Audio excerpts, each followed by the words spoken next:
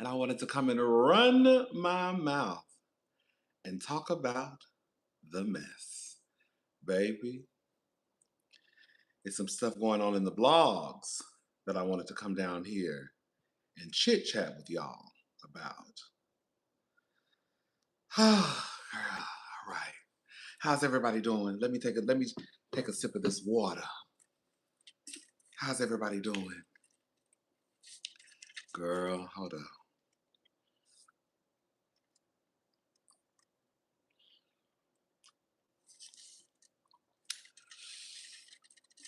Ooh, what's up?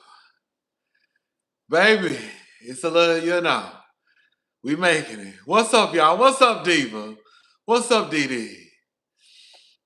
What's up, Ava? Eva? What's up, Dee Marie? What's up, Rom? What's up, January? What's up, Miss Johnson? What's up, Crazy K, girl? It's a little hot in here. girl. Girl, the AC done went out, y'all. We having AC complications. Woo! It's not bad. Yesterday, God no. It's not bad. Yesterday, so yesterday was oh, I didn't tell y'all. I forgot to tell y'all. Yesterday was my Sloanie Baloney's 9th birthday.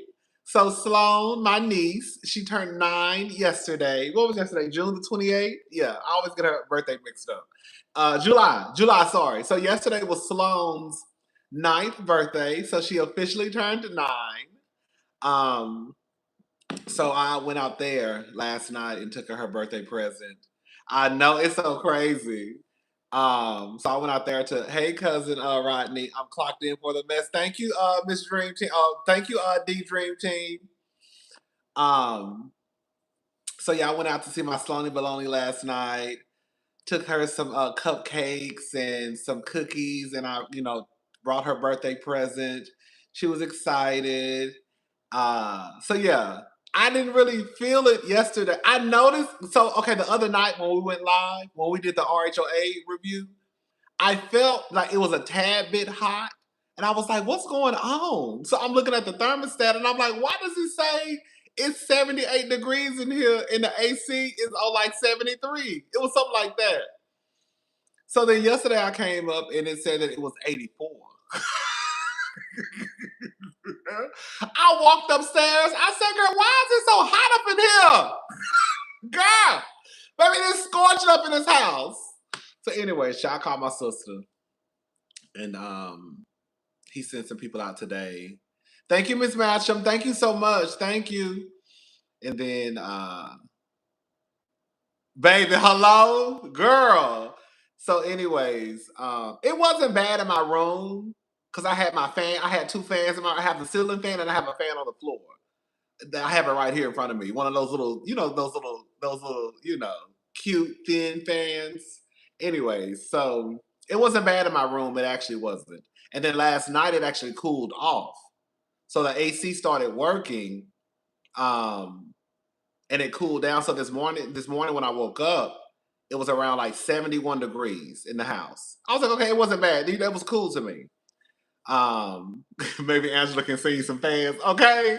So, anyways, girl, long story short, they're coming out. Some more people are coming out tomorrow. So everything should be fine. But it's okay. Like I said, it's I'm not, I'm a hot girl. I don't do the heat. But it's not bad in my bedroom. But right now I have a fan right here. So we good to go. I was gonna drink. I was gonna have me a glass of wine.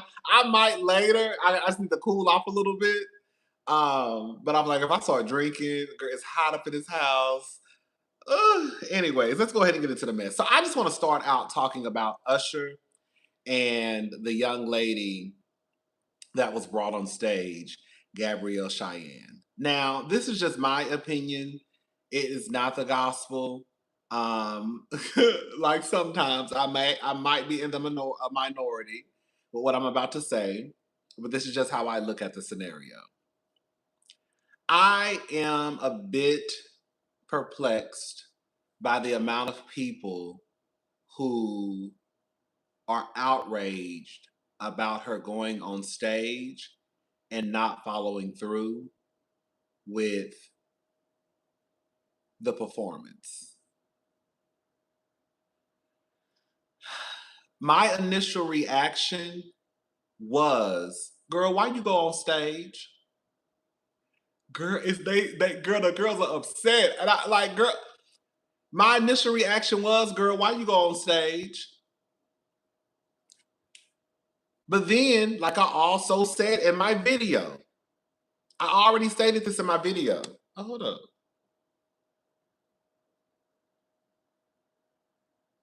Okay. I already stated this in my video. If she didn't want to do it, she didn't want to do it. That's really what it comes. If she didn't want to do it, she didn't want to do it.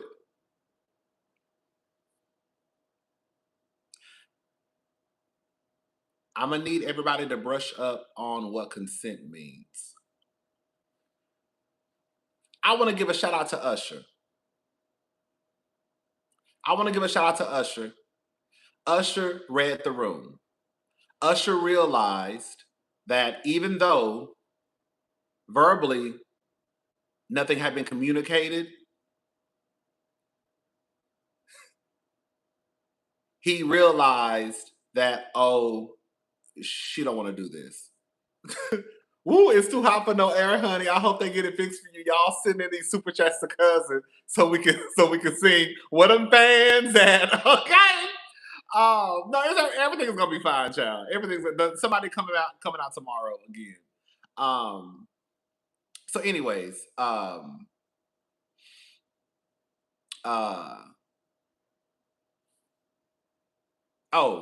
Usher read the room and he realized that, okay, let me stop. And can I be messy a little bit? Can I be messy a little bit? Can I be messy? I'm gonna be messy. Usher knows what consent is because his was taken away when his mama sent him up there with Diddy when he was 13 and 14. Hello? So don't let these niggas tell y'all they don't know what consent means. Because Usher knew what consent was. That's why he stopped. When his mama shipped him off up to Diddy's camp when he was 13 or 14, the same place that Usher said he would never allow his children to go to. Y'all do know Usher said that, right? Y'all do know Usher said that he would not allow his kids to go basically hang out with Diddy. Do y'all remember when he said that? So Usher knows about consent. Okay, so but let me reel it back in because I don't want to get too messy. We just got started and I'm already being messy. Okay, but took Justin Bieber up there, and now Justin walking around her girl a sad soul. Every time I see Justin, his girl Justin don't never show his teeth. Justin don't never show his teeth. Every time I see Justin, I never see his teeth. Anyways, so shout out to Usher for realizing that the girl didn't want to be on stage.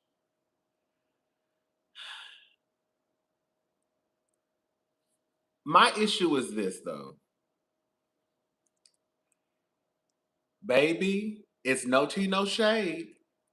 But the way some of y'all, not y'all, shout out to the diva, it's given, girl, well, why you go up to his hotel room?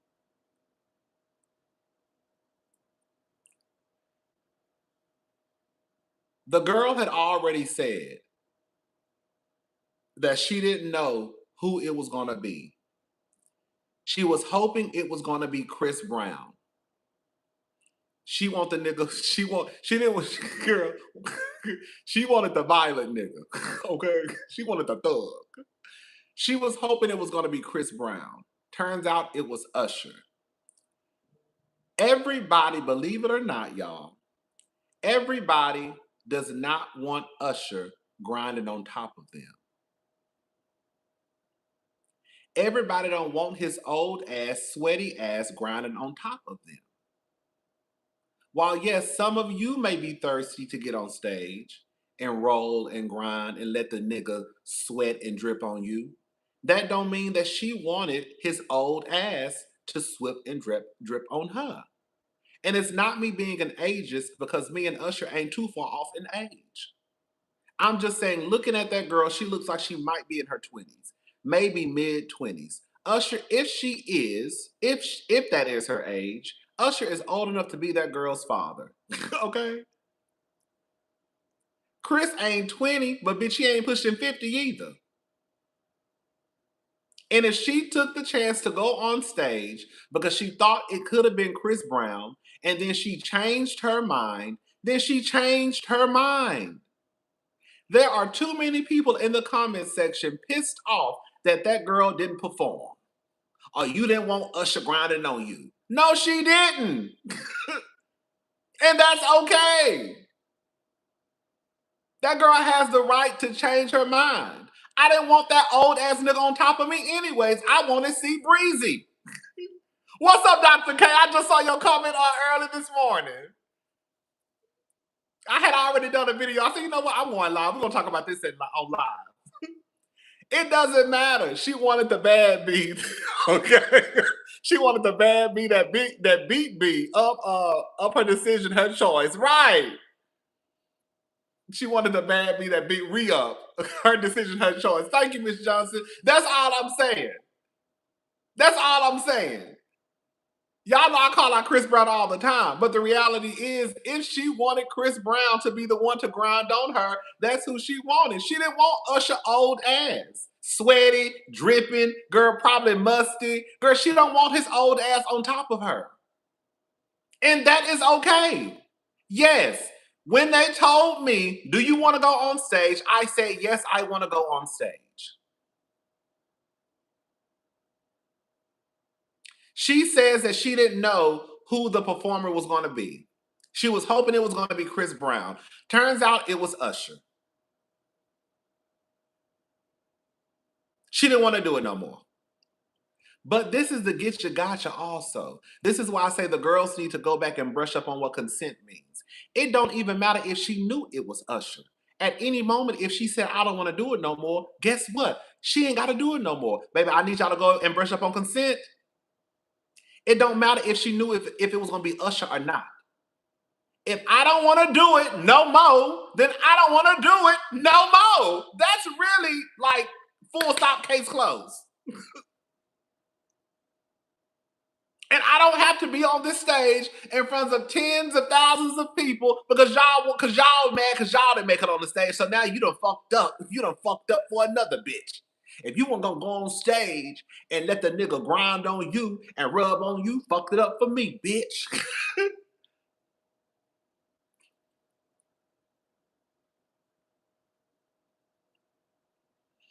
They say she said that she went to the concert with her mother. Her mother went for Usher. She went for Chris. I'm just saying, y'all. Like I said, I'm not taking away that my initial reaction also was, well, girl, why you go on stage? But I also said, too, at the end of the day, it doesn't matter because if she didn't want to do it, she didn't want to do it. There are too many people mad at the girl for not letting Usher grind on her. Come on, generation to generation. There are too many people like mad at the girl. And then I'm even taking a step further. I'm going to defend Gabrielle today. I have said this. I have. And y'all know I've said this. If I'm down here talking shit about the people and the person who I'm talking shit to start talking shit back to me, I'm going to have to eat it. Because I'm talking shit about you and you come back talking shit about me.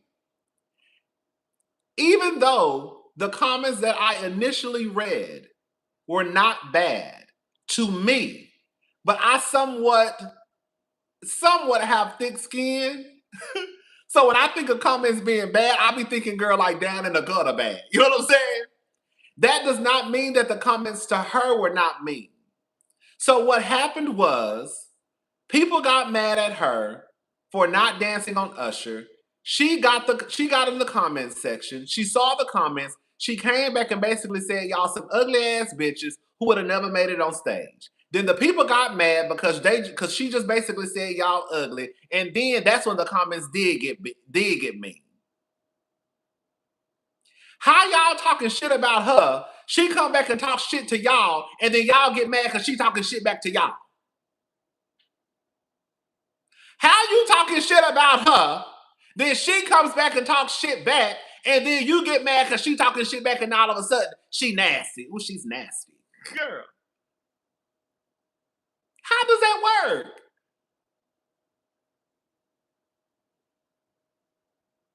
I mean, I hope the day gets better, girl. My day was not the best either, girl. Girl, I'll be having my ups and days now, girl. I'll let y'all know one day. But Mimi, I hope you feel better though. But I'm just saying, girl. Baby, the girl, baby, Miss Thing came down.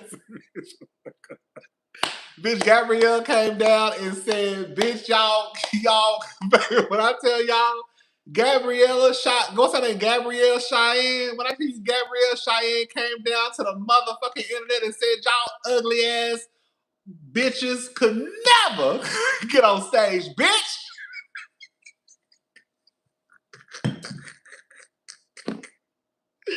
Girl, she talked about her hometown. You know, she's from Chattanooga or somewhere, girl. Girl, she came down. She said, you country bumpkin bitches could have never made it on stage, bitch. Y'all hoes ain't no shit. You ain't never been nowhere, bitch. You know what I tell you? Baby, she was cussing y'all asses out. She was cussing y'all. She wasn't talking to me because I hadn't said nothing to her. She was talking to y'all.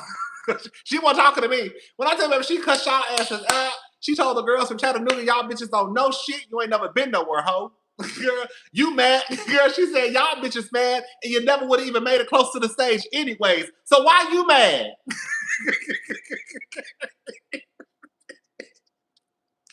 That bitch said y'all would have never made it close to the stage anyway, so why you even mad? When I tell you, baby, Miss Gabrielle came down to the internet and cussed the girls out, baby, she called y'all everything some ugly bitches to country bumpkins, and bitch, this is the definition of pretty privilege, bitch. I'm sorry, I was cracking up over here. I said, girl, y'all done got that girl riled up. That girl ain't did nothing to y'all. Okay. Oh, he is? Um,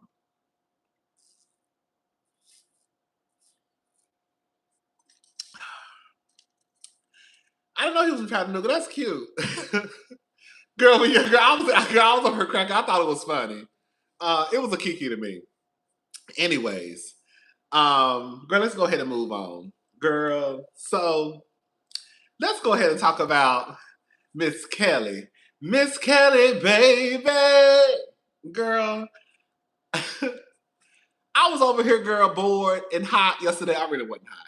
Girl, I was over here bored yesterday. And I said, what can I talk about? And of course, I saw people online talking about Kelly's interviews. I mean, Carlos King, he interviewed Kelly. And I don't really watch Carlos's interviews. Girl, they be too long. It's no shade to Carlos, but girl, them interviews be 2.5 hours. Girl, I be like, girl. Now I know I'm a long-winded hoe. I know I'm a long-winded hoe. I know I'm long-winded. Girl, I don't even go back and watch my lives. Once my lives are up, they up. I don't know what we done talked about. I don't know what I done said. Okay? I just don't. So I sped them up. I sped hers up too yesterday. So I was like, okay, hers is on like an hour and some change. You know, if I speed it up, it won't be that bad. So anyway, she did an interview. Kelly is funny to me. I like Kelly. Come on, CEO. I watched it, and Kelly is kind of a kiki. Kelly is a kiki. The thing about interviews is, yes, girl. I will say this much. The thing about interviews is either they can make you or break you, right? As far as public opinion is concerned. I think that an interview was a great interview. Um, she made a comment about basically people not getting to really know the full them.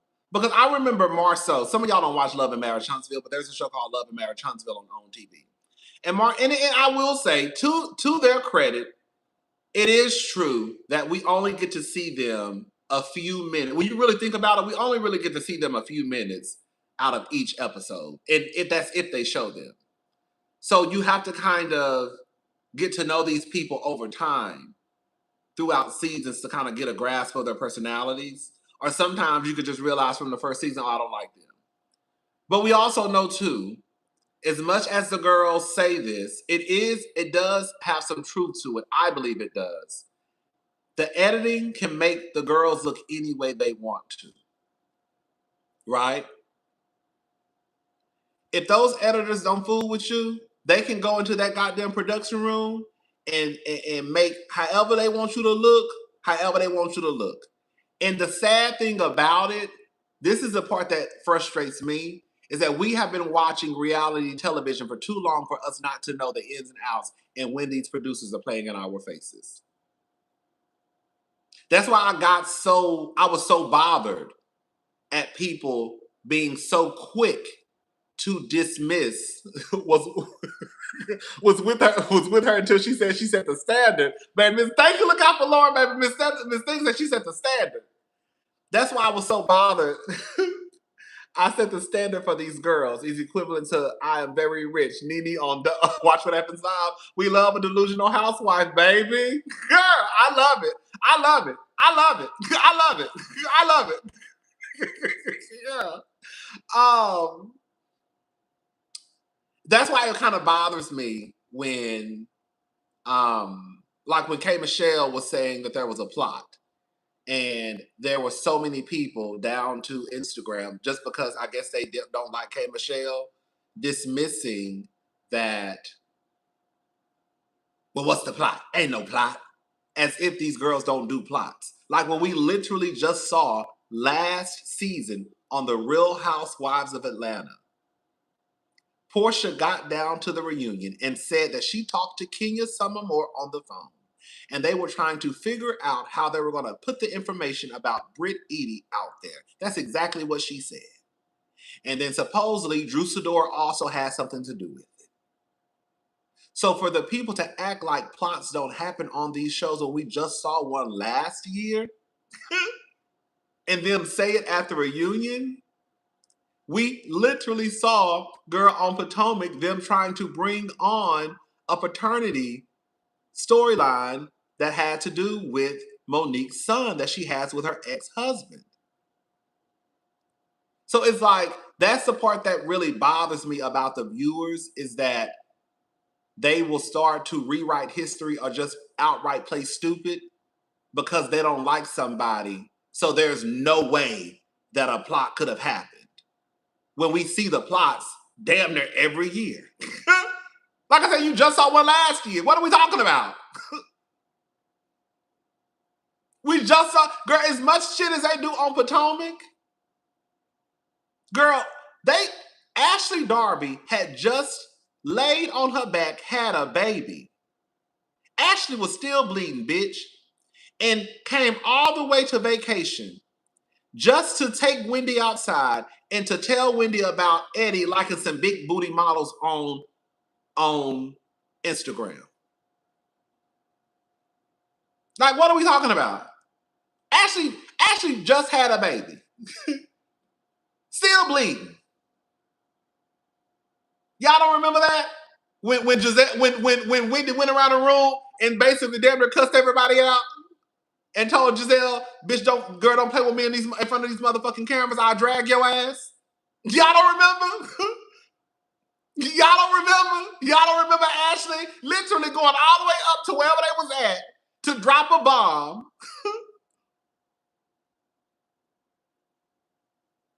And be like, huh? Huh, where? Producers and a few of the girls were lazy this season. Kelli had Carlos gagged. She's a standard. She can have her spot back next season. I didn't see the whole video. Did Carlos show Jarvis? He came in the camera, but it was from chest down. He's dark skinned. He has a lot of tattoos. That's all we know. And he has 2 children.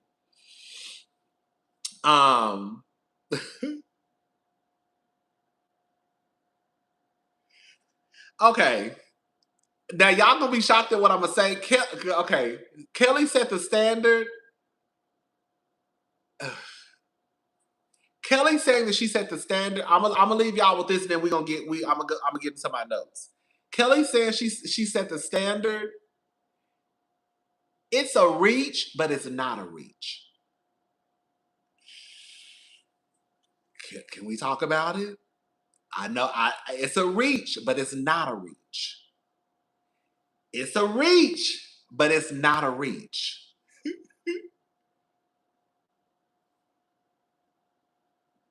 Because at one point, if you listen to what Kelly was saying, Kelly was referring to, I took it as though Kelly was saying, like, in the group that I came in. Yes, she kind of did. That's all I'm saying. She kind of did for all the foolishness. The security, the videographer, the stylist, she was right, but they won't admit it. Portia uses Shay. That's all I'm saying. If you really think about it, she's not really reaching that far. She ain't really telling no lies.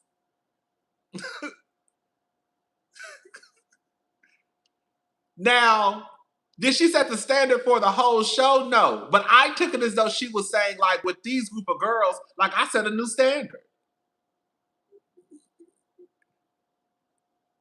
Can y'all hear me? Because I don't want this fan to be. Is this fan too loud, y'all? Is this fan too loud? Let me know.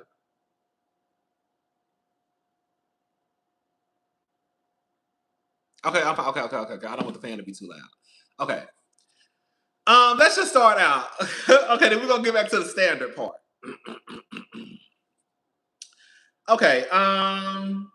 Carlos want to show off her body. I mean, show off his body. Carlos has a nice body. You know, Carlos used to be a little pudgy, but Carlos, girl, flat stomach, chest, six pack. Girl, Carlos really got his body together. So I'm not even mad at it because I done already told y'all. Girl, as soon as I get my body together, baby, I'm gonna be just like Carlos, walking around here, no shirt on, aprons on. Girl, y'all, every time y'all see me, girl, my shirt's gonna go from extra large to, girl, between a small and a medium.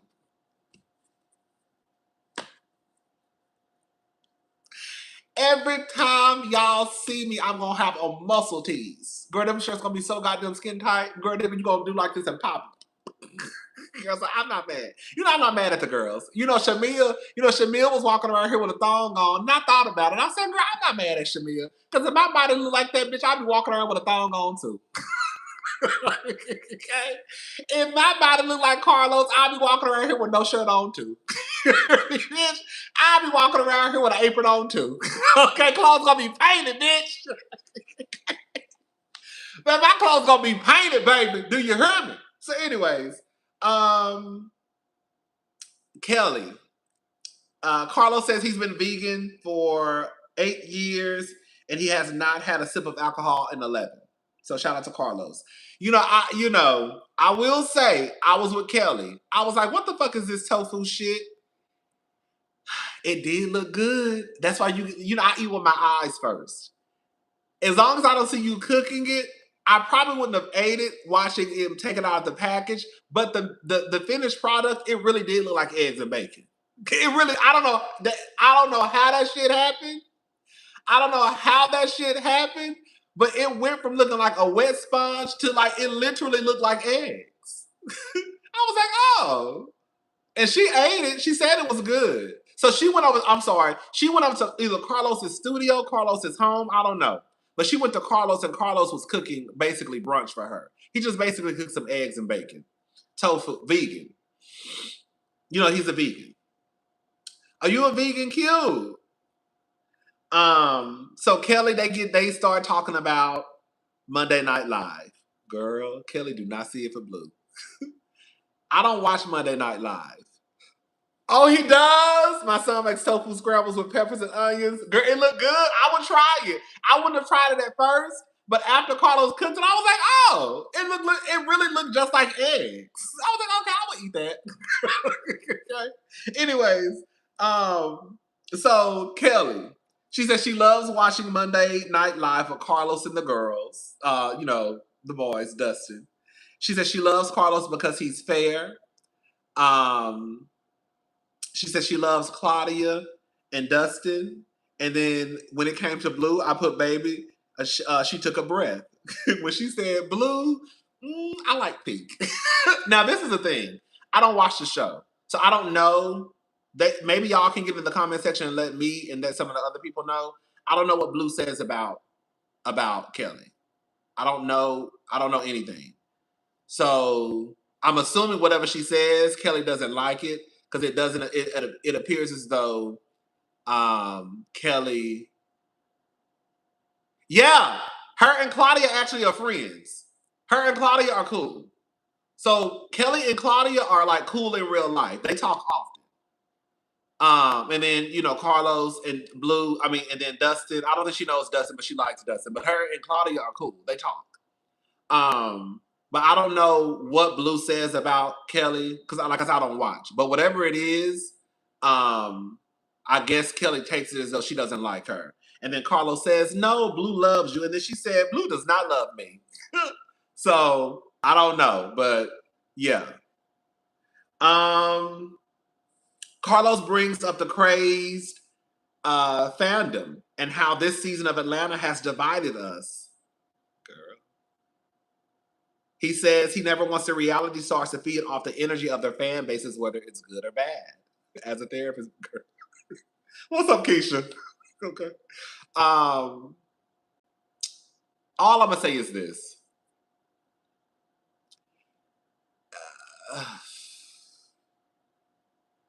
I'm not gonna go too much into it. This season of Atlanta has been very, very, very, very weird to me. It just it just got really weird. I've never felt this way about reviewing Atlanta. I don't think ever. It felt like season 5 fight night. That's what Atlanta was given to me this season. It was very, very weird. I agree with him. I think this is what happens with some of the girls. Carlos. I know some of the girls don't like Carlos. They say I see the girls in the comments saying, "Oh, he's a flip flopper. He's wishy washy," and all that stuff. Do I think that Carlos wants to make sure he doesn't say anything that pisses the girls off? Yes. But do I think that Carlos is a flip flopper? I don't think Carlos is a flip flopper. I think what happens with a lot of the girls. Can I say something, y'all? I don't think Carlos is a flip flopper. I think that people want people to be on a team.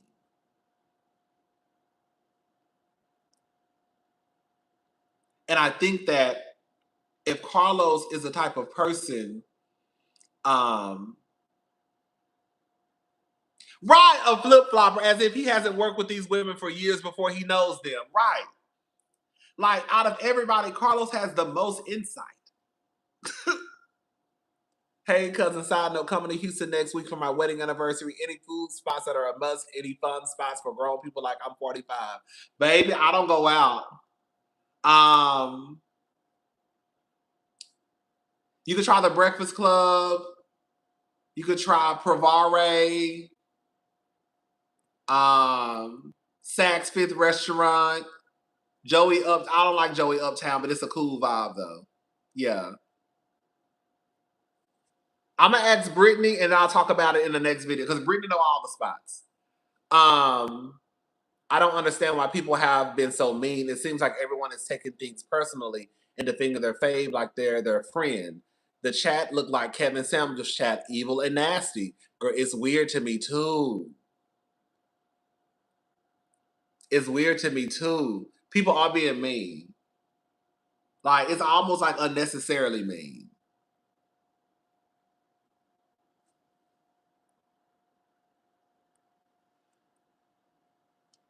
I usually like Blue, but she has taken a very odd stance with Portia's situation that makes no sense given how astute she is.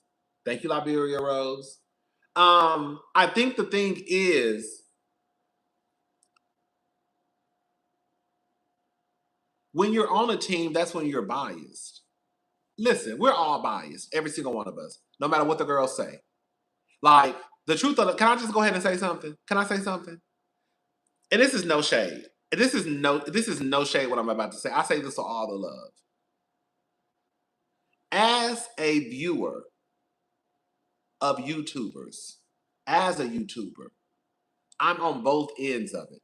I'm a viewer and I'm a reviewer, right?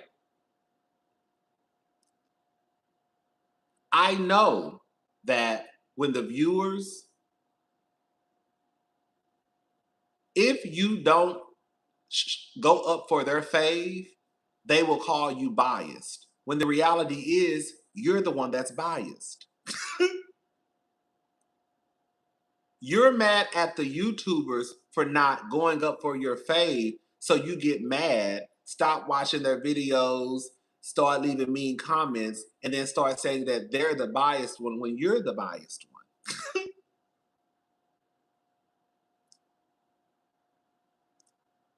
You will have a hard time over here with me because I can pull on Shamia's wig and then the next minute be like, oh girl, she was right this time. I can say, K Michelle, Portia didn't have any ill, I don't even like Portia.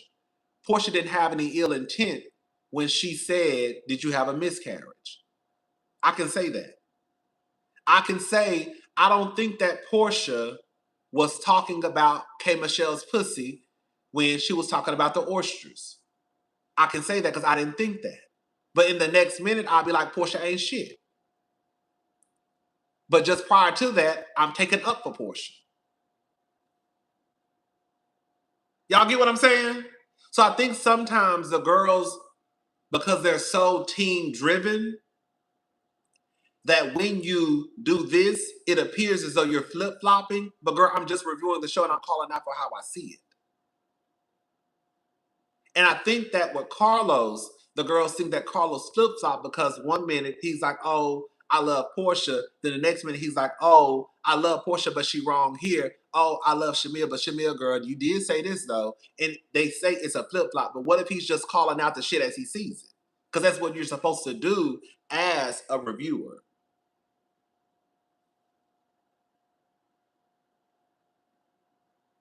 Yes, people want it to be black and white, and it's not black and white.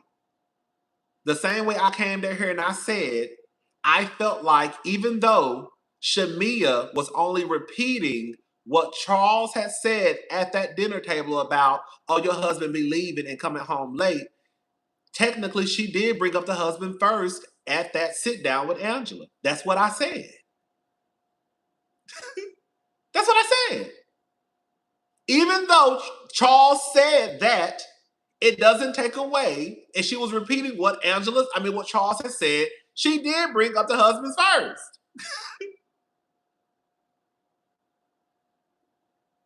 That's all I'm saying. So it's, you like I said, you'll have a hard time because you think it's gonna be black and white, and it's not black and white with me. Girl, if you're wrong, you're wrong. If you're right, you're right. Anyways, so Kelli says that, sorry. Kelli responds and says her first season was easier than her second. And that basically the hate from the fans online can be challenging because a lot of it's not true. And people only go by clips, and sometimes people don't get to know their full personalities.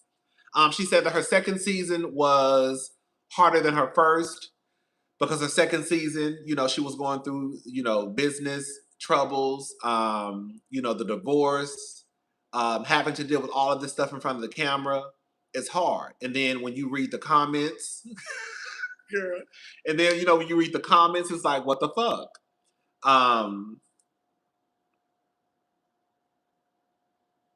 She says it's a lot different. She used to do cooking shows like on what is it called?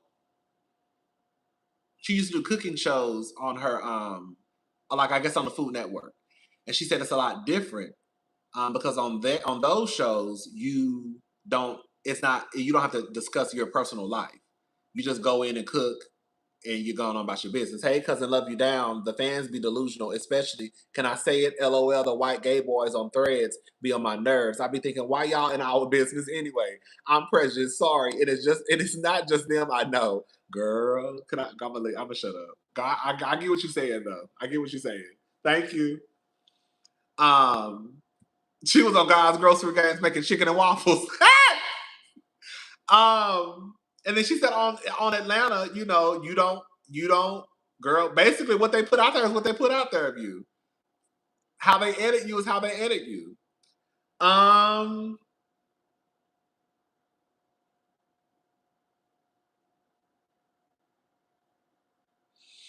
She says it can be a lot, right? Because you have to go through this stuff like 3 different times. The housewives always say that. They say you go through it 3 different times. They say you go through it when you're going through it, and then you have to watch it on the TV show, and then you have to go through it again at the reunion. Then, of course, and then you read the comments and watching the YouTubers. So I think that's another thing too. When you really think about it, it's gonna always be hard for the girls to move on because it's not something that they can really just dead. Because can you imagine going through something and then you say you moved on, notify Mosaic. Thank you. You say you say you moving on, but then you watch it and then you get in the because the girls be down on Twitter. They be watching our YouTube videos. And now you pissed off again, girl. And now I gotta go back and argue with this bitch at the reunion and put on a show. Cause now we gotta entertain the people, right? What Angela asked the diva, are you not entertained? Or what she asked y'all on Twitter, are you not entertained? Now I gotta entertain the people. So I can get how it can be like a mind fuck. I understand it. She says that her life is real. Girl. She says her life is real. Girl, can we let's just get into it, y'all. Kelli said that she's not presenting shit fake for us. She says she's been had security prior to her even getting on the Real Housewives of Atlanta. She said she had the life. Girl, let me pour some wine because this is about to. I got some stuff to say. Hold up.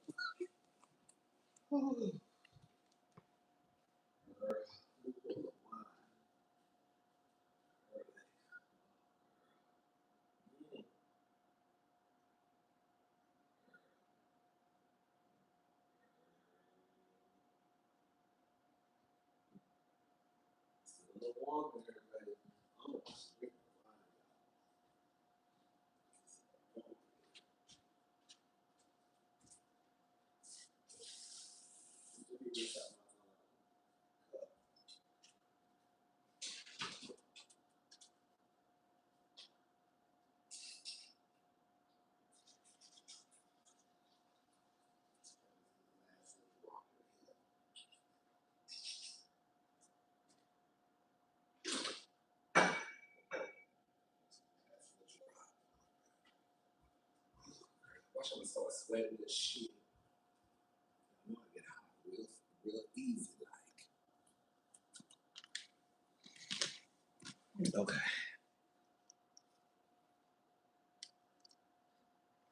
Okay, let me put this right here. So, she basically says that she never really looked at the Atlanta Housewives as something that she wanted. Like she never looked at them like I want to be like them because she said she was already living that life. I believe it. I want to say something. I remember Dr. Heavenly saying this on my channel, and I felt like it was really the truth. She was basically saying like when we compare like the black girls to the white girls, it does hold a tad bit of unfairness, a tad bit, because girl, we're not gonna act like these white people ain't had like a 400-year head start, you know. Like, bitch, we doing the best we can with what we got, basically, and we doing good. That I do agree with, right? I think the black girlies are doing what they do, right? The girls working with what they got. While I can acknowledge that, I have said, and I'm gonna say it again, as much as the girls want to drag Kelli about her not being moved by the Atlanta franchise, it's not too far-fetched that she wasn't. How many times have I come down here and I've told y'all could really be on the Real Housewives of Atlanta. Y'all could really be on the Real Housewives of Potomac. It's no shade to y'all, right? But I'm saying what we see from them is not so far out where, like, girl, you can't live, you already probably not living that life. You know what I'm saying? Now, it might be hard for you to live in a house like Portia, but Portia gonna be out of that house in a little bit. It might be hard for you to live in a house like Shamia. You know what I'm saying? You know what I'm saying? But when you really think about it, girl, what we see from a lot of these housewives, it's not like you can attain that or you already don't have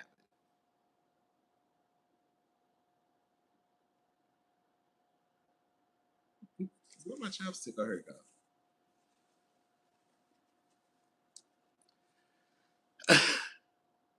It's no shade. I used to always say, girl, all you need is a housewife starter kit for Atlanta and Potomac. Right. Like when you really look at it, Robin, you don't think y'all could have been on Potomac with Robin not even having hot water at one point? You see what I'm saying? You don't really think y'all could have been on Potomac with Giselle living the way she was living?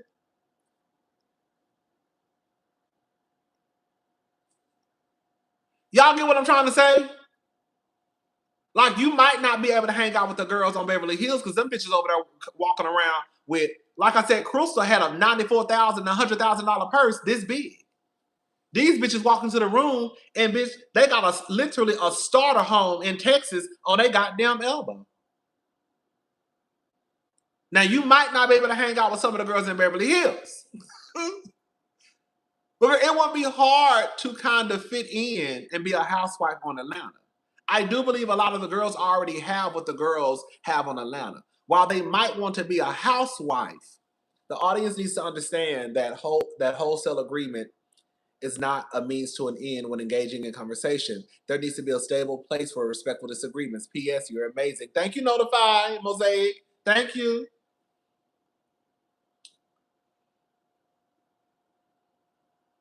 I think that the girls want to be on Atlanta, like, you know, the show, because it's a show and what it offers. But I could see the girls in Atlanta not really being moved by the girls on the show.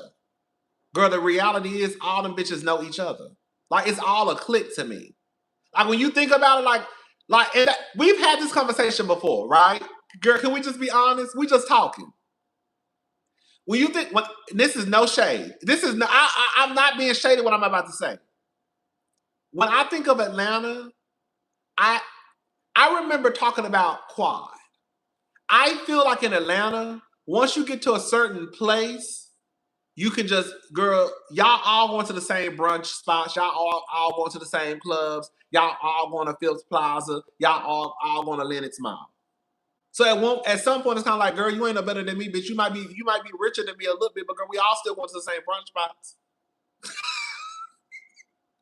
We're like in Beverly Hills, you might not be in the same restaurant as Kathy Hilton. You might not be in the same restaurant with, you know, the girls of the girls of the girls. But in Atlanta, girl, you're going to see Kandi, Rashida, Jocelyn,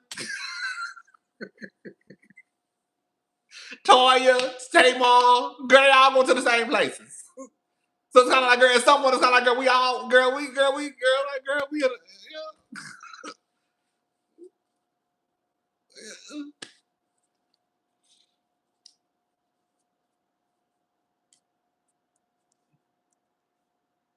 So I can believe we all personally know people with the status of the women on RHOA Atlanta. They are, in fact, relatable. That's all I'm saying. That's all I'm saying. The women on the shows are relatable. The women on the show, there are people who live the same way. So I can understand how Kelli says, when I will watch them, I ain't looking at them like I want to be them. I already live like them. I already live like them. Now I want to be on the show. I want to be a housewife, but I already live like them. Ain't nothing like, girl. They ain't got nothing. They don't have nothing that I want because I already got it. Kelli says, baby. Kelli says she set the standard, baby. Now this is the thing, right?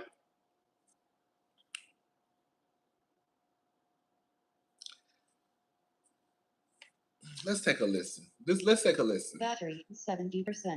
Connected to iPhone and Rodney's iPad. Let's take a listen. This is some of what Kelli had to say. She wanna rock my boom, the clock. Think about, right? Because I never really compared myself to Atlanta Housewives. I'm just be honest. And I'll tell you that. It's not one person on the show where I wanted to have their life. I love Dubai Housewives. I think they're fabulous. That's the life I want. So living in Atlanta, you didn't desire to be an Atlanta housewife. It's nothing that they have that I wanted. I've already had it all. I've had the life. I didn't need their lives. It was nothing from Atlanta Housewives that I wanted, right? It was no person. It was no thing. It was no relationship that I had fantasized about that I would want my life to look like. That's not my thing. I've had all of those things. I've really had all of those things. The homes, the cars, the money, I've had all of it. Like, it was nothing that anyone on the show could do that would impress me. I mean, if you look at it, I came in my first. I get what she's saying. While now Kelli might be moving from pillar to post, while now Kelli might have to live in Shamia's house, I can understand that in the moment before I got on the show, watching them, my goal was not to be like them because I already lived like them. Now it might be a different story. But at that moment, the women on RHOA are aspirational. They don't even put how much money they spend on the screen, baby. Come on. Did we see Diana's square footage or the price on the screen? No, we didn't. Let's be clear. That's all I'm saying. So I think that we have to give now, like I said, Kelli is Kelli has hit a bump in the road due to her divorce, right? She's not living the same lifestyle. But at the time, if Kelli was living the way that she was living, which is not hard to believe, I don't have to look at my screen and say I want to live like the girls in Atlanta because I already live like the girls in Atlanta. Now I might not live like the girls, Nina and some of the housewives in Dubai. I might not live like some of the girls on Beverly Hills, but I already live like them on Atlanta. So I don't have to aspire to be like them because I'm already them. I'm just not on the show. Does that make sense? Anyways, let's keep on going. Season and really set the standard for a lot of these ladies. In what way? Oh! No, tell me, I want to know. Talk about it? Let's talk about it. I mean, when it comes to fashion, when it comes to content, they weren't doing content in season 16. Nobody had their own videographer and photographer. Elliot and I have been working. You see, she's talking about season 16. She's talking about season 16. Anyways, let's keep on going. Together for 8 years prior to me even filming. When it came to events, I always did events. You can look back on my page. I didn't host an event at Williams-Sonoma because of being on the show. No, I've hosted several events with Williams-Sonoma prior to being on the show. When it comes to Balmain, I hosted a birthday party in Balmain. Shut down the store. These women can do that because they really don't shop in the stores. What do they shop at? I gotta ask them. I don't know, wherever they can return.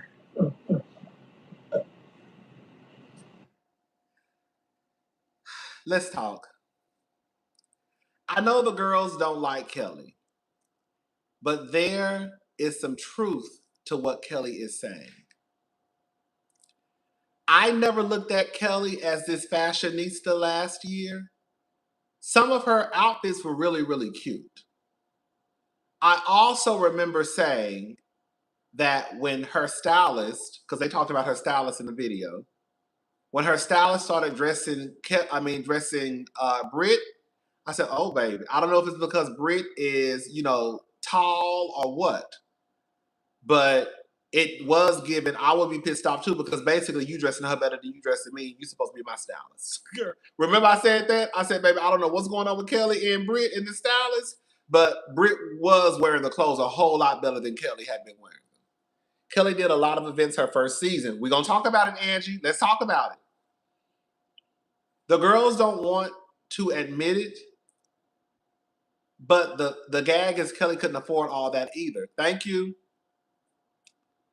The reality is you have to be somebody who is well connected or really be a high spender at a store for them to shut it down for you, because that ain't happening for a lot of people. Be very clear.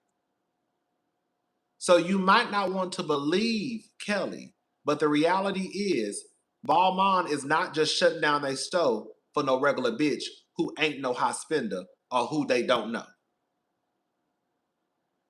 Balmain does not need the publicity from Real Housewives of Atlanta. You really think that Balmain needs to be seen down to Bravo fucking TV? Y'all, again, might not want to agree, but the fact of the matter is you got to be a certain bitch of a certain status for them to open up a store for you, close down a store for you, or to let you use the store. Ain't no regular bitches, because we ain't doing no shit like that. I felt the same way about Marlo. Remember when Marlo went to the Fendi store and the Fendi people brought, I think she had some Fendi stuff at her house. Did she do like something with Fendi? You have to be a girl who's well connected for Fendi to want to be able to bring shit to your house. Like you have to. Remember when Garcelle on Beverly Hills had that man bring all those goddamn Hermes bags to her house? They not bringing no Hermes bags to no motherfucking house for no regular bitch who ain't got no connections. Be very clear about it. You don't want to admit it because it's Kelli. But the fact of the matter is they not doing that for no person who ain't moving and shaking.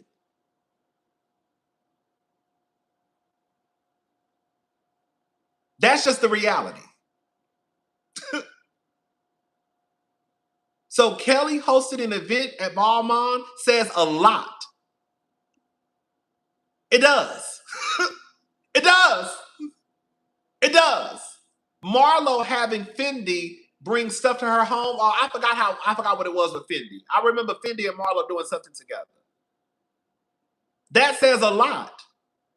Remember when on Real Housewives of Salt Lake City, when that lady drove all the way to Palm Springs with all those millions and millions and millions and millions of diamonds for Bronwyn that Bronwyn didn't buy? It still goes to show you have to be a certain person of status for a bitch to even drive to you with all these goddamn millions and millions and millions and millions worth of diamonds. Hello?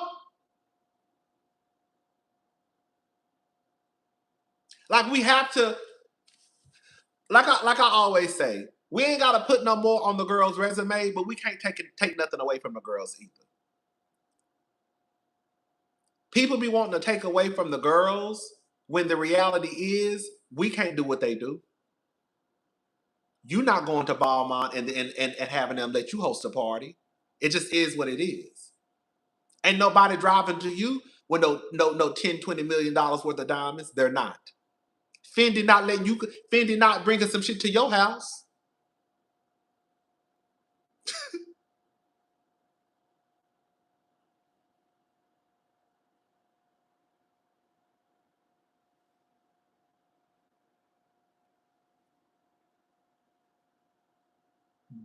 That's just the fact of it.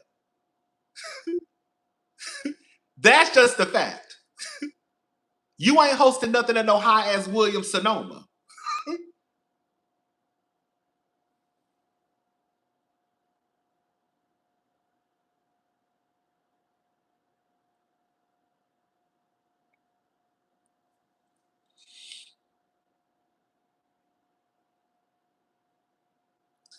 I'm just saying.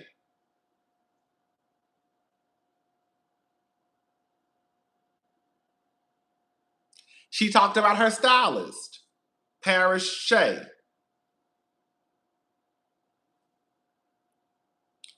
It's not to take anything away from Paris. But even Carlos said it too. The reality is, even though Paris was, I think, connected to Marlo, we didn't see Paris on our TV screens, from what I can remember, until Kelli.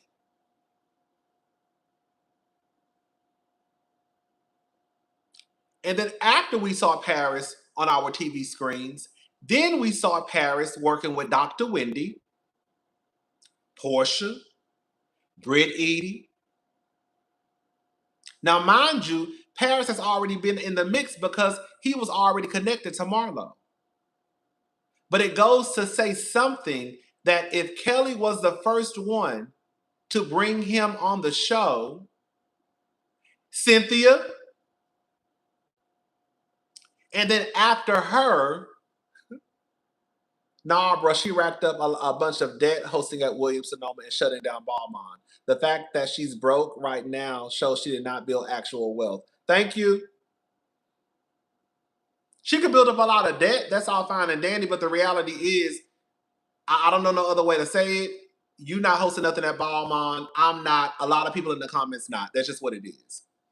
Go to Balmain tomorrow and say, "Can we host a party?" They're gonna look at you like you crazy, unless they can check your status, girl, in the system. That's all I'm saying. Girl, whatever she got going on, the reality is they not opening up the stores for us. They're not letting us host no parties at no stores. It just is what it is. And but thank you for the super chat, though. I'm not trying to be funny. You know what I'm saying? Baby, you know? That's all I'm saying. Like, we have to be realistic about the situation. No matter what Kelli owes to Williams-Sonoma or Balmain, the fact of the matter is, girl, we not hosting shit at Balmain. We not.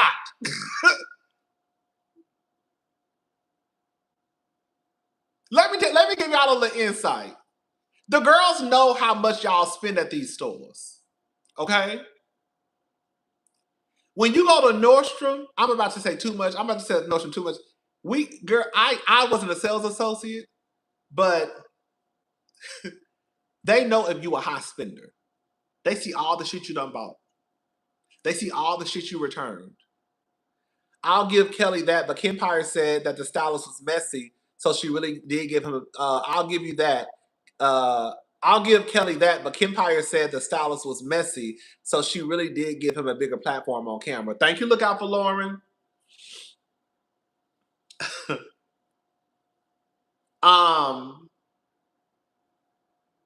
Girl, it's color coded. They know when you return. All the people in the comment making fun of Kelli, but we all have debt. Y'all can't even super chat Rodney right now. Come on, Uno reverse. Thank you. Girl, they know. They know. So if you went into Balmain tomorrow, they gonna look at your account. And they're gonna see if you ain't spent shit, or they're gonna see you spent 100,000, 500,000, 2 million, 3 million. If you go into Nordstrom, they're gonna know exactly how much you done return, what you done bought. As soon as you get to that register, they're gonna look at your goddamn account and they're gonna be like, "Oh, girl, all this bitch do is buy shit and return." That's like what they're gonna say. And they're gonna remember your face, and they're not going to help you when you come in the next time. I'm telling y'all how it is. You think Balmain ain't got the same system? You think the girls don't know who's spending what? When you go to Nordstrom, I'm telling y'all right now, when you go to Nordstrom, they know exactly how much you spend, how much you buy, how much you keep, how much your ass return. Everything is color coded. Now I'm telling the business. It's color coded. So when they be behind that register and you think they'll know your business, Girl, when they ask you for your telephone number and they bring up your shit, bitch, I know exactly what your ass returned. I'm just saying. Okay? But anyways, to Kelly's point, Kelly is not necessarily reaching with what she said. I think why people are having a hard time giving Kelly grace is because now Kelly's lifestyle isn't giving what she was bragging about. But if we're gonna be honest, in my view, I think a housewife is supposed to be one of the girls who's well connected. You're supposed to be a socialite. You're supposed to be a girl of the town. Go back to last year. I remember tweeting this out. I said, damn, every time I look up, Kelly throwing a goddamn event. Kelly had a strong first season. Whether you want to admit it or not, Kelly did what a housewife was supposed to do. She came in acting grand. I'm hosting this. I'm hosting this in the park for dogs. I'm hosting this at Balmont. I'm hosting this at Wood. Kelly threw, I think, about 6 events last year. She really did. She really did. She really did. So I think that's why a lot of girls are having a hard time, and plus they just don't like Kelly, giving Kelly props because now it's like, well, bitch, you broke down. So it don't matter.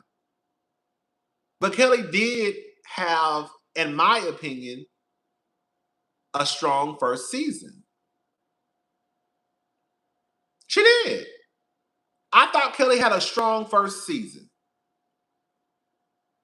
She came in trying to give what a housewife is supposed to give, which is being a socialite, being well-connected, a woman of the town. I can host here. I can host there. Sending this because Sis ate with that super chat comment. I know that's right. Come on now. Send them in, baby. But I don't think she was too... Girl, can we say something though? I think where we all were kind of taken aback is when she says, I set the standard. I think that...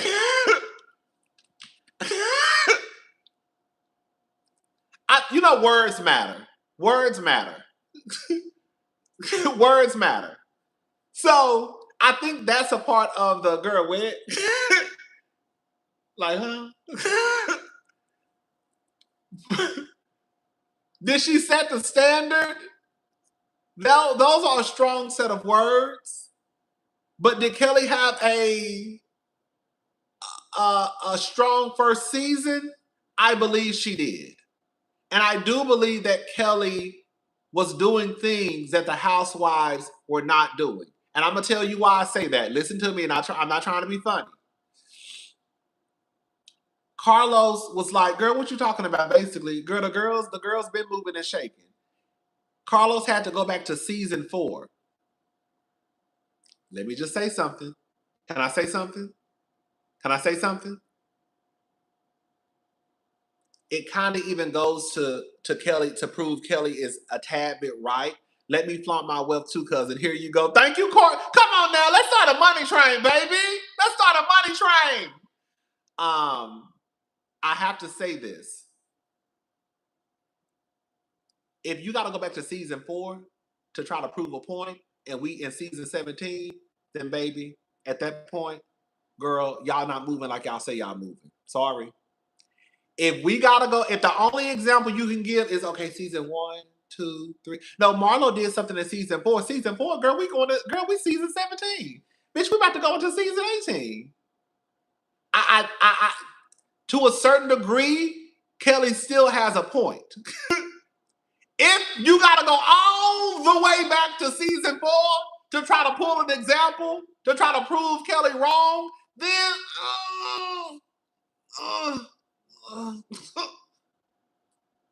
and we still got season 5, season 6, season 7, season 8, season 9, season 10, season 11, season 12, season 13, season 14, season 15.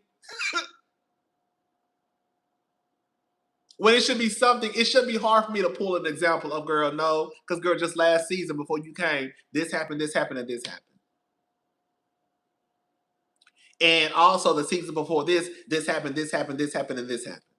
And also the season before this happened, this happened, this happened, and this happened. Y'all see what I'm saying? Choo choo. Thank you, where's Toya? That's all I'm saying. I got what Carlos was trying to say, but baby, you going back season 4. Baby, what? Baby, we never 20 seasons into Housewives.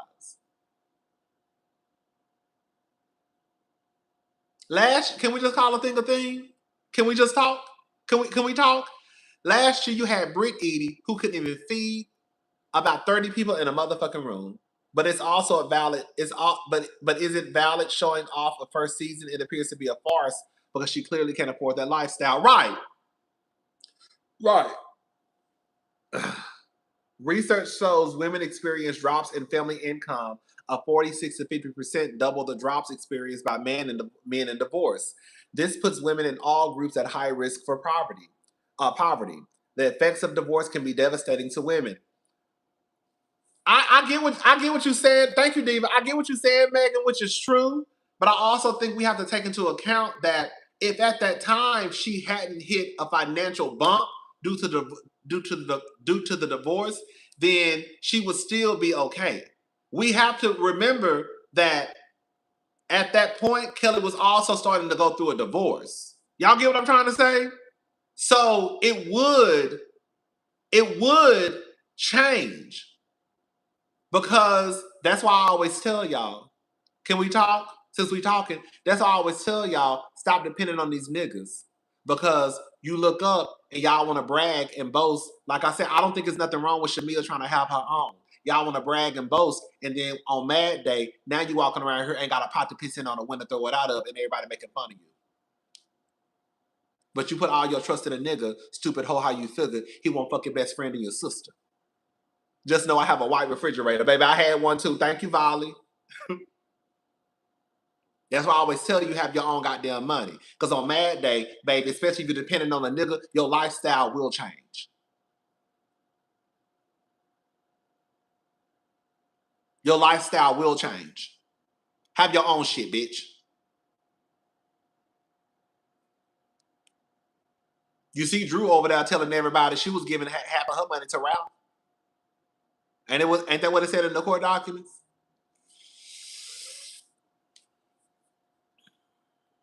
So yeah, I think that's what it is with Kelli.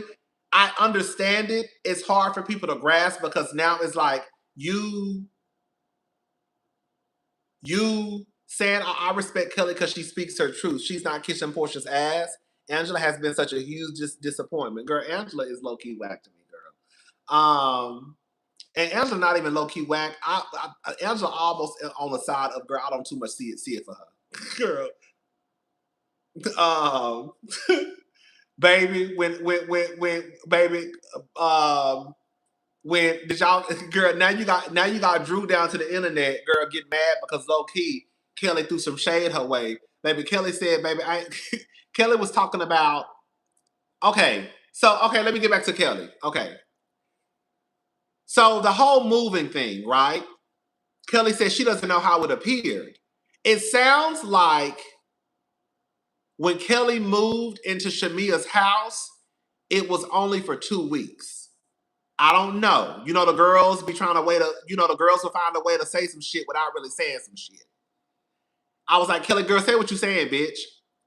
So it sounds like when Kelli moved into Shamia's house, it was only for 2 weeks until her new place was ready. And she moved to Shamia's house because it was still in the same school district as where she was already at. Then she said, I don't play about carpool. What'd she say? She basically said, I don't play about carpool and taking my kids to school. I get my kids to school on time.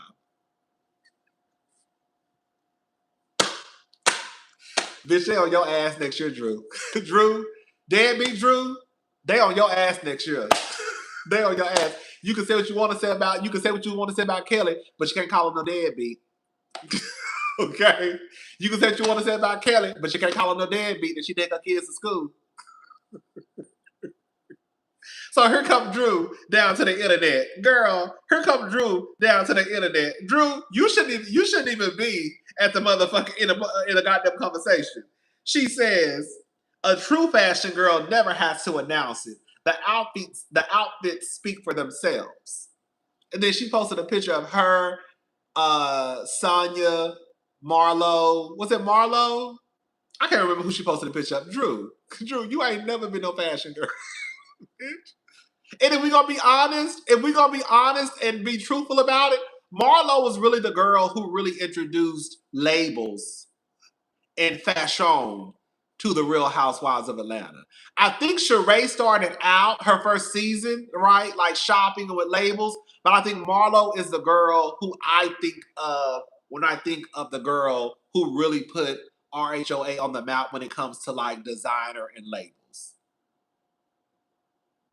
and fashion.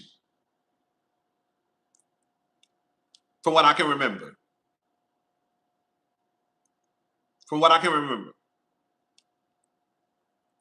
Kim did her thing.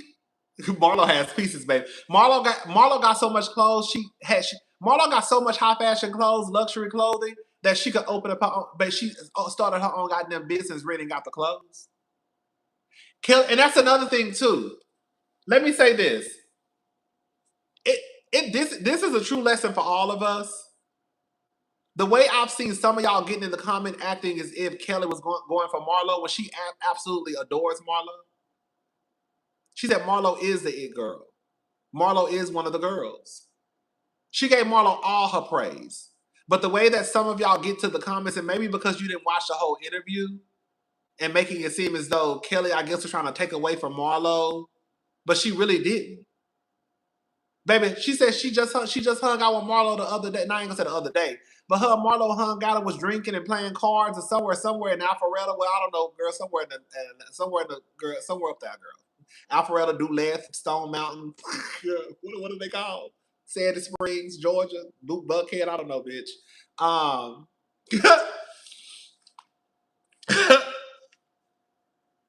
But yeah, Marlo was the girl, but she absolutely gave Marlo her props. She said she loves Marlo. Marlo is a great auntie. She said the boys are well behaved. But yeah, I got what Kelly was saying. I think it was the I set the standard part that kind of threw everybody for a loop. Because even when she said it, I said, no shade, Kelly, because I know you over here watching, girl. But Kelly, girl, when you said I set the standard, I said, what? Bitch, what this bitch talking standard?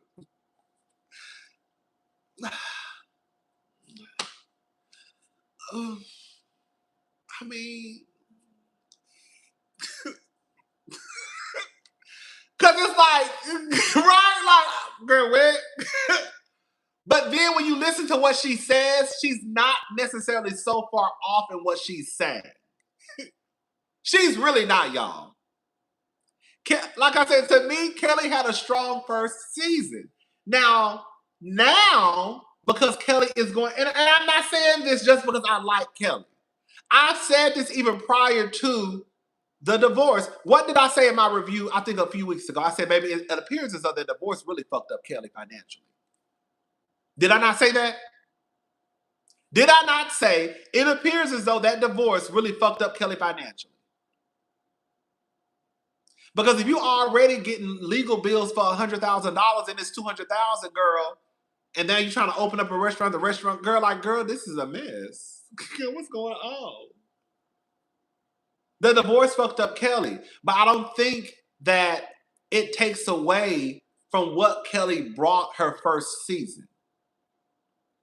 And if we're going to start dismissing housewives because they went through something financially, then you're going to have to get rid of most of the girls. When I say most of them, I'm talking about most of them. Nene, let's stop acting like Atlanta was the girl when it came to live in luxury, because it wasn't. Y'all don't remember Portia having to move back with her mama and couldn't afford to buy a pair of shoes?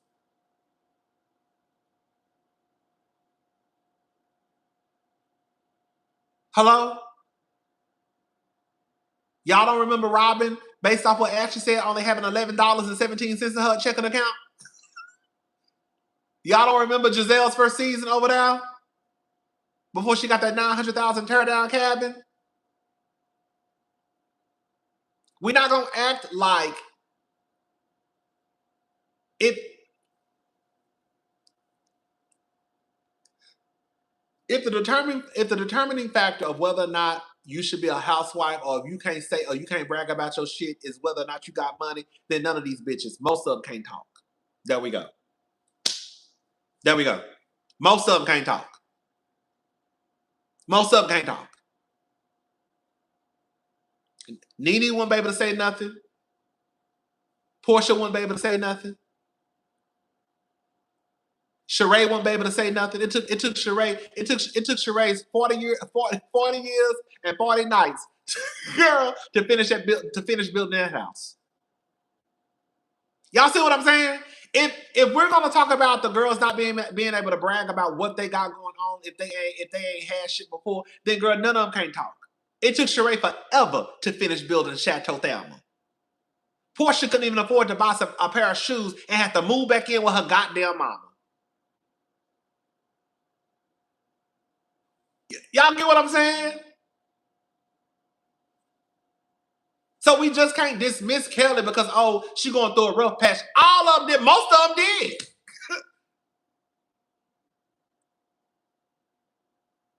Most of them did.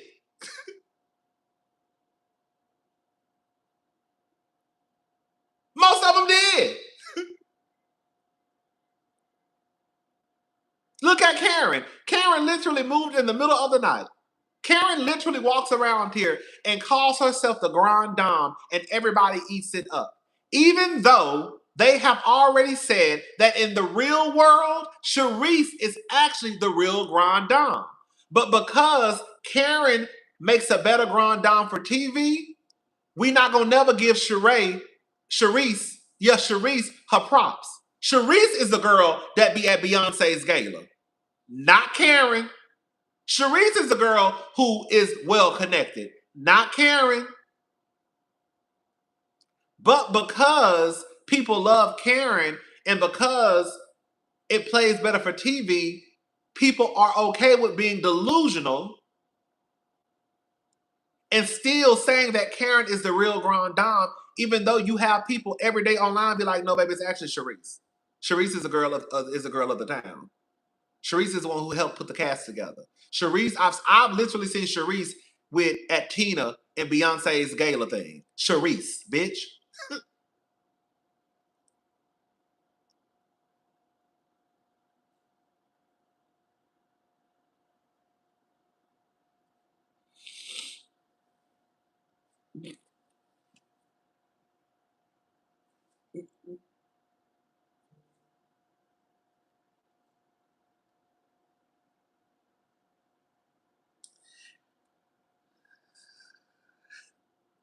Hold on, let me go. Okay. Oh yeah, back to hold up, here we go. Battery 70%. Connected to iPhone. Compared myself to Atlanta Housewives. I'm just being honest. Connected to Rodney's iPad. One person on the show where I wanted to have their life. I love Dubai Housewives. I think they're fabulous. That's the life I want. So living in Atlanta, you didn't desire to be an Atlanta housewife. It's nothing that they have that I wanted. I've already had it all. I've had the life. I didn't need their lives. It was nothing from Atlanta Housewives that I wanted, right? It was no person. It was no thing. It was no relationship that I had fantasized about that I would want my life to look like. That's not my thing. I've had all of those things. I've really had all of those things. The homes, the cars, the money, I've had all of it. Like, it was nothing that anyone on the show could do that would impress me. I mean, if you look at it, I came in my first season and really set the standard for a lot of these ladies. In what way? Oh, No, tell me about it. Talk about it. Let's talk about it. I mean, when it... Hold on, we already listened to that part. Shop in the stores. What do they shop at? I gotta ask them. I don't know, wherever they can return. Okay? Police escorts. When it came to police escorts, I've always had a police escort. Like, security. I mean, these things for me, it's just like, this is a joke for me. I just feel like maybe they don't want to give me my flowers, but I set a lot of standards for these ladies. Okay. I did. Well, I mean, they're using the stylist now, which is all, I mean, it's all good, you know? Like, they're all using the stylist. They all look like his protege. Okay, so I'm going to get... Okay. It's cute. No, okay. It's cute. They needed it. Did they not? They needed it. And you know that they did. And I love that for them. They should. You should be spending the money. Y'all make enough? You should be reinvesting in yourselves and your careers. Absolutely. I just got here. I'm not making nowhere near what y'all making, but been doing this. Even with the stylist, I was with him for years prior to being on the show. He can't knock that. He can't deny that. Hello? I'm just telling you that. Okay. I'm just making sure you're tuned in. It's Carlos laughing in her face for me. Thank you, Megan. I answered the door. Okay, so the thing is this. One, I do believe in being fair. I'm a fair man. Let's be fair. Okay, I will say, Parashay, I've known Parashay for years. He's an icon in the gay streets, baby. Parashay is the flyest white bitch in Atlanta, honey. You know what I'm saying? We can call him whatever it is that you want to call him. Okay? Let me give him that. Give him that. Okay. He's Kelly, I just got one thing to say, and I'm not trying to be funny or talk about nobody's head, but Kelly, this piece of hair that you got hanging in the back right there, like, girl, whoever did your hair got you looking the fool. That piece of hair over your shoulder that's not blended in with the rest of your hair, that, when I tell you, I said, girl, why is that little piece of pigtail, that little piece of hair hanging? Girl, they didn't blend it right. Girl, they didn't blend it right. Girl, they need to blend your hair right, Kelly. That's that piece of hair was bothering me. And Carlos pissed me off. But Carlos, you should have said, stop, y'all. Somebody fix Kelly hair. Carlos should have stopped and told the girls to come in here and blend that hair in. Anyways. always been that girl. Let me tell. I'm gonna give you props though. Okay. I will say because nobody wanted to put it on. I do believe in being fair. Despite who gets mad at me, I will always say to these girls, I'm fair. I will say in all fairness, I've known Parashay for years working on Atlanta Housewives as a producer. I will say, you are the first person to introduce him to the show courtesy of a retained, a stylist on retainer. I will give you that. And what I will give you is, after you and him, and I don't care to know the reason. Yeah. But after you and him departed. Yeah. I do understand you're saying there's been more girls who have used him since. They didn't even want him on set. Let's be very clear. Well, I don't know that. Well, I'm telling you that. And he knows that too. They didn't want him on set. It was moments where he could not even be on set because they no longer wanted him there. They felt like he was too messy. There was some things going on. Neither here or there, right? Can I tell y'all something? Anyways, this is the thing. She's not telling no lie. Like, the reality is, even with Paris already styling some of the girls, he was already connected to Marlo. It has to mean something that if Kelly was the first one to bring him to the show, and you also have Carlos saying that Kelly was, and then after Kelly brought him, now he's floating around from housewife to housewife to housewife. Hello? Hello? Hello? Now, girl, can I tell y'all what I think happened between Paris and why they don't want Paris? Girl, I was about to get into that. Y'all know why I think why Paris ain't admitted allowed on set? This is what happened. So Paris got down to the internet. Shout out to Paris, girl. Shout out to Paris, the flyest white bitch alive. I love Paris, but this is what I think happened. I don't know. When Marlo and Kenya were beefing, Paris came down to this ain't no alleged either. Paris came down to the internet and started dragging Kenya. He did a post. Either he did a post or either he was in a comment section. He was dragging Kenya. Hello? Y'all keep it up? So I'm assuming, because Kenya was on the show last season, I think Kenya was probably one of the ones who did not want him on set. Because when Kenya and Marlo got into it, Paris came down to the internet and was yes, he deleted it. I swear to God, I saw this with my own eyes.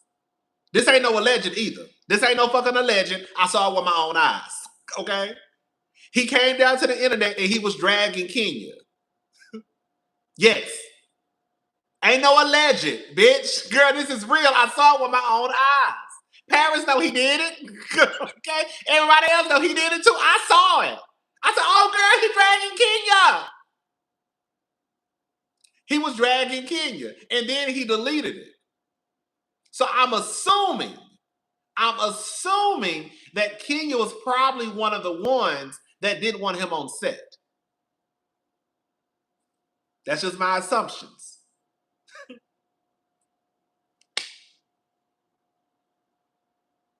Yes. Because him and Marlo are friends. And you know, Kenya and Marlo don't fool with each other in real life. Come on now.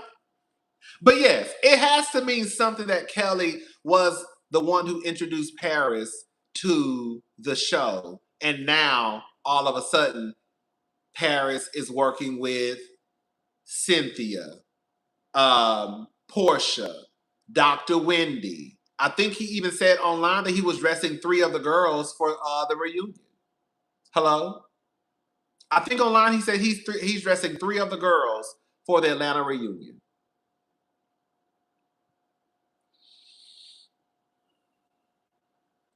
One thing I will never deny from Paris is he's a great stylist. He is. Okay? He is. When it comes to mess, it's too messy for me. We departed ways. I wish him well. Because baby, the way he be working, Dr. Wendy, baby. Hey!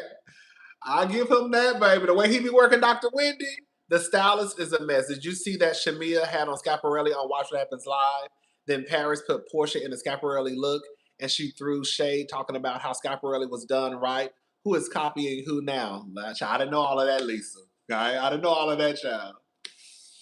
But yeah, he do be dressing the dog fuck out of Wendy though. Now Wendy be together all the time.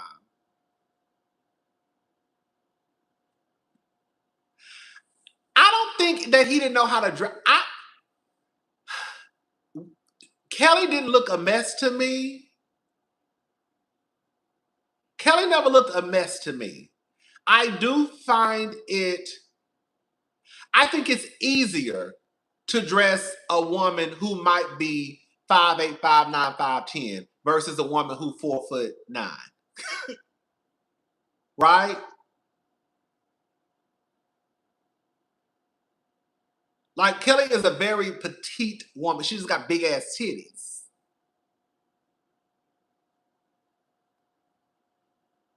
But I never looked at Kelli like she looked a mess last year. It was when Paris started, I'm gonna be honest, y'all, and there's no shade to Paris. When Paris started dressing Britt Edie on the show, remember I came to her and I said, bitch, if I was Kelli, I'd be pissed off too. Cause how I'm letting this bitch use you, and bitch, you dressing her better than me. Because Britt was turning out some looks.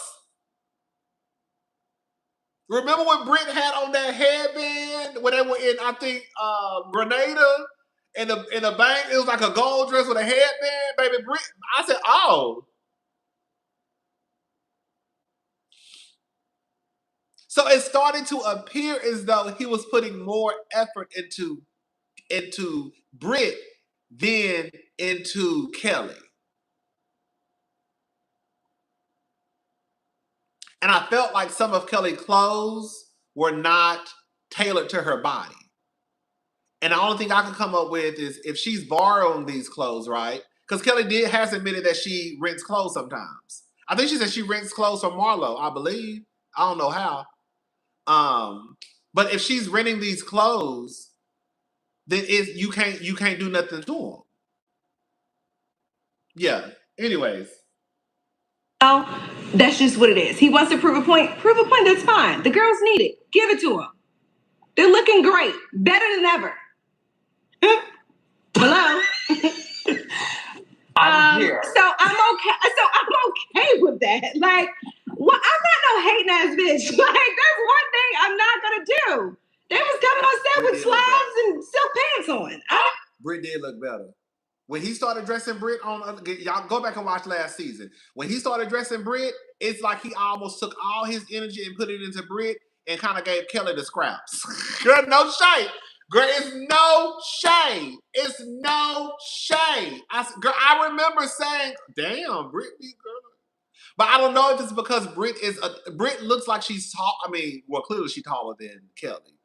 But Britt just, like I said, I think it might be easier to dress the girls like Britt, Dr. Wendy, Cynthia, when you look like you 5'8", 5'9", versus somebody who 4'9". You know what I'm saying? Hello. So I'm not here to argue with that. I think he's great. I think he does a phenomenal job. Let me just think about. So, yeah. Okay. So yeah, that's that on her and the stylist. Shout out to Paris.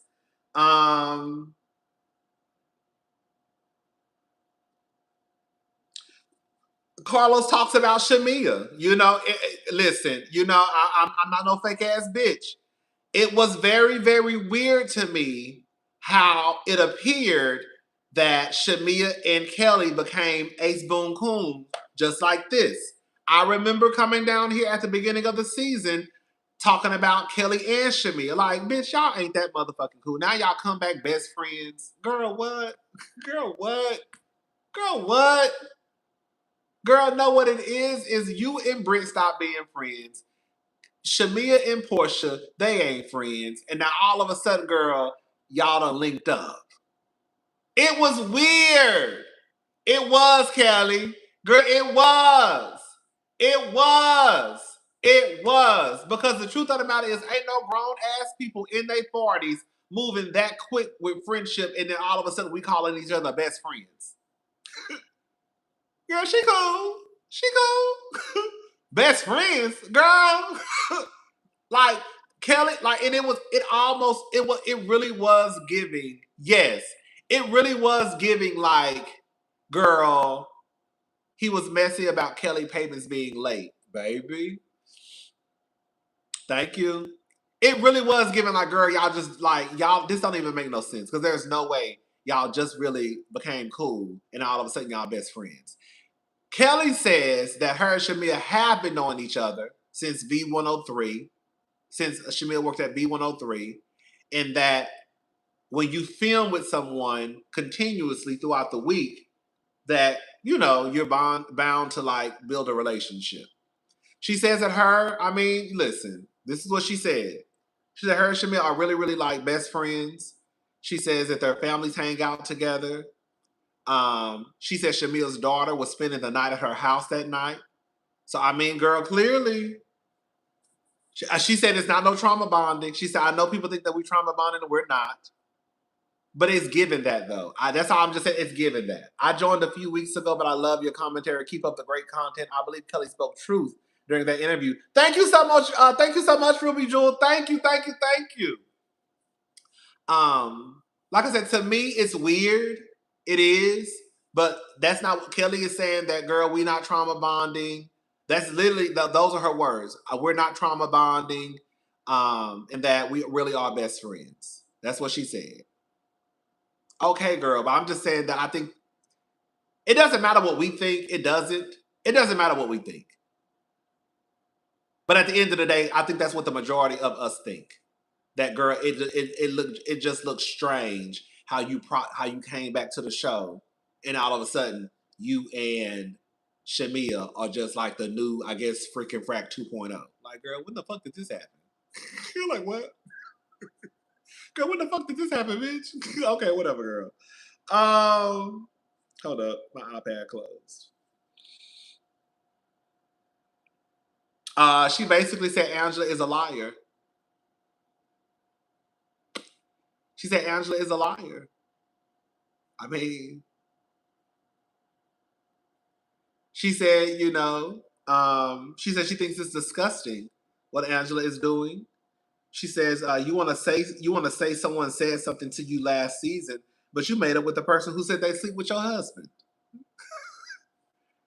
Girl, girl, as much as the Angela stands, girl, love Angela. Y'all even know that don't make no sense. What's wrong with your friend allowing you to stay in their home while you transition to your new place?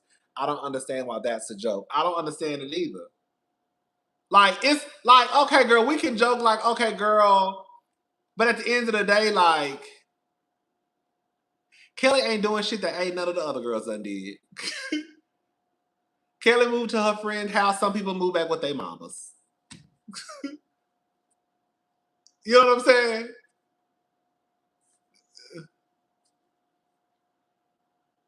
I think what's happening with Kelli is people are trying to act like Kelli is the first one to do certain things. Like, oh, Kelli is the first one to not have somewhere to stay. She's not. Kelli, yes. Yes. Yes. I'm renting.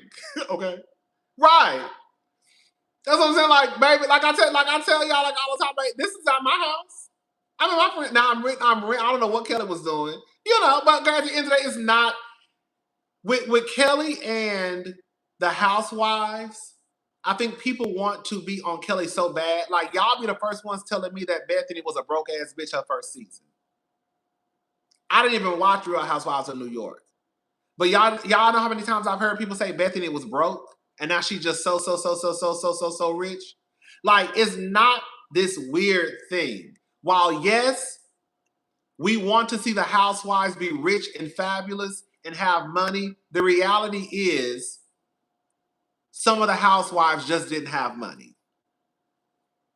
And Kelli is no different than a lot of the housewives. I think people want to put Kelli over here and not over here. I mean, and act like the other girls are over here.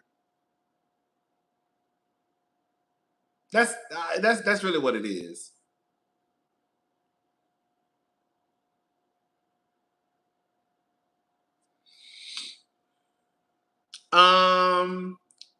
Baby, she did not want to talk about K. Michelle and Shamia. She basically Carlos asked her about K. Michelle and Shamia, and she's like, And then he says, well, do you feel like you're caught in the middle? She said, I'm not talking about K. Michelle and Shamia. Baby, she won't talk about K. Michelle and Shamia at all. Like, at all. At all. Sutton did rent out Cal's house. And Sutton got more money than all. Sutton got more money than the Potomac girls and Atlanta girls put together. Bitch, Sutton's spousal support, girl, is more than most of the girls' checks put together. Hello? Okay. We ain't even got to, girl, that baseball team she owned and all the other shit that the bitch got from the divorce and the child support. Girl, we only talking about the $350,000 or $300,000 after taxes that the bitch get for spousal support, and she still moved into her friend's house. I don't know, girl. I get it. Like, I'm always gonna crack jokes. Don't ever get it twisted. I'm gonna crack jokes about Kelli. You know, girl, I'm gonna crack jokes about all of them. But I think at some point it's kind of like, okay, girl. I think it's the difference between a joke and like when the girls be like being for real. I'm gonna keep saying it, and I'm not gonna take it back. And I don't give a fuck what nobody say. You can't drag Kelli and then go for a bitch who couldn't afford to buy some shoes. Hey, Portia, you know what I'm saying? Like, how that work? Do y'all how that work? How does that work? How you dragging Kelli but going up for somebody who couldn't even afford to buy some shoes? Y'all don't remember Portia sitting in that goddamn mall talking about she couldn't afford to buy some shoes? Y'all don't remember that?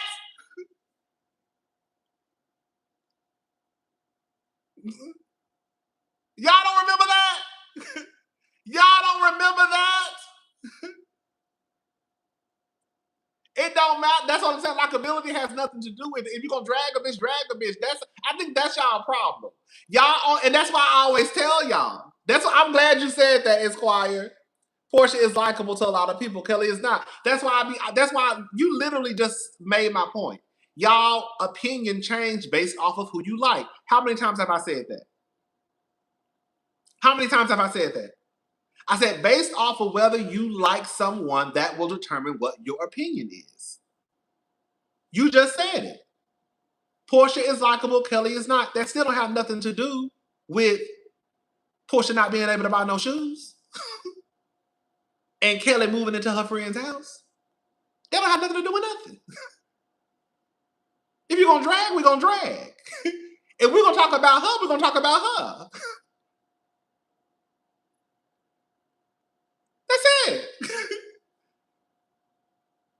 The same way I got down here, y'all know I go up for Karen Huger. Y'all know I go up for the grind dog. Hello? Girl, y'all know I drag Karen, but I go up for Karen. Karen is my girl. But the same way I got down here disgusted in Karen when that bitch went to that goddamn pickleball place and put some jars of, when I tell you that bitch put some jars of pickles. Bitch, let me show y'all something. Let me show y'all something. Girl, some of y'all know I love pickles. Some of y'all love this. Bitch. Girl, just call me Phaedra. Call me Phaedra, bitch. Bitch, that motherfucking Karen put jars. I love pickles. Do not judge me. Girl, Karen put jars of pickles on a motherfucking table, some beanie weenies and hot dogs. Now, mind you, she's supposed to be the grand dame. That helper put jars of pickles on the table.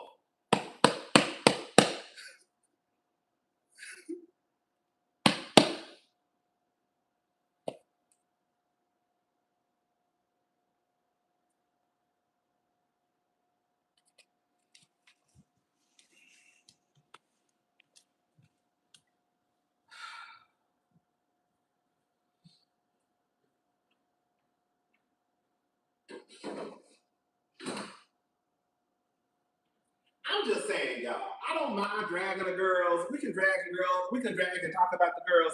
But at one point, do we just be like, okay, girl, it is what it is. Let's stop acting like, girl, a lot of these girls haven't went through the same stuff. That's all I'm saying.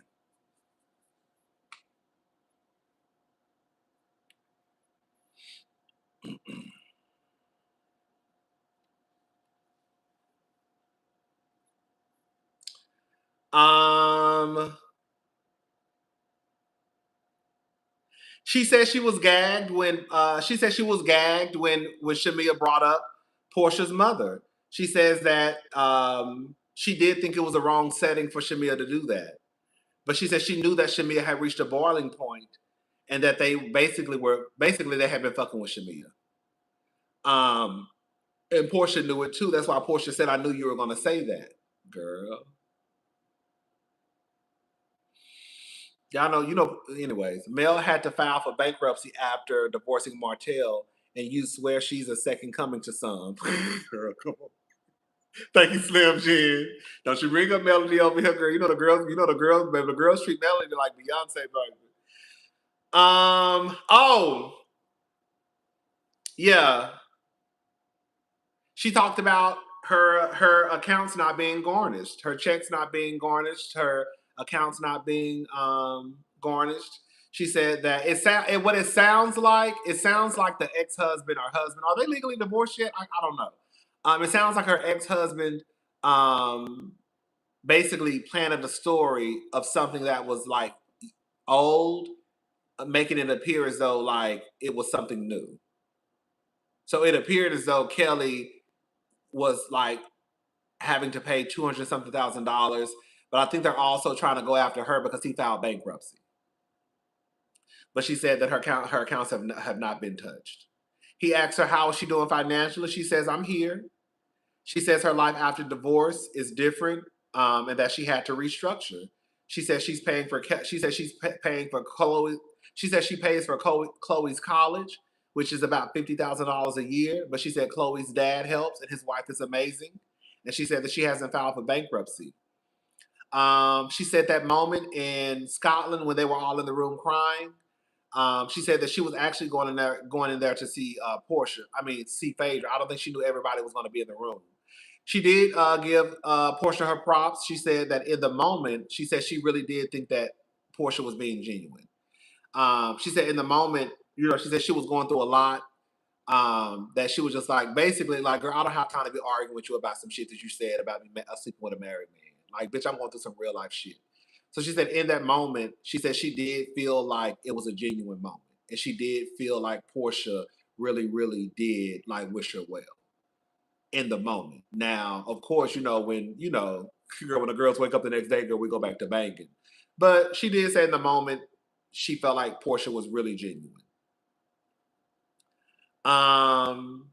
She gave props to Phaedra, even though she said Phaedra throws shade.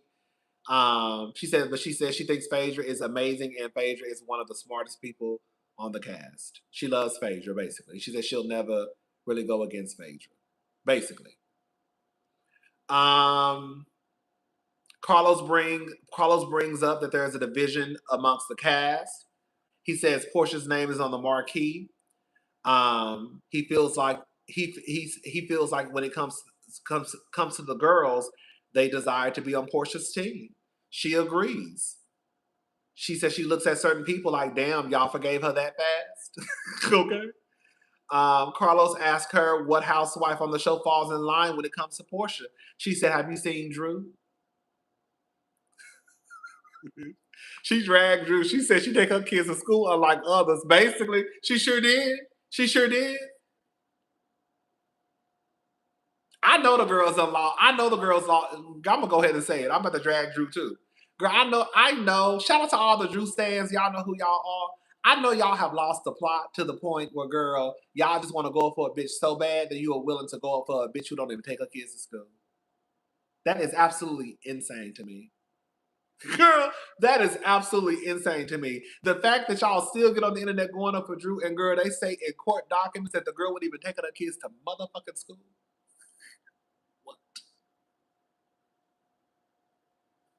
What? That's why I said, when did y'all start going up for deadbeats? Huh? Oh, okay. I'm so confused. Girl, y'all want to go up for a nigga. Y'all want to go up for a bitch. Y'all hate Kelli and Shamia that bad to the point where you're willing to go up for somebody who don't even take their kids to school? Okay. Okay. That's new to me. I didn't know we went up for deadbeats.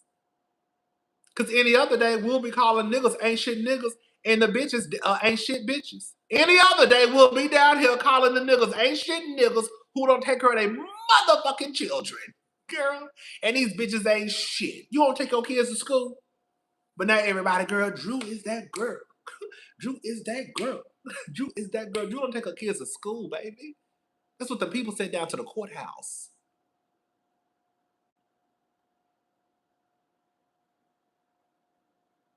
The way y'all acting like Drew is girl touring the world and doing a Tootsie Roll like Beyonce. Girl, Drew was just down to the Atlanta, girl, in somebody's theater room, girl, doing lines for some chitlin circuit play. Can we just call a thing a thing? Y'all had all that smoke, girl. Y'all had all that smoke. Y'all had all that smoke, girl. I'm gonna go ahead and say it because I didn't want to say nothing because that man was fine to me. And I'm not trying to down nobody's project because I would do it too, but I'm Rodney, I'm not Drew. Y'all talk all that shit about Pinky and her project, but then y'all ain't got nothing to say about Drew, girl, doing some chitlin circuit play with Pooch Hall. Girl. Now all of a sudden, but mind y'all, she's the motherfucking Angela Bassett. She's the motherfucking Taraji P. Henson. Y'all talk all that shit about Pinky and what she trying to do. And how Drew, she ain't even got the budget for Drew. They ain't even got the budget for Drew. That's what the girls were saying. Y'all see, I didn't want to say this the other day. I didn't want to say this the other day because I didn't want to be no asshole down here. Like I said, that nigga was cute that was sitting beside her, and I knew that was his shit, and I don't want to shit on my future man's shit. But I'm just saying, it just amazes me how, again, the line is always moving. Y'all was just down here, baby, talking about Pinky's project. But y'all don't have no issue with Drew sitting in the motherfucking theater room, girl, on a Zoom call going over lines with Pooch Hall for a chitlin circuit play. Oh, okay. The people don't care about character, they care about aesthetics. That's the depth of it. Come on. Like this girl, like some bitch on Twitter gonna tell me, girl, something, and I want to, girl, I said this on girl, some bitch on Twitter gonna tell me, you always hating on the pretty girls with the great personalities. Girl, I almost sit back, and this is exactly why the diva call y'all nothing but puddles, bitch. The fact that you even think that that's as deep as I can go, I understand why you're a Portia stan. You're a dummy, bitch. You have no depth to you. You think that I don't like the girls because they're pretty with great personalities. No, bitch. You just don't have no depth to you, ho. That's it. That's the deepest your mind can go. I said, girl, I'm not gonna do it. Girl, because the girls be really wanting me to, girl, because some of the girls down the Twitter, they really be wanting me to step in. But the gag is, I guarantee you, I'm going to cuss you out better than you can cuss me out. Because the most y'all going to do is call me a faggot. Girl, faggots don't hurt me no more. Girl, they've been calling me faggot since middle school. That's the most you're going to call me a faggot. Anyways, let's go. You can say some other stuff too. Anyways, but yeah, girl. I'm like, girl, what are you talking about? I'm like, girl, what? Because I know what I said. I said, don't bring back Cynthia, Drew, and Phaedra. That's what I put. I said, don't bring back Drew, Cynthia, or Phaedra. And she said, you always hate the girls that's cool with Portia, the pretty girls with great personalities. Girl, what the fuck are you talking about? What? Girl, what the fuck are you talking about? Bitch, you think that I don't like these girls based off what you said. You don't like the girls because they're pretty girls. What? I said, girl, that's exactly why the girls call y'all puddles. Because that's as deep as you can go. That's as deep as you can go. That's as deep as you can go.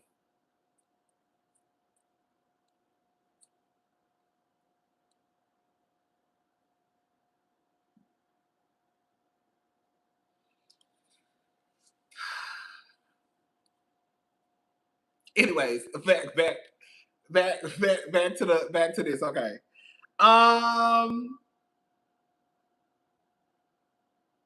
Carlos tells her not to let the comments get to her, whether good or bad. I think that's a great advice. You know, I know Carlos get on the girl's nerves sometimes. He get on my nerves sometimes too. But Carlos has better insight than any of us. Okay? Hopping on the money train. Love you, cousin. Thanks for bringing us joy. Thank you, Miss Women, So Blind Woman. Yeah, women. Thank you. Thank you. I think that's great advice. I know it's easier said than done because we're not in those positions of being on reality TV and people dragging us, right? But I think one of the things that the girls do, shout out to Angela, like Angela let the girls gas her up. And y'all had her thinking she was going to be the next Nene Leakes. And she ain't nowhere near no Nene Leakes at all. Don't ever get it twisted. Yeah. I think that's good advice. Don't let the comments wear you down or, basically listen to it because, girl, the fact of the matter is, can we just call a thing a thing? Housewife fans are very fickle. Girl, they will literally go up for you 1 minute and baby, they will be on your ass the next. You know how y'all did Shamia last season? Girl, you know how y'all was going up for Shamia so tough? Where y'all said that Shamia was the face of the show and I came down here. God always gotta, I'm gonna remind y'all this until the day we die. Just so the girls know, girl, I'm not no Shamia ass kisser. Girl, I'm the one who came down here and said, girl, when y'all start going up for Shamia? The same way I did for Drew because I was confused. When the fuck y'all start going up for Shamia? Baby, hold up. Now Shamia's supposed to be the face. Now she all right. She cool. I mean, but girl, we're giving her the face of the. Now she the face of the motherfucking franchise. No, I mean, girl, is it true that they're putting her in the position to be the HBIC? It's a difference of me acknowledging that, girl, that's the position that they're putting her in. But I'm not saying that she should be the face of the whole goddamn franchise because she done came in. No, she all right. Girl, she cool. She cool. Okay. Girl, like, she cool.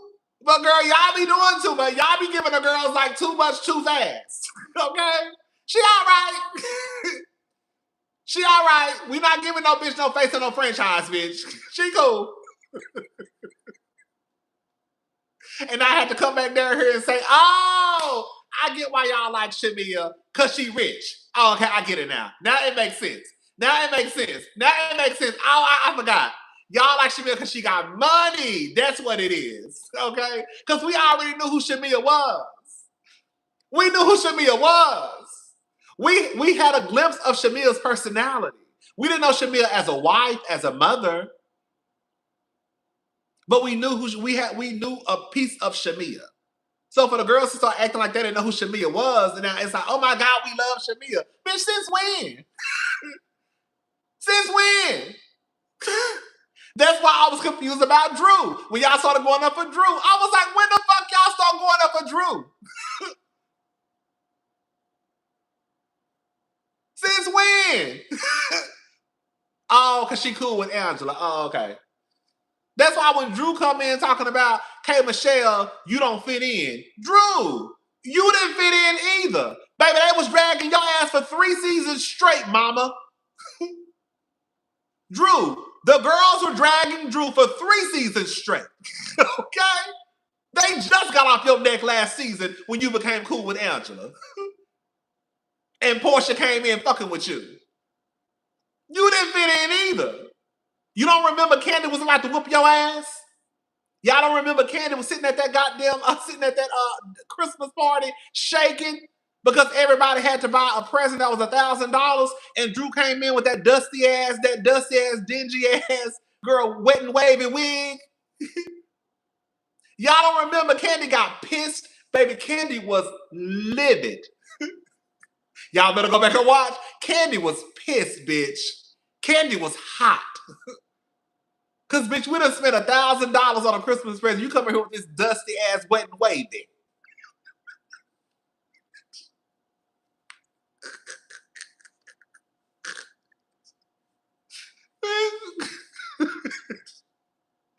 Bitch, Kandi was evil, girl. Girl, bitch, a snake venom. Bitch, Kandi was seething, bitch. Baby, Kandi was pissed. Baby. Anyways, girl, the girls be acting real. I'm just saying.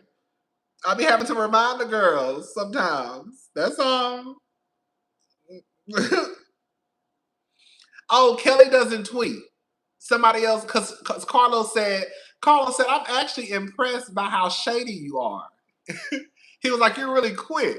He was like, because he don't give that on Twitter. Girl, come to find out, girl, she don't even be tweeting, girl. The nigga, I guess the dude that she be hanging out with, I don't know. Some guy tweets for her. Now it makes sense. Girl. So when y'all see Kelli down to Twitter, girl, that's not even her, girl. Somebody tweeting for her.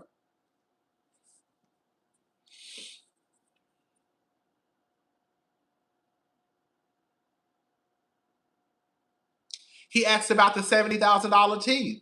I mean, this is the truth, right? I think that for a lot, I was confused too. I said this before Phaedra said it. Girl, why are you spending $70,000 on some teeth? Well, girl, you got all these motherfucking bills, bitch. She basically said he can spend his money on what the fuck he want to spend it on. Basically.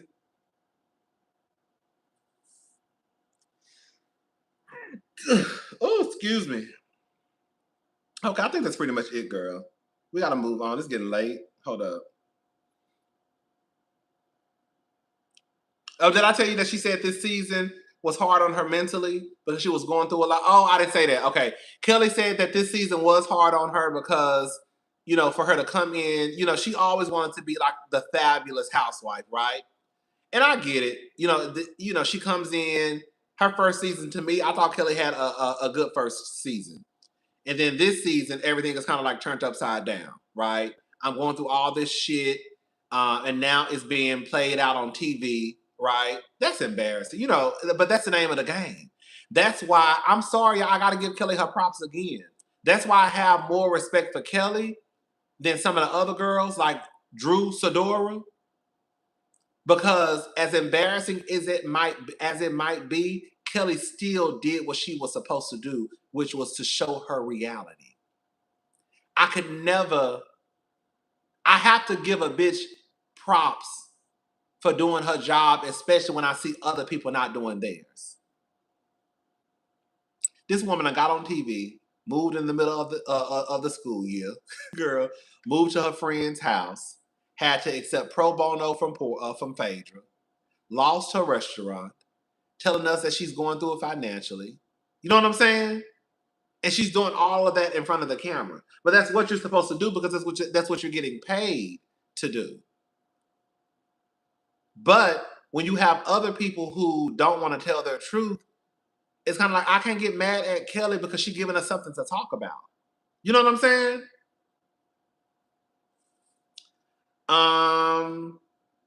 She says that her ex-husband basically didn't think that she would ever have the pussy lips basically to get on TV and tell the truth. That's a part of the reason why he's so mad. He thought that he was going to be able to basically harm her and do what he did and her not really have the platform to magnify her voice. And so now she decided to basically tell her story and it pissed him off. You know, these niggas want to beat your ass in private. They want to be terrorists in private.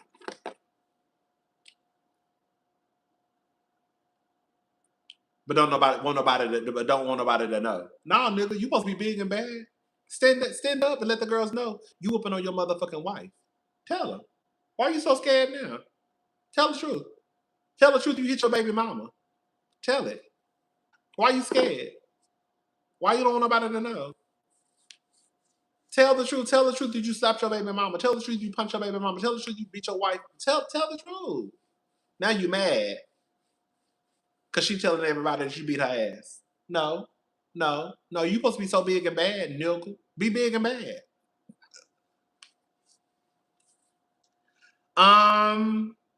She says her main goal was to always to protect her daughters. You know, she enjoyed her life, but she said, girl, like, I can't have my kids basically seeing this shit. She said there have been plenty of times her kids found her crying on the floor. She said that that her kids have been there when the police have come to their house. She says they've seen the fighting. I don't know if she meant at the time whether it was physical or verbal. I don't know, but she just said her kids did see the fighting. She says her life is not fake.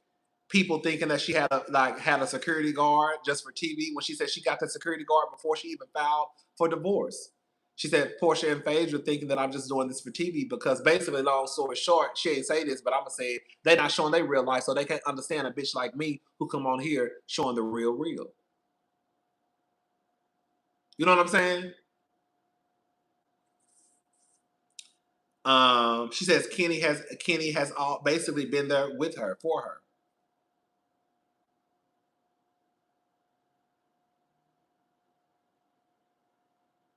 Carlos says he thinks that the housewife fans go up for the housewives that they love so much that when they have opponents, it goes to dark spaces.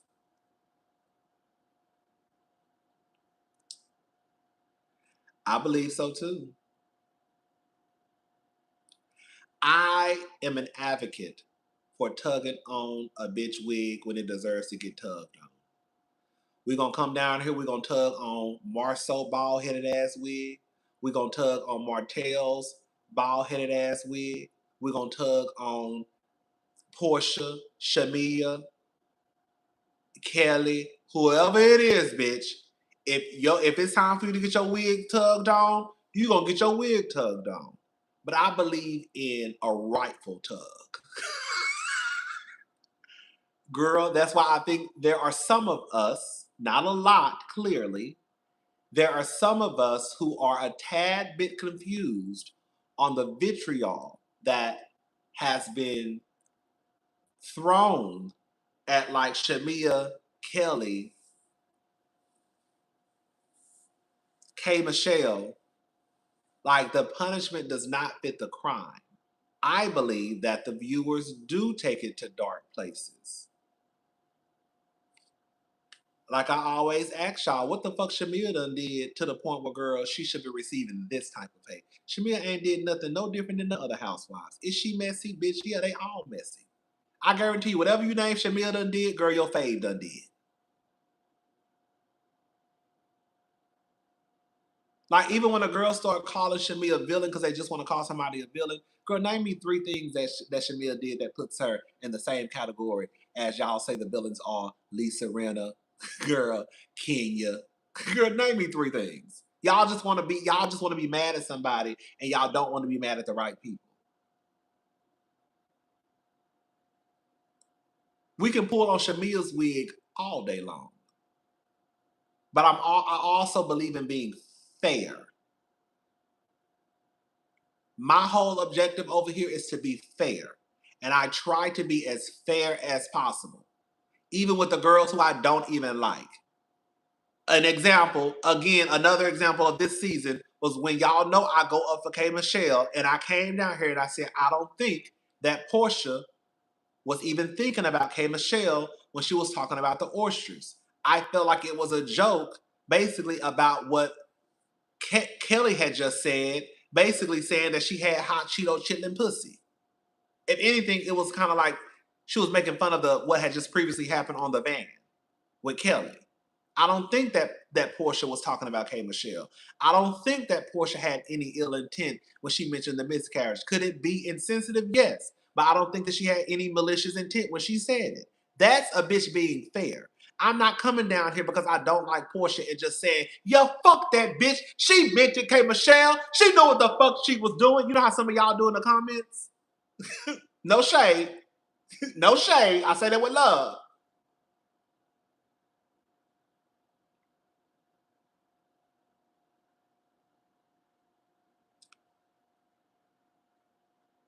But it does go into dark spaces. It does. And I do think a lot of it does come from the fans. That's it. Kelli says she ain't never been no scary bitch. Hello? She said, but a lot of the times the only reason why they're calling you biased is because you're not in alignment with their POV. That's basically what it is. That's all. That's literally what it is.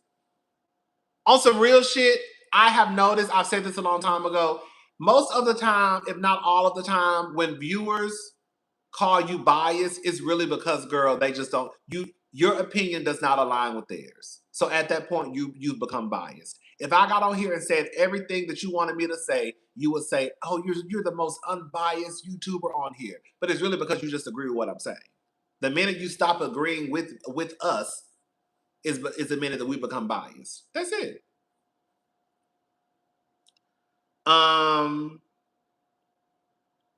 Kelli said, don't let it fool you. I ain't never been no scary bitch. I pick up a chair and hit your ass if I got to. So I know that's right. That's pretty much it, y'all, girl. That's pretty much it.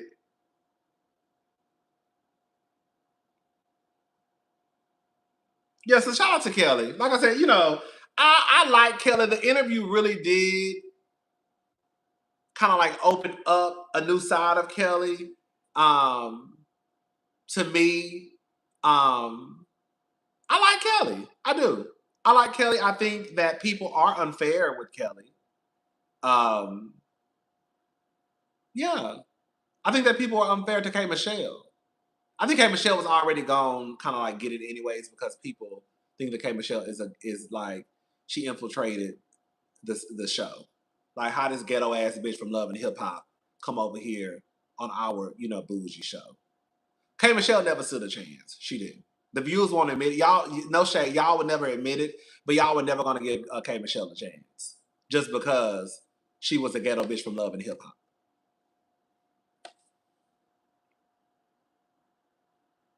And truth be told, I will hold a bias against Trixie and Rock. Shout out to the diva Erica De Niro, since they like to throw around damaging accusations. Thank you, Notify Mosaic.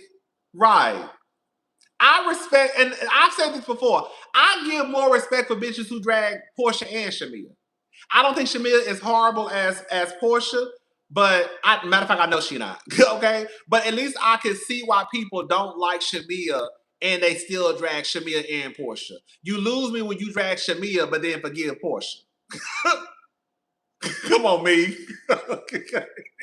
Like, it makes more sense when you drag both of them. Because Shamia was the one who really was the lapdog who got the shit going. That's why with Drew, it doesn't land for me that she's mad at Shamia, but you're not mad at Portia. Yes, I get you being mad at Shamia because Shamia did one of the biggest things, which was set up a meeting with your husband and your friend, but your boss literally dragged you the whole season. It would make more sense for Drew to drag both of them, but drag Portia a little bit more because Portia did more damage. But bitch, I'm not letting go of you either, Shamia, because bitch, you her lapdog and I don't trust you and you her best friend and you set up the meeting. Like, that's how it really should go. Like, that's how it should go. You should drag Portia and Shamia. If you're going to drag anybody, drag Portia. But if you're going to drag Shamia, it's okay too. Because Shamia was a part of the shit. Does that make sense what I'm saying? If you're going to drag both. But you can't drag Shamia and not drag Portia. If you're going to drag Shamia, you got to drag Portia.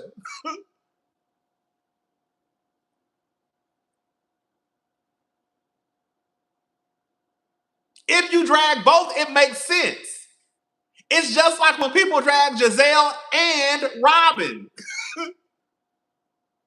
Even though, how many times have I said this?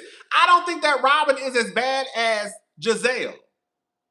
But I can also understand why people drag Robin and Giselle because they've made themselves a duo. So Robin, you gonna get it right with Giselle. Because the truth of the matter is, even if you don't do everything that Giselle does, you still get in the shit and take up for Giselle whether she right or wrong.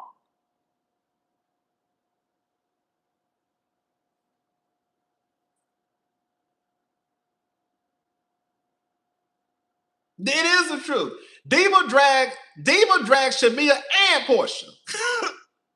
She been calling them Roxy and Trix since last season. That make more sense. But it just becomes weird to me when I see the girls dragging Shamia but not dragging Portia. You can't drag Shamia and not drag Portia. You gotta drag Shamia and Portia. Or you gonna drag Portia because you think she's just this horrible person. But if people drag Shamia, it still makes sense. We call Shamia a lapdog for a reason because she did Portia's dirty work.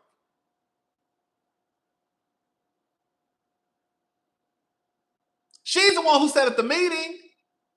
But they take away from the fact that Drew got dragged by Portia all goddamn season.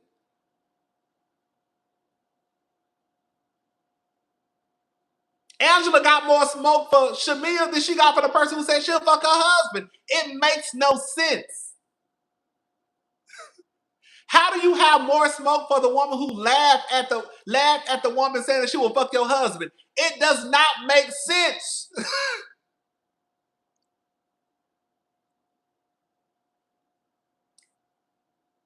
I would have had more respect for Angela if she dragged both of them.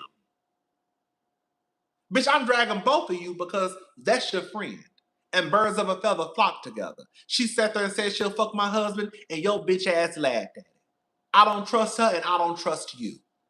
That's your sister. You're going to always have her back. So for both of y'all, it's fuck y'all for the rest of y'all lives. That's how Angela really should have been wearing both of them out. That's how Angela should have been wearing out Portia and Shamia. I don't fuck with you because you said it, and I don't fuck with you because bitch you laughed. And that's your best friend, and you always gonna have her back over mine. Okay? Portia made Drew her storyline last season, all season, evading questions about her marriage like she evaded questions about her fraud marriage. Okay? Okay? That's all I'm saying, y'all. Shamia ain't. That's my whole point. That's literally been my whole point this whole season. Shamia is not innocent. But when it becomes too much and y'all start leaving out other girls, I'm like, what about the other bitches now? Because if we gonna drag, we gonna drag. Girl, what Quad told Simone? Well, I'm down for a drag. we can drag right now. Okay. I'm down for a drag, baby. What's up? Anyways, girl. But yeah. Okay, y'all, let's go ahead and move on. We gotta hurry up and we gotta hurry up and go. Shout out to Real Housewives of Atlanta. Girl, Tamar. God. So, Kandi Burris. Kandi says Tamar recently called her a bitch while walking past her at a party, despite claiming she doesn't want any beef. I can't do the fake shit. So Tamar did an interview, and this is what Tamar had to say, y'all. And then Kandi 70% connected to iPhone. And then Kandi got in the comment section after the interview aired and said, no beef, but she was just calling me a bitch as she walked past me at a party last Saturday. I can't do the fake shit. Essence Fest, Kandi, you went to go speak to her, and some people were saying she gave you shade. Y'all still ended up taking a picture together with her and Monica and a few other people on the stage. 6 weeks. Now, some people were saying Kandi was giving Mean Girl. Some people were saying you knew the two of y'all had an issue, so maybe you shouldn't have spoke. What do you feel now about the situation now that, it's all come to a head? I don't care. I was at an event, a professional celebratory event. I said, congratulations, and I went on about my business. Yeah, do you regret speaking to her at all? I do not regret saying congratulations. I don't care who you are. We can have beef all day long, right? It's not like I said, oh, let's go to lunch, let's wound to wound, let's I am not that kind of person. You know what I mean? I don't want beef in my life. I really do enjoy my peace. Mm-hmm, yeah. I love my life. I have great friends. I have people who really love me and really, I have people who really love me and really fuck with me for real and vice versa. And it wasn't really that serious to you. And it wasn't like I was going like, yeah. But congratulations. Everyone on the stage was being honored.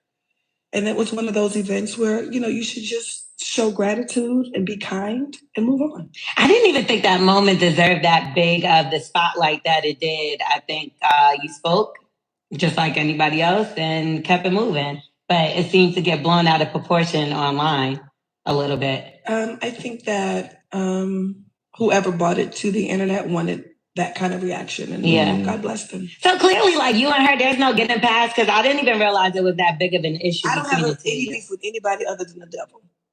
What now happened at Essence Fest? Kandi, you went to go.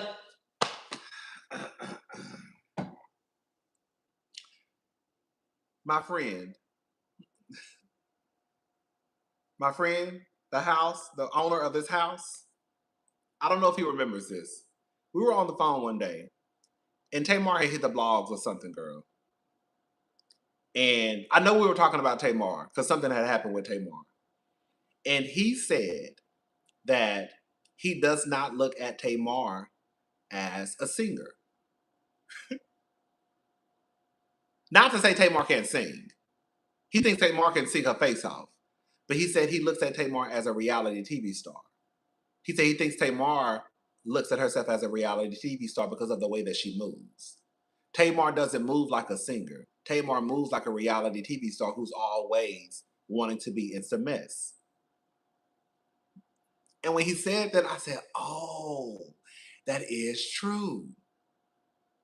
Tamar is a reality star who basically sings sometimes. She's not a singer who just happened to do reality TV. I think Tamar loves mess. I do. And this is coming, and I say this, girl, I say this all the time. This is coming from somebody who bought Tamar's first album when I was in high school. A lot of the girls thought her first album was Love and War. No. Tamar's first album came out, I think, in 99, 2000, somewhere around there. I remember it cost $5 at Walmart. The full album. I still have that album, I believe, in a box somewhere. I think downstairs in the garage. I think Tamar is messy. I think Tamar loves mess. I think that Tamar loves to play victim. I think that Tamar should have never even walked up to Kandi. I think that Kandi is grown enough to be in rooms with people who she does not like. I told y'all at BravoCon, I thought that Kandi and Phaedra low-key had made up on some real shit. No, it was just Kandi was like, girl, we just been in the same room. Kandi has said her and Phaedra have been in the same rooms on multiple times. They don't say nothing to each other. She don't say nothing to me and I don't say nothing to her. I think that's how it should be. Tamar doesn't know how to just let shit go. I don't think she should have walked up to Kandi to congratulate her. You don't fool with Kandi, Kandi don't fool with you.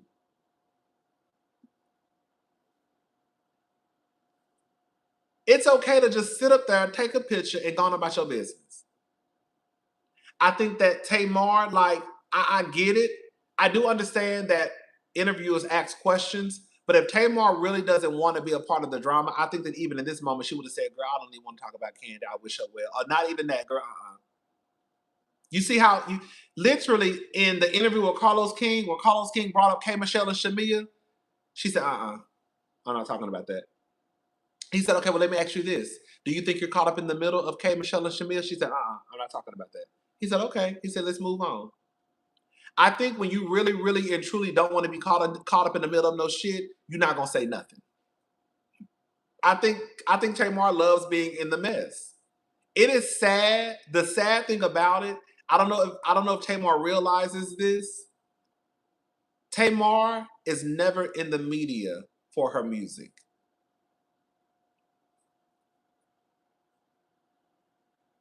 Tamar is always in the blogs for mess.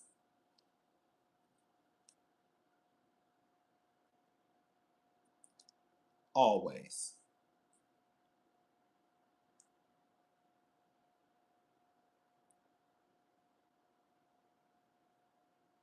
Always.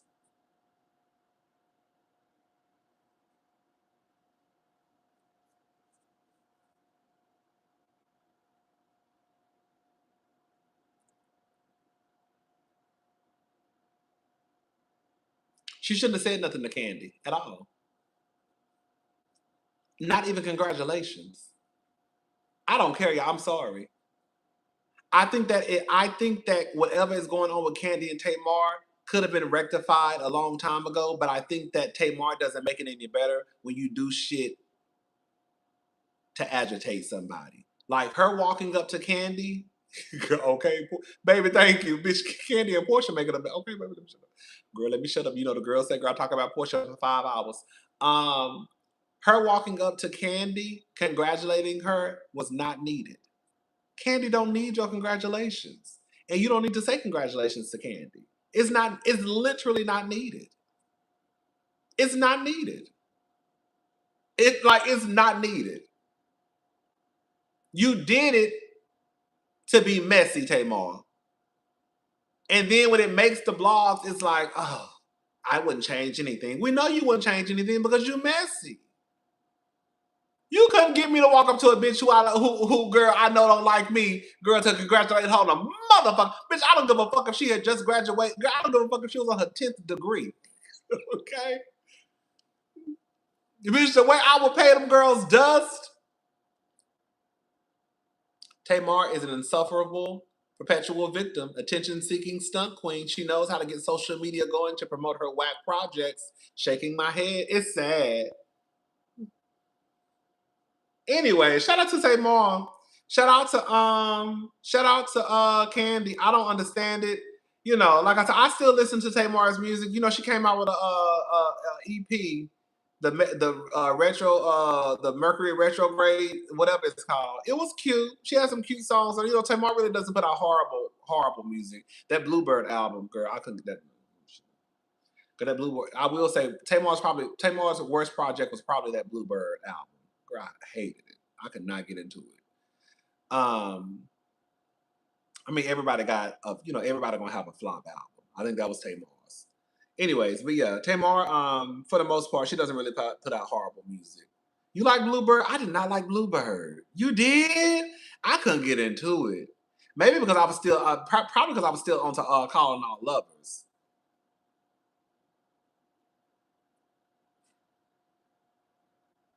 I don't like the album. I said what I said. Okay? Girl, I ain't changing it. You like it, I don't. Girl, I don't like the album. But yeah. Were you? Girl, I could not get into Bluebird. I couldn't get into it. I couldn't. Her first album to me is better than Love and War. I don't think Love and War is as great as what people made it out to be. I think Love and War is cute. The album. It's cute. But to me, Tamar's first album is better than I stopped at Love and War. Tamar's first album to me is better than her Love and War album. Calling All Lovers is better than all her albums. I feel like it's Calling All Lovers, her debut album, Love and War, and then that Bluebird album. Calling All Lovers is hands down the best. Then to me, it's Tamar's debut album, and then it's Love and War, and then it's that Bluebird. Mm-hmm. Tamar's first album is good. One of my favorite songs is Your Room. That's one of my favorite songs to this day. Once I love that song, I'm gonna listen to that tonight, girl, when I'm in the shower.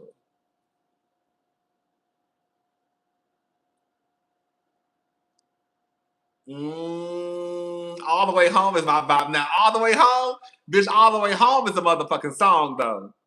All the Way Home is one of the best songs on the album. On some real shit. All the Way Home is like, yeah.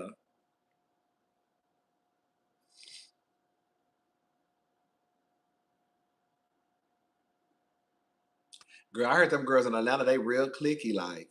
I believe it. I believe that's Kandi and them, honestly. I do. I think Kandi, Rashida, all of them, they're very clicky-ish. That's what they give. I can kind of see them giving Mean Girl-ish, too. I could. I can. I can see the Atlanta girls being kind of, no shade to the girls who live in Atlanta, but I can see the girls being a tad bit mean in Atlanta.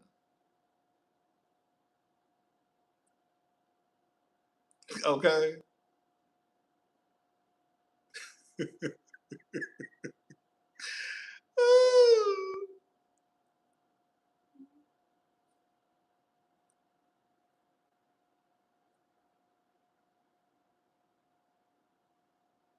Baby. Anyways, y'all, shout out to Tamar. That's a messy girl. That's a messy girl. That's a messy girl. Ooh, that's a messy girl. Tamar, you messy girl. I ain't got no problems with Tamar, but Tamar, you messy girl. Tamar, you are messy boots. And you know you messy. And be trying to act like you're not messy. You messy. Girl. And you love the mess. That's the thing. Like, you know how we like, I love the mess. Girl, like, no, Tamar loves being in the mess. Girl, that's the thing. Like, I love talking about the mess. I don't want to be in the shit. I love the mess with other people. I don't want to be in the mess. Okay, bitch? That's not my goal. Girl, my goal is not to be the headline. My goal is to read the headlines, not to become the headline. Absolutely not. That is not the goal, baby. Tamar loves being the headline. And not a headliner of her own tour. The headline on the Neighborhood Talk. The headline on the Shade Room. The headline on Hollywood Unlocked. Girl, like that's the headline Tamar wants to make. Instead of trying to headline a sold out tour across the motherfucking world. You bitch. Shit. Right. Tamar, and that's the thing, like, Tamar will swear up and down she is not messy. That's the gag. Like, Tamar really think that she is not messy. Tamar, every time we look up, Tamar is involved in something. Whether it's that white man stealing her credit card or taking her credit card, she said whatever, something about her credit card. I can't remember the details. Whether it's that white man, girl, whether it's David, girl, whether it's girl Lonnie Love, girl, whether it's fucking Aniva, whether it's your sisters, whether it's like, girl, it's going like Tamar is gonna always be in some shit. All like literally always some shit. Girl, how you beefing with everybody? Bitch, you beefing with everybody from, girl, your ex-boyfriends to your sisters to Funky to Lonnie Love, girl, to Kandi, girl, to K. Michelle. Like, what the fuck? What the fuck? Now, girl, you can't. Now, that's what, like, at some point, even the biggest Kate Martian fan got to realize it can't be everybody else, girl.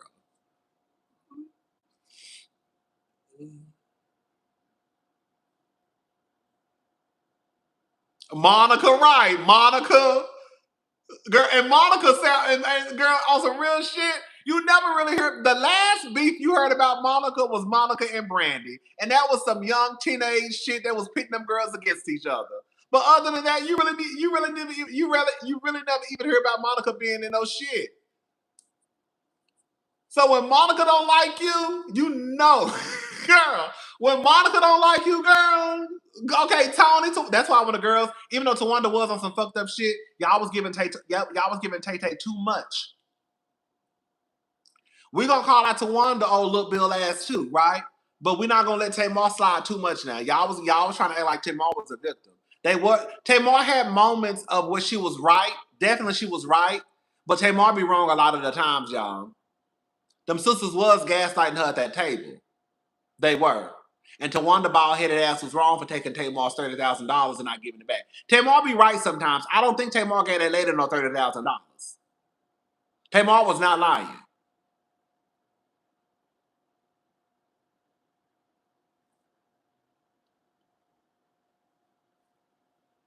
Tamar money got real funny at one point. I don't know if y'all remember this. This is I don't know, girl. Now we just talking. The girl, that wine starting to kick in, girl.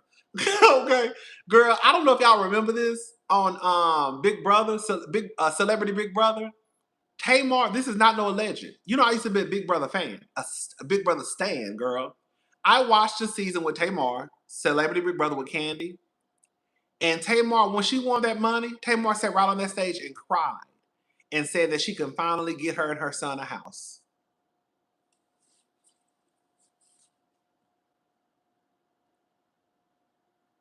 That's what Tamar said. That's what she said.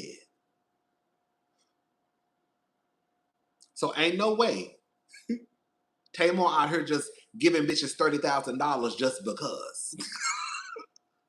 Now, maybe if you would have said that, when she was over there on that goddamn estate with Vince and they had all that money and they was living good, then I probably would have believed it then. But ain't no way Tamar done fucked around and gave you $30,000 when she would just sit on TV crying about winning some money from a game show and she could finally find her and her son somewhere to stay. That's how I knew Tawanda was lying. Tamar ain't telling no lie. Tamar ain't gave you no $30,000, girl.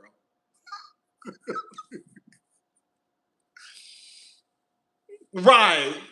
Tamar ain't gave you no $30,000, girl. That was a gift. Okay? And she did it because you was her sister. But girl, she didn't give you that type of money. Not when she ain't had nowhere to lay her motherfucking head. Okay, bitch. Shit. Tamar had some points on that last season of the Braxton. She was right on some of the stuff. They did gas like that girl. But some shit Tamar be wrong. Tamar be wrong. Anyways, girl. Shout out to Tamar, girl. Shout out to Tamar. Hopefully she ain't gonna get it together. Tamar damn near 50, girl. How you messy at 50? God damn.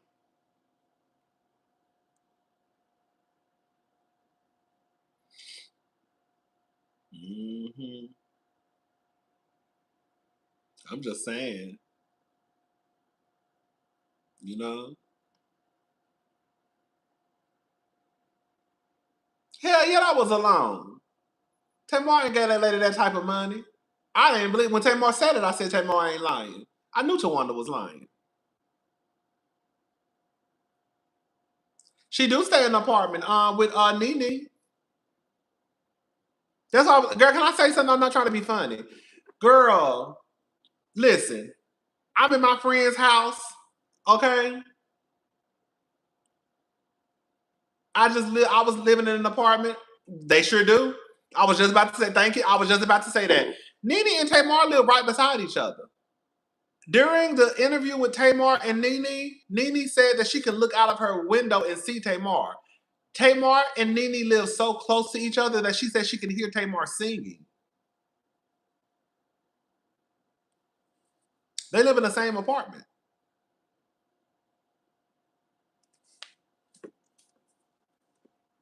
Tawanda is very sneaky. That's a sneaky. Tawanda is sneaky boots. Tawanda is sneaky. But yeah, they live in the same apartment.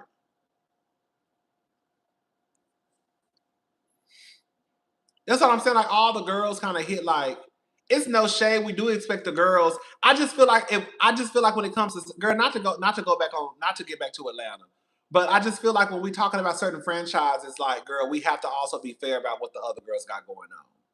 You know what I'm saying? Like when we talk about Beverly Hills, I tell y'all in a heartbeat, girl, the brokest ones is Dorit and Erica Jane. Girl, get them broke bitches off the motherfucking show.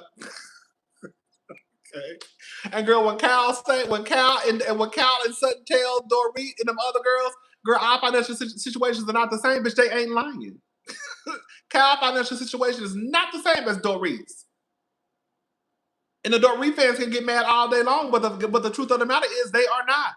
Girl, what did Sutton tell Dorit? You need to argue with somebody who fits, bitch. Because I'm big Sutton, not the little one, bitch. I been fucked around and bought your house and made it a motherfucking playhouse, girl. A party house while we film. You know what I'm saying, girl? Come on, poor Reed.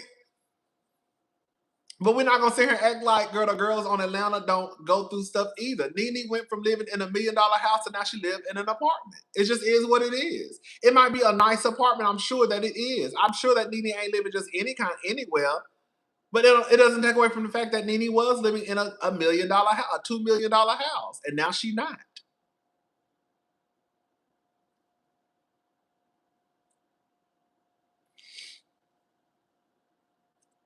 Tamar was living on a motherfucking estate with all the goddamn money, and now she girl next door neighbors with Nene. Y'all walls so goddamn thin that Nene can hear you singing, bitch. Girl, what type of walls you got, bitch? To the point I can hear you singing. You know? I'm just saying, y'all.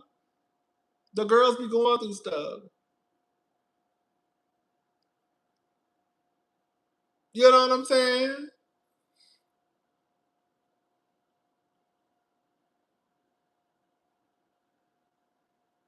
The girls be going through stuff.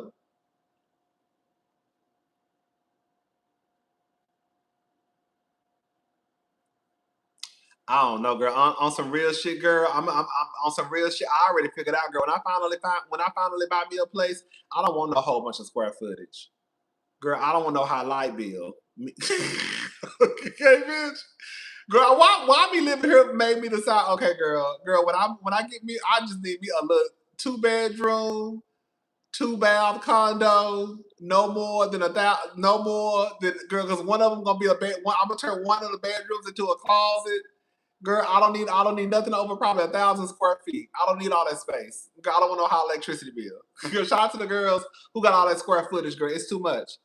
That's why y'all over there. I'm about to drag Portia. That's why y'all over there, girl. That's why Portia had to kick her mom out that house. Shut up. Let me shut up, girl. I don't want the girl. Here come the girl. Here come the girl. Let me shut up, girl. That's why Portia had to kick her mom out of that house to sell that house to get the extra money to pay that high-ass light bill over there because she can't afford it. Girl, Portia got a $100,000 light bill.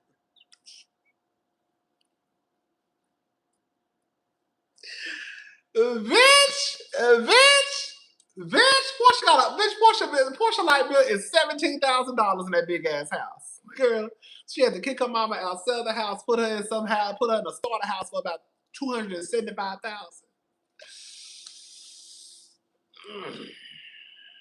Let me stop, girl. I don't want to get the girls riled up, girl. I like pissing the girls off. They say they want to troll. Okay. You know that light bill is high. Honestly, I'll say this much. The most I would probably do is the size of this house. That's the most. Because because you really don't need all that space as a single, and even like you really, girl, I don't know, girl, you don't need all that you don't need all that space as a single person. You don't, child. I think that's something that we just have. Like when I was younger, I used to always say I want a big house because I think that we associate, a big home with like being rich. When the reality is you don't need all that space, especially if you don't have a big family. You really it really is like one of those things I think for like some Black people.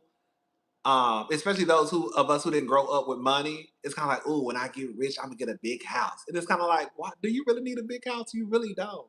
Girl, get you somewhere cute in a good neighborhood and sit your ass down.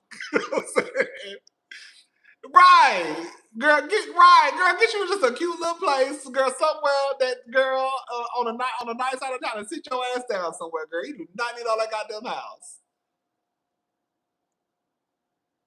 And as scary as I am, I don't even know if I could live in a townhouse, bitch, because I don't even want to stay on the 3rd floor. I don't want to go to the 3rd floor. That's how scary I am.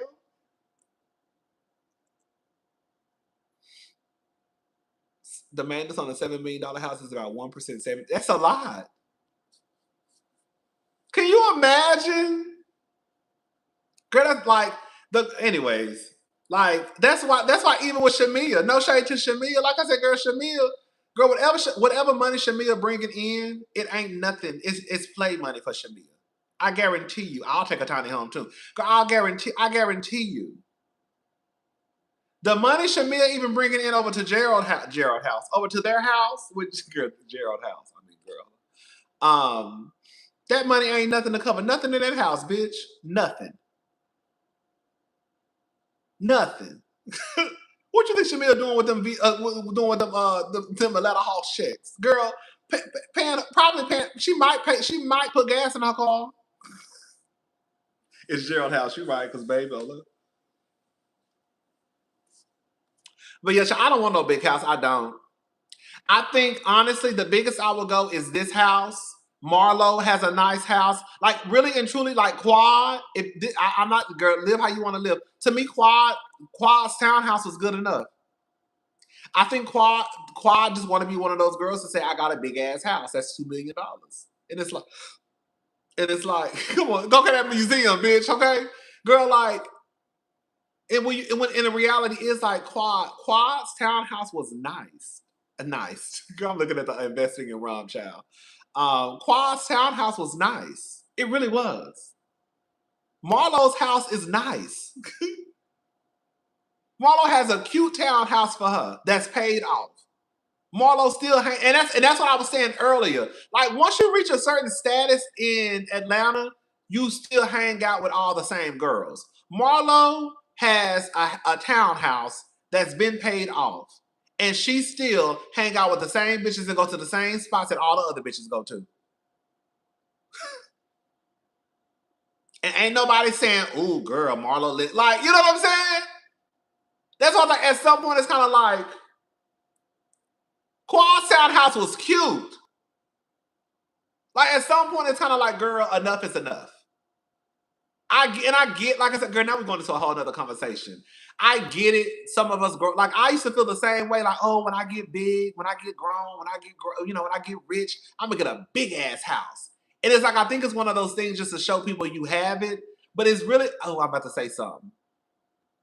You don't need girl, we don't need no big house. And I think the square footage of your home really should be based off of your family. I'm gonna go ahead and say it. And even then, you still need to take into consideration, girl, what about when these kids leave?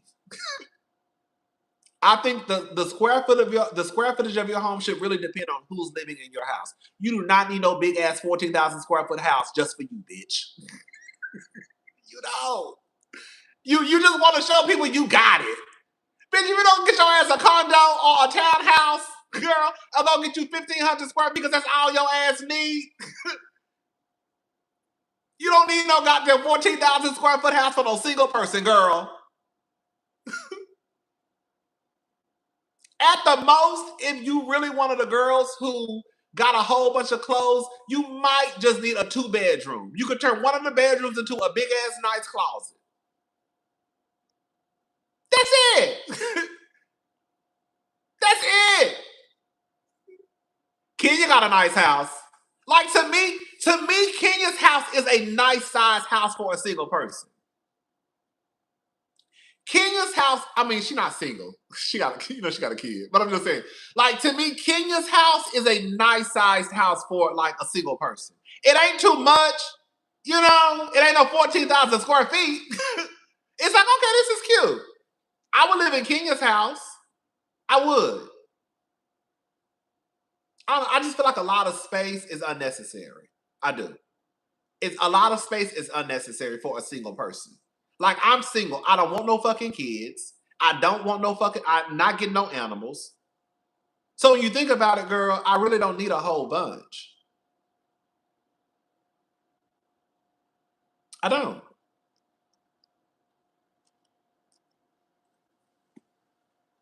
I don't need a whole bunch.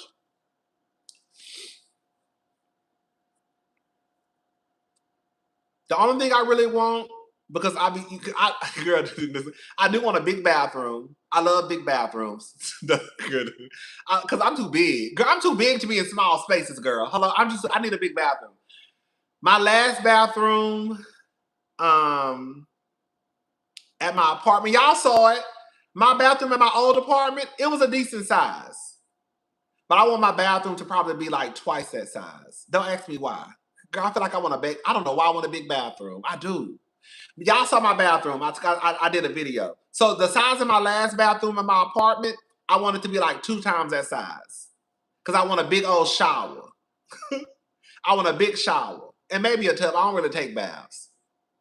But I want a big shower. Okay?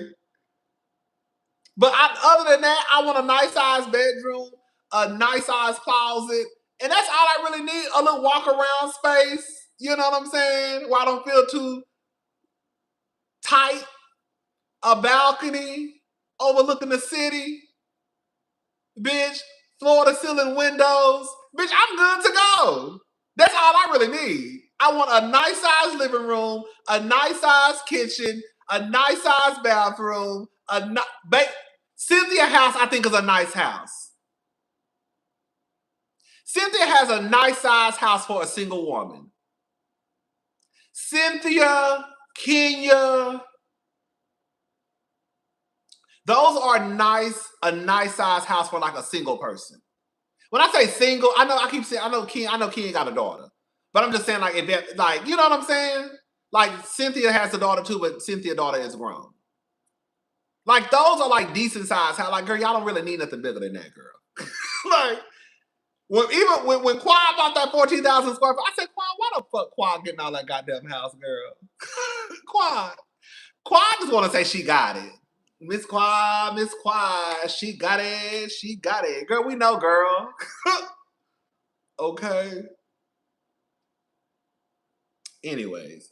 But yeah, I mean, people do what the fuck they want to do with their money, girl. We all grown. I'm going to do what I want to do with my money. Y'all going to do what y'all want to do with y'all's. But when I do finally get my space, girl, I just want something real cute. Yes, it is. It is. Kandi had a good size house for her big... Yes. Kandi had a nice size house for her family. She had her husband, her kids, her stepdaughter. When she come and visit, it was a nice size house for her family. Mm-hmm. Yeah. I just want something real cute. Real cute. Not too much maintenance. I don't want no big ass light bill coming in my mail every motherfucking month. Talking about girl, the light bill is $1,400. Who? I mean, ain't no the light bill is not $1,400 of a girl. No. My light bill has went up clearly because I'm in more space, but it's not nothing like just outrageous. But yeah, I just don't want to hold. I don't want no big old house. I just don't. Right. And Kandi really does have people come to her house. That's another thing too. I don't know. I just feel like, I don't know. I feel like it's different. I know Quad said that she got her house for her family, but it's like, girl, I guess, girl.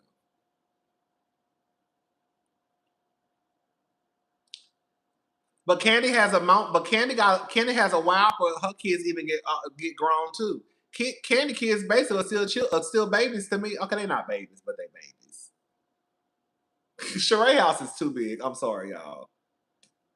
Sheree house is big. We drove by Sheree house. Sheree house is it's big. It's like, to me, it's big. That's a big ass house. It's nice from the outside. That's a big house. Girl, I'm not living in no house that big. Girl, by myself? Girl, please.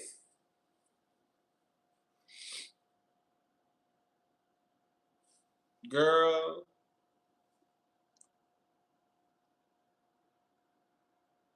I heard Sheree don't even live in that house, girl. That's what I heard that's what the street said. The street said Sheree don't even live in that house. That's what the streets say. Does she? I don't know. I ain't in Atlanta. Somebody said Sheree don't live in that house.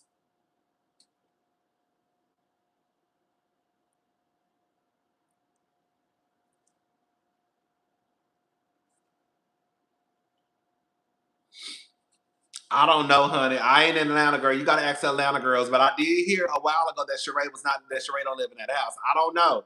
I don't know if that's true or not. Don't tell nobody I said that. That's what I heard. I heard Sheree don't live in that house.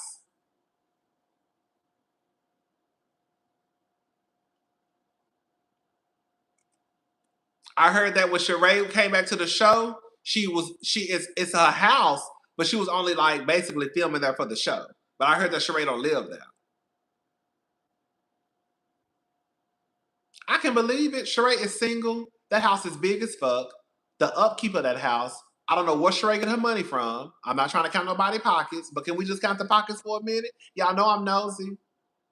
Okay, cameras in motion. Okay, bitch, cameras in motion detectors everywhere. I'm not trying to count nobody. I'm not trying to count nobody's pocket. But what Sheree do for money? The upkeep of that house is gonna be expensive. Can you imagine a goddamn electricity bill? Can you imagine, girl, just like taking care of everything?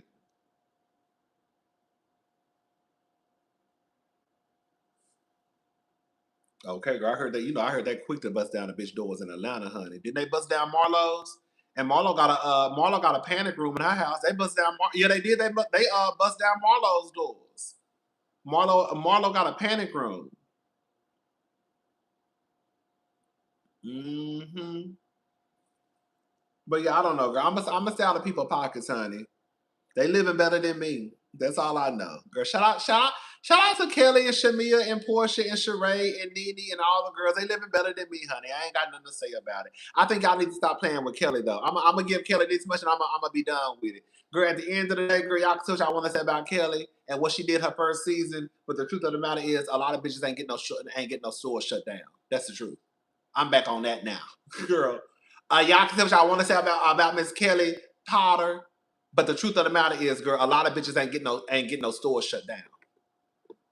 You gotta have some type of pull and connection to host an event at a goddamn store. You just can't walk into no store and be like, "Hi, I would like to host a party at girl YSL. Hello, I would like to shoot here. For the Real Housewives of Atlanta. You think Balmer needs the publicity from Real Housewives of Atlanta, bitch? The fuck? You think Balmer needs the publicity from the Real Housewives of Atlanta on Bravo? The fuck? No, girl, they did that because Kelli is well connected and she's one of the girls. That's just what it is. Too many people can't do that. When they brought that Fendi shit to Marlo's house, or when Marlo had that Fendi party, they did that because Marlo is connected. They wouldn't have done that for too many people. When that woman drove to Palm Springs with all those diamonds for Bronwyn, they did that for a reason.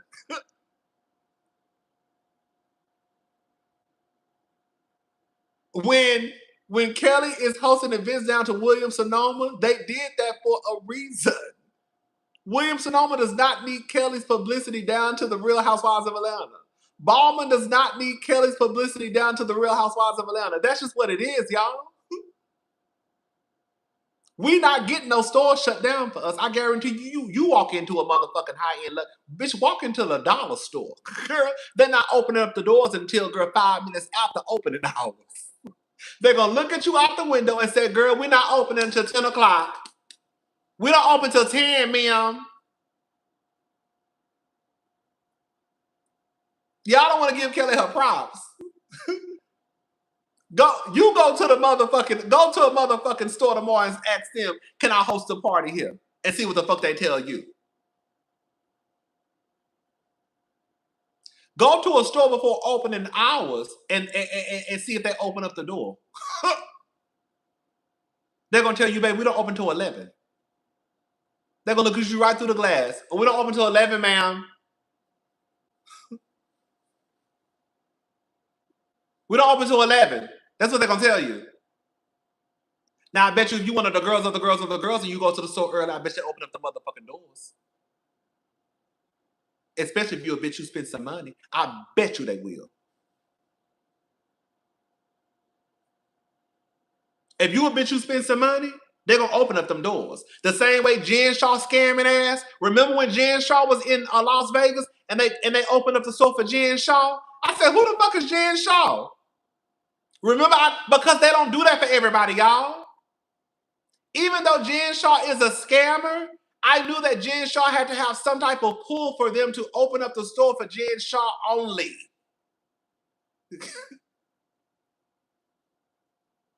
Girl, yes. Because I'm going to tell y'all right now, y'all not coming to no Nordstrom, girl, before opening hours. Y'all going to be sitting right outside in front of the E-bar. Until they got them doorways up at 10 o'clock. They might open it up at 9:55, depending on the store manager. Okay? Right, Sutton with Dolce & Gabbana, bringing that shit over. I think we just have to. I know we don't like the girl sometimes, but it's okay to give a girl her flowers too. That's all I'm saying.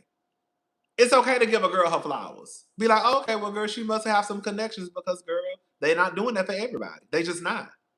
They're not bringing Fendi to your house, bitch.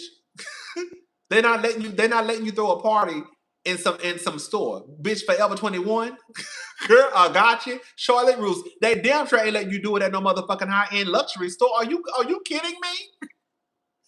They won't even. Thank you, Garcelle had them motherfuckers bring Birkin bags to her house. Are they bringing Birkins to yours? Bitch, they not letting you come in Charlotte Russe early. You think they about to let you throw a party at a high-end luxury store and they don't even fucking know you? No, that's not how it go. I like Kelly. I'm gonna give her some. Come on, Petals. I'm gonna start saying that. I like Kelly. I'm gonna give her some petals though. Setting the status is crazy. I'm gonna start saying petals. We ain't gotta give the girl. Let's give the girl some petals. Y'all don't want to give a bitch no flowers. Give a bitch some petals. I just told your shit, Ace. That's the new thing. You don't even give a bitch some flowers. Give a bitch some petals. Damn. Y'all don't want to give a bitch nothing. A stem, nothing. Shit. Y'all a tough crowd, baby. Y'all a tough crowd. Okay?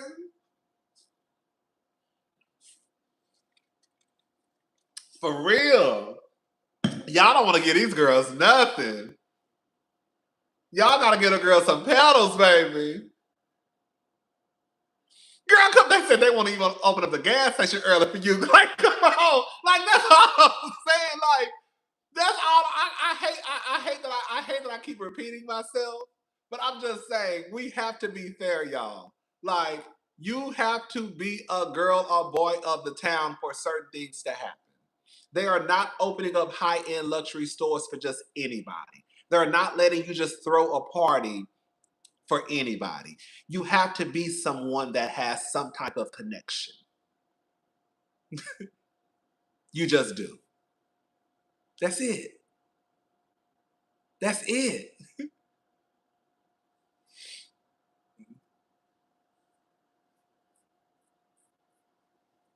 But that's not true because she said she had already thrown a birthday party down at Ballman also. I think that y'all, it's no shade. It's no shade. It's no shade. But Ballman does not need publicity from Bravo TV. Do y'all really think that Ballman needs to be shown on Bravo? That ain't some rinky dink fashion house. Like, there's no shade. Girl, that ain't no rinky dink fashion house. They don't need no publicity from the goddamn Real Housewives of Atlanta down to Bravo. At all. You're no shade.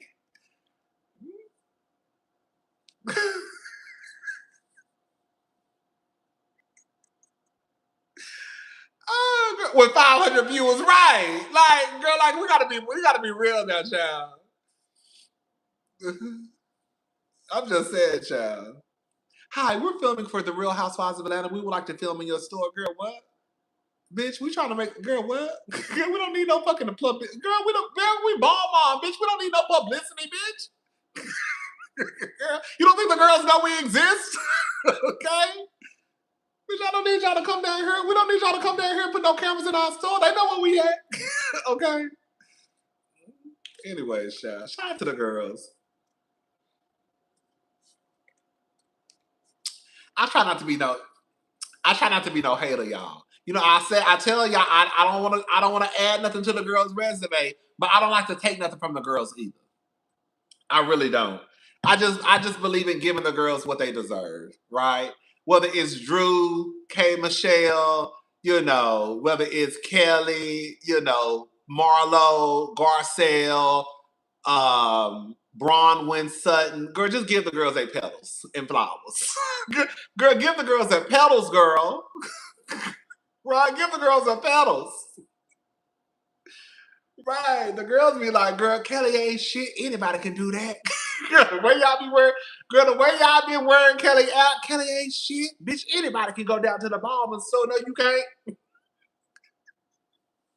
Girl, that throwing a party ain't nothing. Yes, it is. Girl, yes, it is. You can't do it. Okay? Girl, you think that's something special because she threw a party down to the motherfucking ball and store? Yes, it is. Okay? That ain't something everybody can do. Okay? Girl. Okay. Anyways. It is what it is.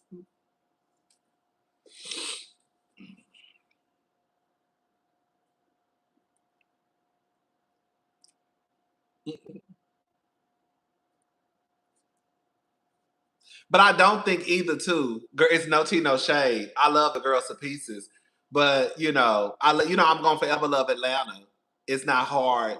I believe Kelli when she said that girl, they really ain't. Hello? I believe Atlanta when she says that she wasn't moved by any of the girls on Atlanta. Girl, the truth of the matter is the girls on Atlanta and Potomac are really relatable. It's sad to say, and I'm not trying to be shady, but it is. The girls on Atlanta are like, girl, if Robin can, girl, can I say something? Girl, if Robin can be on a Real Housewives of Atlanta and that bitch didn't even have hot water at one point, anybody can be on Real. Can we just call a thing a thing? Like, oh, you know what I'm saying? Like, it's no shade. Robin literally is on the Real Housewives of Potomac, and at one point in her life, she didn't even have no hot water. Bitch, based on what Ashley said, she had $27.11 in her checking account.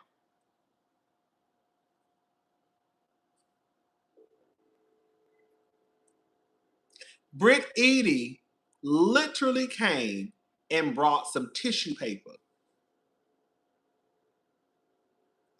Britt Eady couldn't even feed a room full of people. That girl had 3 chicken breasts and 4 pieces of tilapia with a few mashed potatoes and a few pieces of broccoli. Girl, the only people that can eat are the people at this table. Girl, bitch, I'm not rich, but bitch, I guarantee you, I could have fed everybody in that room. Girl, y'all acting like we throwing a whole motherfucking family reunion for 500 people. Girl, it was probably 30 people in that room. Girl, I could feed everybody in that room. Now I'm not telling y'all gonna have no top notch steak. Girl, you gonna have a chicken. What I'm telling you is, bitch, I could feed everybody in the room. Okay? That's what I'm telling you. I could have fed everybody in that room. I know for a fact I could have. Girl, we would have some chicken breasts. Girl, we'd have some chicken and fish.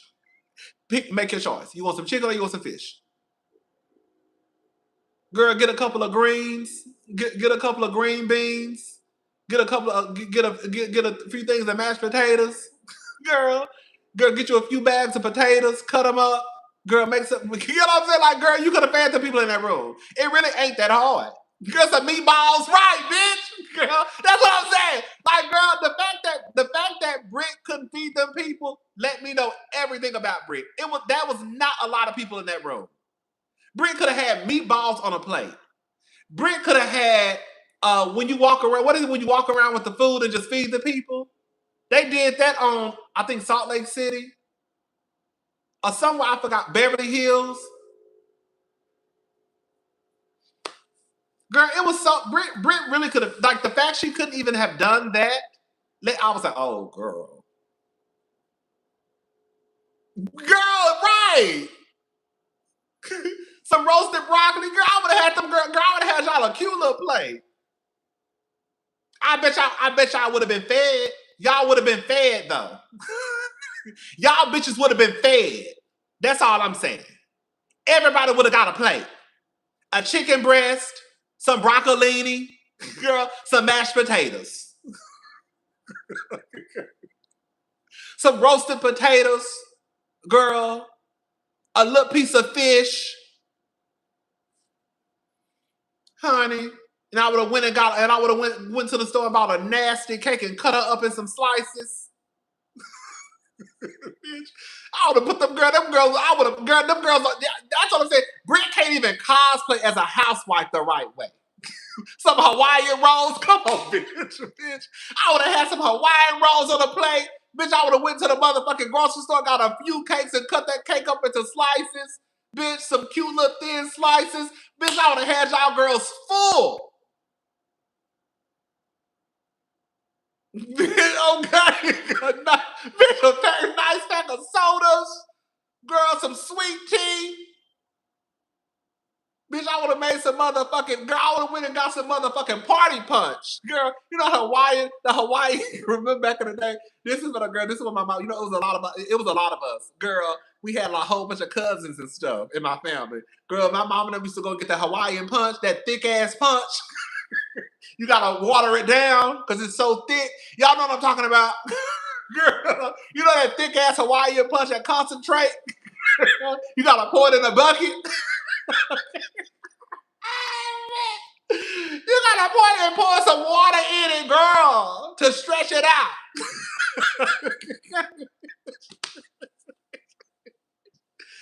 Bitch, I would have had some big ass. Bitch, I would have had them girls bringing out y'all some motherfucking Hawaiian punch, bitch, in a cute little glass. I would have had y'all girls right though, with a whole lot of ice, right, bitch. Bitch, that's what I said, bitch. These bitches don't know. Yes, put some pineapple in it. Yes, you put some fruit in it. The girls don't know. I would have got the girls right. These bitches don't know. Y'all, we see each other. Britt didn't know what she was doing. It didn't take all of that, Britt. You could have fed them people. Had some nasty, had some meatballs, some tilapia, and some chicken. Girl, you could have been fixing the plates and bringing them out. They don't know what you feed. They don't know that. They don't know that's Hawaiian punch, girl. Okay, you bring it out to them, bitch. Girl, you fix it in the back and you bring out the drinks.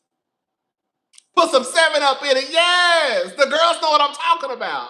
That's old school. Y'all don't know. Put some 7-Up, some pineapple in it, some fruit in it. Girl, you good to go. The girls don't know. Girl, you gotta be old school.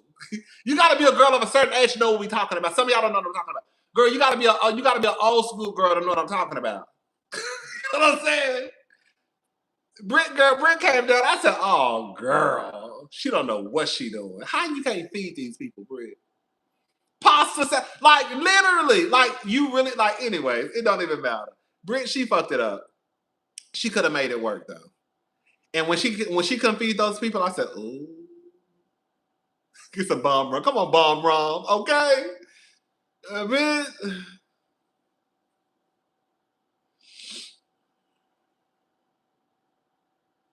And that just goes to show, if we're gonna be honest, that Britt ain't that girl the way y'all wanted her to be that girl. Because on some real shit, Britt could have probably found a few people that really wanted to be seen on TV, promote their business, and she still could have had that. She could have gave them people some good food. Can we talk about it? Can we talk about it? If Britt was really connected, the way that y'all don't want to give credit for some of the other girls, Britt still could have pulled that party off. Because I'm sure she could have found some chef, some cook down on Instagram who was willing to be seen on TV, promote their business. You know what I'm saying? She could have made an even exchange. Hey, I'm shooting for the Real Housewives of Atlanta. I would love for you to come down here and we can promote your business, right? We can have people, wear your t-shirts, your staff wear the t-shirts. You can promote your business, hand out the plates. She really could have made some type of even exchange. That's how you know she don't know what she's doing.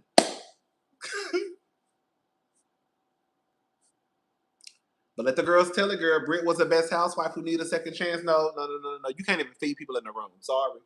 If you can't feed people in the room, you ain't got no business being a housewife. That's one. If you can't feed everybody in the room, you ain't got no business being a soul food hood caterer. Yes! Britt really could have found somebody in Atlanta who just wanted the publicity, like y'all say, Ballman needs, girl, to be down to that TV screen, girl, with her and a few of her cousins, girl, put a few t-shirts on that says, girl, Keisha's Kitchen. Keisha's Kitchen right here on the side. Keisha's Kitchen. And the girls be like, "Oh, girl, who's that Keisha's Kitchen?" Google her, Instagram page pop up, all your food pop up. Boom. Now I done fed everybody for free, and girl, everybody just saw you on the Real Housewives of Atlanta. Keisha's Kitchen.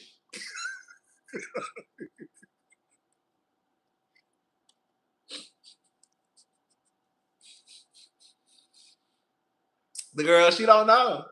She don't know. Right. Girl, I would have them girls that was some deviled eggs, meatballs, some hot wings, something. I wouldn't have been there. There's no way I would have got down in front of that kitchen. I mean, in front of that camera and couldn't feed them people. Girl, the way I would have been so embarrassed. There is no way I would have been down to that TV and said that everybody don't get a plate. The only people that get a plate is basically the cast. Girl, what? Girl, what? Girl, what? Girl, if you don't go to the store and get you, girl, I know you got at least $500 or $600 sitting around. If you don't go to the store and get a few bags of frozen chicken breasts and some meatballs and some fish and some bags of potatoes and some green beans, and girl, tell one of your motherfucking aunts who can cook to come up here in this kitchen and cook this food. Girl, if you don't go get one of your cousins who can cook, everybody got a cousin or a mama or an aunt who can cook. Girl, if you don't go tell one of your cousins to bring her ass up here and cook these chicken breasts and season them and bake them. Bitch. Okay? Girl, you could have, girl, we would have made that work. There's no way I would have been down to TV and couldn't feed everybody. I guarantee you, I would have had some of my friends in the kitchen because I can't cook. Not like that to be feeding everybody. I can cook for myself, okay? But girl, I would have had one of my friends in the kitchen who can cook. Girl, I need you to, girl, listen. Girl, I need you to help me out, sister. Just go in there, girl, go in the kitchen, girl, cook these chicken breasts, throw them in the oven, bake them for a little bit, make them look real good and brown. Girl, some mashed potatoes. Girl, throw a little broccoli on the plate, girl. Go with some green beans, girl. Just see they get some canned green beans, girl. The big old cans of green beans at the store. Just put them in a goddamn pan, season them up real good, girl, and put them out there, girl. I just need to feed the people. I just need to put a plate in front of these people. You know what I'm saying? Bitch, something. Girl, something. Oh, girl, y'all know she getting a divorce, girl. You know girl. I wasn't gonna talk about it. You know she getting a divorce, and she said that the man, she said that the man is not paying the bills. I guess he was supposed to be paying her car insurance or something, and he's not basically paying her bills. Can I say something, y'all? It's no shade. That's why you gotta have your own. I don't know why y'all be thinking these niggas. I don't know why y'all be thinking these niggas gonna take care of y'all when they leave. A nigga ain't gonna never have me out here looking crazy. I wish a nigga would. But you ain't gonna never have me driving around here, girl, with no car insurance. Okay, girl, car note not paid. Girl, they gonna come pick this bitch up at any time. Not me. So basically, he not paying the bills. Y'all think Kenya coming back next season? Y'all think Kenya coming back? Oh, I really want Kenya. I really want Kenya to come back. I can show y'all bitches bias when she come back. Y'all ain't seen bias to my girl hop back on the motherfucking screen. Y'all think a bitch biased? I show y'all bitches biased. Y'all let my girl come back to the motherfucking Atlanta season 18. I'ma show you bitches what's biased. I'ma show y'all what's biased, bitch. Let my girl come back to season 18, bitch. I'ma let y'all see what a fucking biased bitch is down to the motherfucking YouTube. Y'all ain't seen bias until my bitch hop on the screen season 18. You'll see a biased bitch down here in this chair. Just wait. Okay, bitch. They want to see bias so bad, y'all better hope Kenya Summer more don't pop her black ass back on that screen, RHOA season 18. I'm going to show all y'all girls down to the motherfucking YouTube and Twitter what a biased bitch look like.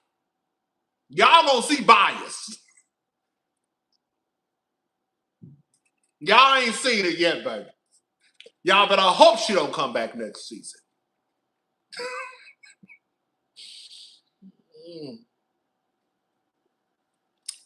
Baby, I don't know. So Jeff, you trying to start an argument. I've been seeing your so Jeff, you trying to start an argument.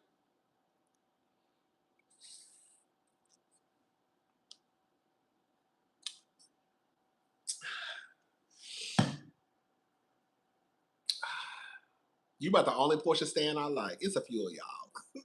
Nah, you ain't the only one. Some of y'all cool. It's the girls on the other side of town. Anyways, yeah. I don't know if she went and got her shit or not. Kenya said she ain't worried about that shit. Kenya said, girl, I'm in Japan with my child. Girl, fuck that shit. Girl. Kenya said, let me tell you what my girl said. My girl said she's not worried about that shit. Fuck them. She said, fuck them dresses. Kenya said she ain't worried about that shit. I'm in Japan with my child. Where was she at? Japan? Girl, Paris? I don't know where she was at. Girl, Stone Mountain? I don't know. She was out of town, though. Season 17 was not all the way horrible.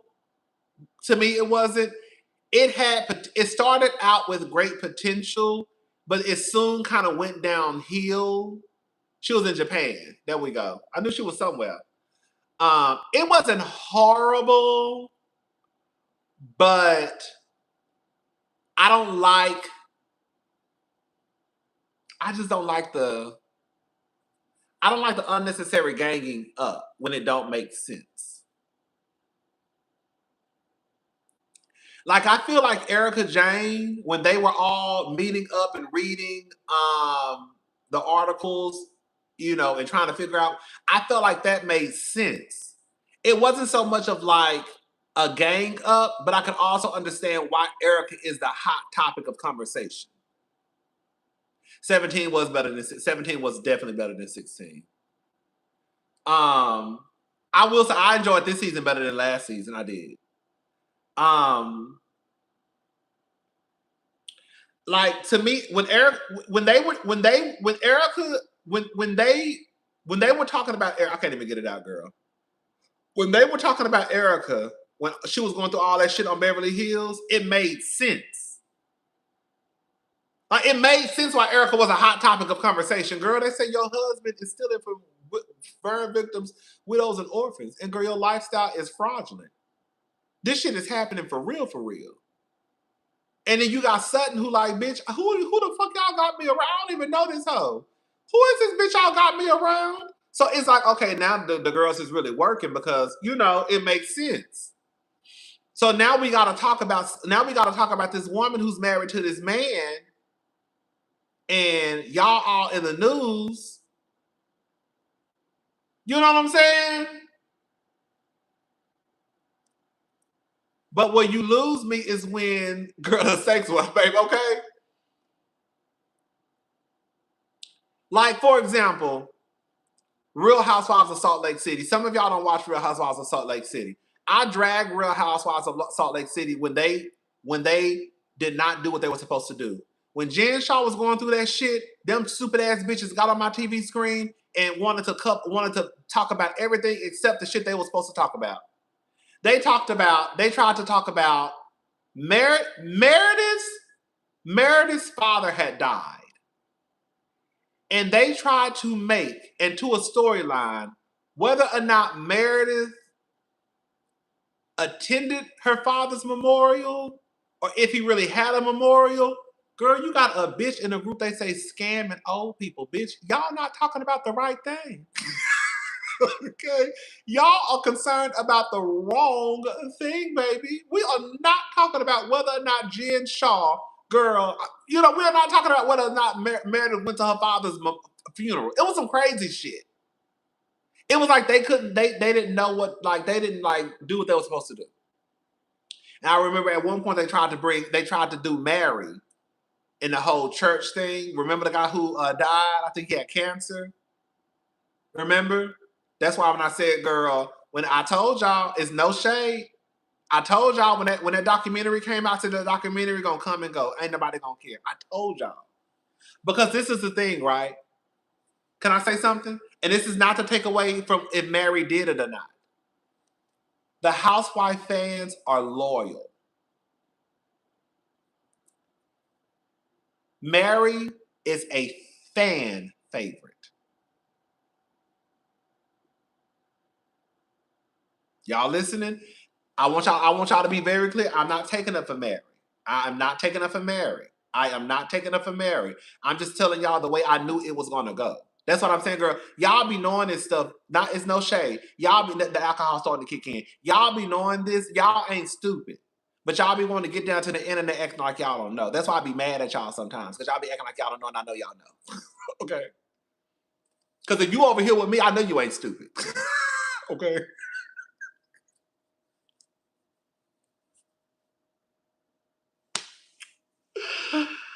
Oh, girl, hold on, girl. We over here. This a little wine. Hold on. But I told y'all. I said, girl, that documentary not gonna matter. The reason why it's not gonna matter is because the people that will be interested in watching the documentary are the people that will watch the documentary are going to be mostly all Housewife fans. Real Housewives of Salt Lake City is not this big franchise that just pulls in these big numbers. You see what I'm saying? So everybody's just not going to tune in to see what's going on with Mary Cosby from the Real Housewives of Salt Lake City. So the people who do watch it, they're going to be watching it because they probably know Mary from the show. But being that they already tried to talk about this on the show and it flopped, now this documentary is coming out and the fans love Mary, they're not going to care about this documentary. That's why that documentary literally came and went. Because I knew that was going to happen. Mary is not on some big franchise where they get 1 million+ views like Beverly Hills. Girl, she on Salt Lake City. While yes, like last season was, the season before last was like a flawless season, it doesn't take away from the fact that they still wasn't like 500, 600, 700, 800, 900,000 live viewers. It was a good season. That documentary came and then it went. And girl, the girl still loved Mary. Bitch, Mary, I didn't know, girl, I was at BravoCon. You know I'm going next year. Girl, y'all need to go to BravoCon. I'm telling y'all. Girl, Mary, girl, when I tell you, them people love Mary.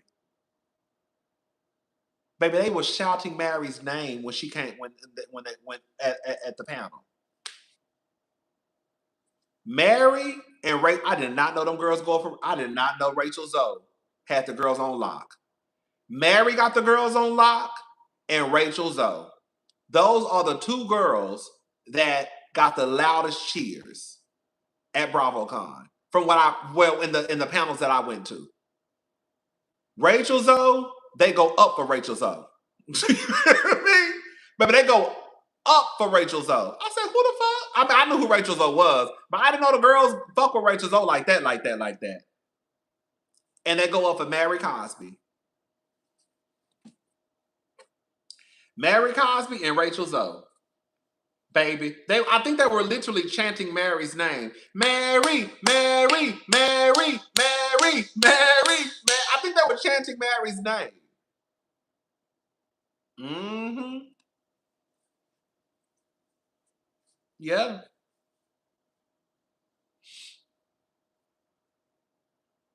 But anyways, it's sad, but that's how it works. When the girls love you, they love you.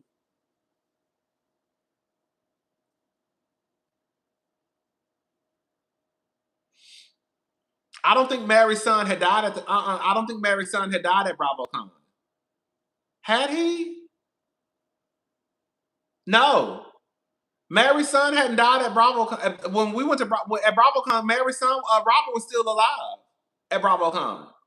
I don't think Robert passed away until they started filming the new season. Robert hadn't passed away. Yeah, he hadn't passed away. Girl, they went up for Mary because girl, they just love Mary. Robert hadn't passed away. Yeah, he had. I don't think. Yeah, he hadn't.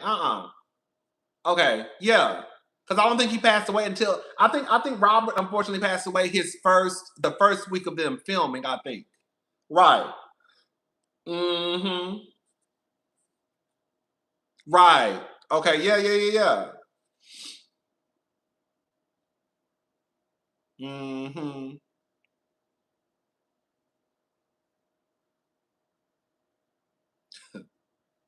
Anyway, shout out to Mary, honey. Shout out to Angie. And girl, that's another girl. I had to pull on Lisa's wig the other day. I'm sorry, y'all. I know some of y'all don't like Whitney and Angie, which is fine. You know, Whitney get on my nerves. Lisa, bitch, Lisa ain't got no room to be talking about nobody's marriage. I'm sorry, y'all. Girl, I'm sorry. Ain't no the girl. Shout out to the diva. Shout out to Erica De Niro TV. Girl, can't nobody really throw no dicks in nobody's faces. But girl, Lisa, we just saw you crying on TV about your marriage last season. So for you to turn around and start low-key throwing shade at other people, girl, is absolutely insane to me. Lisa, you were just on TV crying about your marriage, girl. Girl, like, it's not like, it would be one thing if we had known anything about your marriage. You see what I'm saying? Yes, Angie separated, Whitney separated, yes. It's one thing if we didn't know anything about Lisa's marriage. Then Lisa might have some wiggle room. But the reality is, Lisa, you were just crying about your husband. So how the fuck you gonna turn around, Bronwyn? Like, I feel like Lisa is the last one to kind of throw shade. I think that if it was another housewife who we hadn't really heard of them having issues, then she could probably be a little like, bitch, please, we good over here. You know what I'm saying? Like, bitch, we good over here. Y'all ain't never heard no issues about me and my nigga. Then I might be like, okay, well, girl, she's telling the truth. We ain't never really heard nothing. So, you know, she got a little wiggle room. Okay, those are sketchy too, bitch. Right. But Lisa Barlow, girl, the way your ass was on TV crying about your goddamn marriage, and now all of a sudden you gonna turn around trying to throw shade like you just wasn't crying about your marriage? Like, no,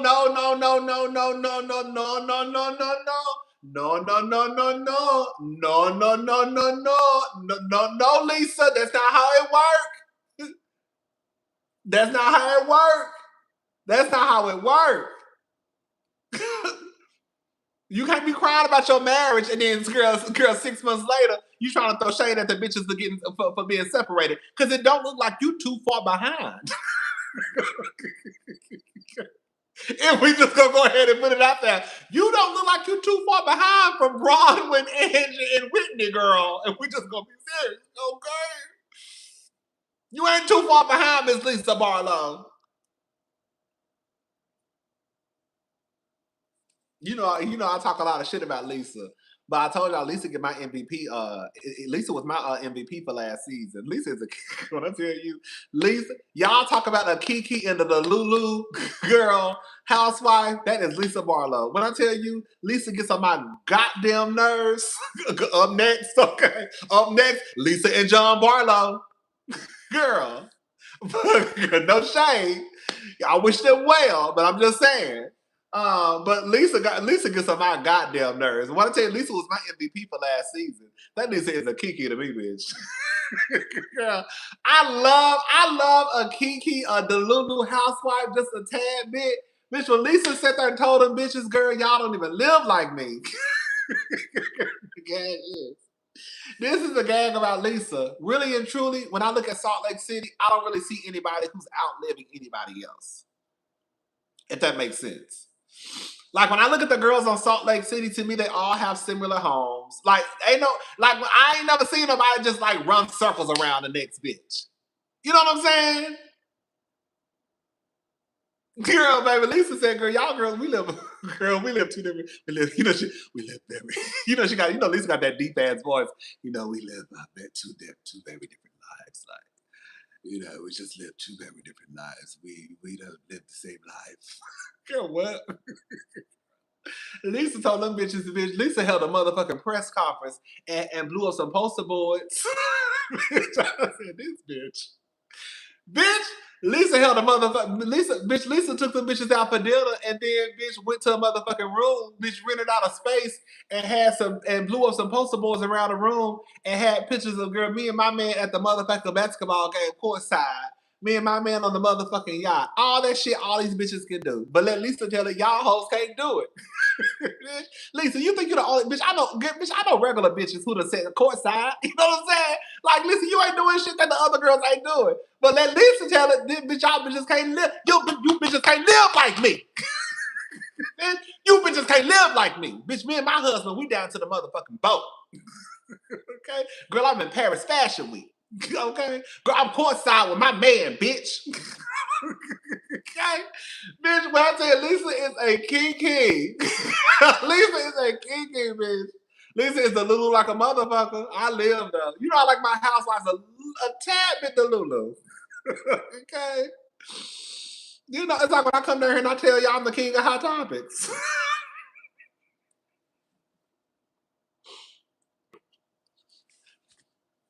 I tell y'all all the time, I'm the king of hot topics. I don't give a fuck what nobody say. Yes, I said I'm the king of hot topics. Okay? And I don't give a fuck what nobody say. I said what I said and I'm not changing. Okay? I sure did. I've been telling y'all that. And who gonna do something about it? Okay.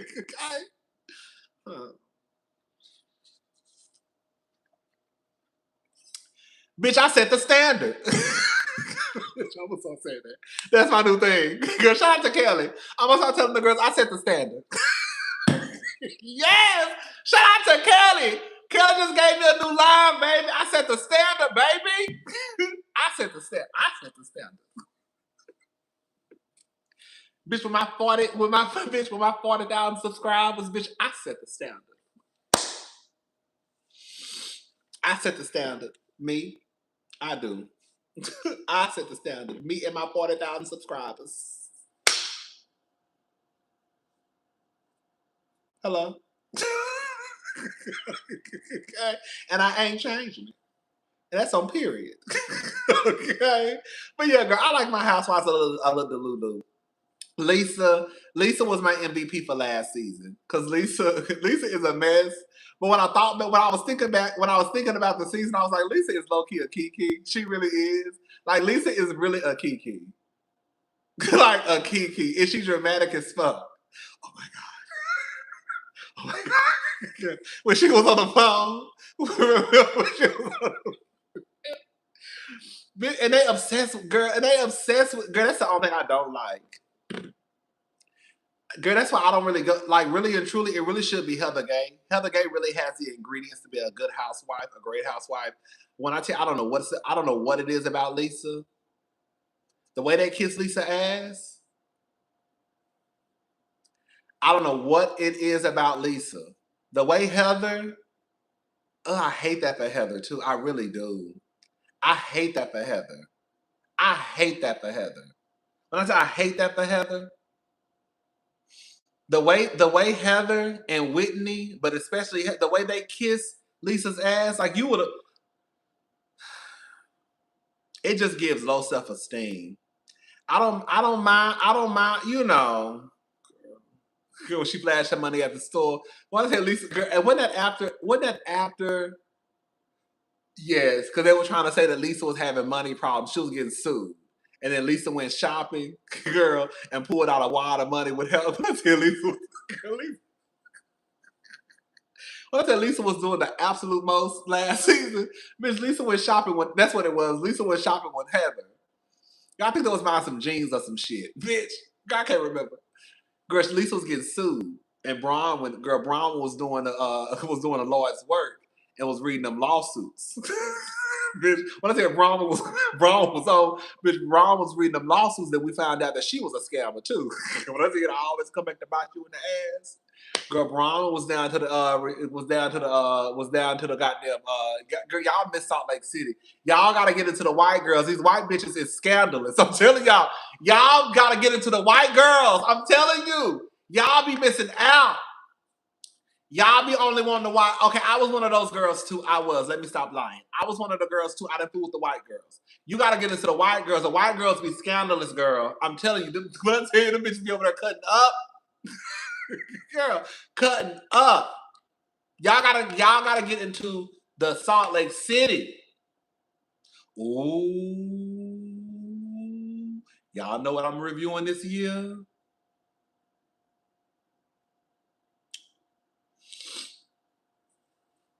Ooh, y'all know what I'm reviewing this year?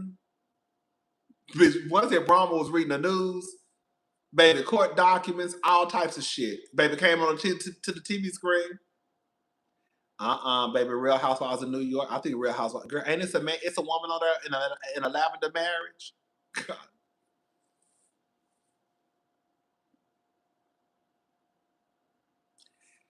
New York. New York looks like it's gonna be good. I'm sorry, y'all. It do. They about to be on air in the ass. Girl. I'm so happy. I want to give a shout out to Sai. Yes, I'm reviewing Real Housewives of New York. Yes. I want to give a shout out to Sai. Sai. Is it Sai or Sai? I think it's Sai. Not Sai. No, it's Sai. I think it's Sai. Her name is Sai, right? Sai? Is it Sai or Sai? I think it's Sai. Sai. Baby, Sai look like she stepped into her bitch bag. You know, I told you, I like my girls to be bitch. If you're gonna be a bitch, be a bitch. You know what I'm saying? I always tell y'all that. If you're gonna be a bitch. Aaron needs some discipline for what you did. For what you did to Kandi. Girl, they look like they're gonna be on Aaron's ass. Now, you know I go up for Aaron. I know some of y'all don't like, I go up for Aaron. I like Aaron. I like Aaron, y'all. But Aaron is a messy bitch. I'm fair. Bitch, Sai's in her bitch era. I love it. I said, Sai, just be a bitch. Sai already told us. Sai already told us she's a bitch. That's why I was like, if that's what you say, you are, just be it. Girl. But you know, the girls be worried about the fans, whether we gonna like them or not. Girl, if you a bitch, be a bitch. Girl. I think Sai stepping into her bitch era. I live. Girl. Oh, girl, Aaron looks like she's about to be worn out this season. Aaron, I like Aaron, but Aaron is messy boots.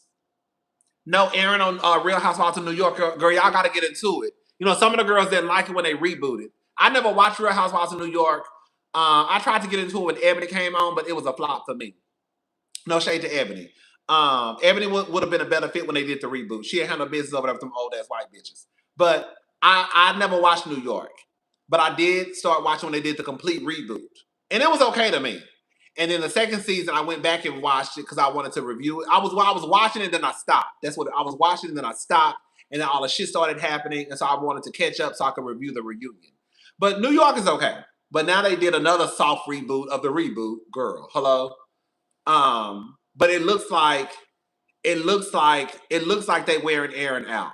But in all reality, for those who have watched the reboot, Aaron is messy. I like Aaron, but I knew Aaron's time was coming. Aaron is like the bone collector, basically. Aaron is the bone collector. She's the Angela.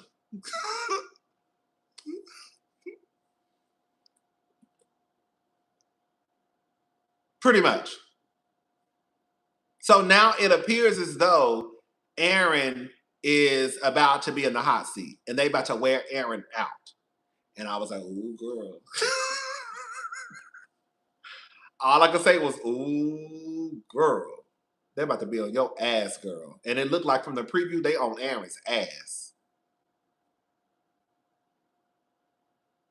Uh-huh.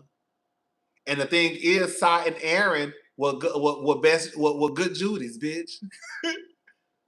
Sai and so it looks like, okay, so Sai and Aaron were good Judies. They were the good Judies. Okay? So basically, Jessel, okay, let me just give y'all a quick rundown because I like New York.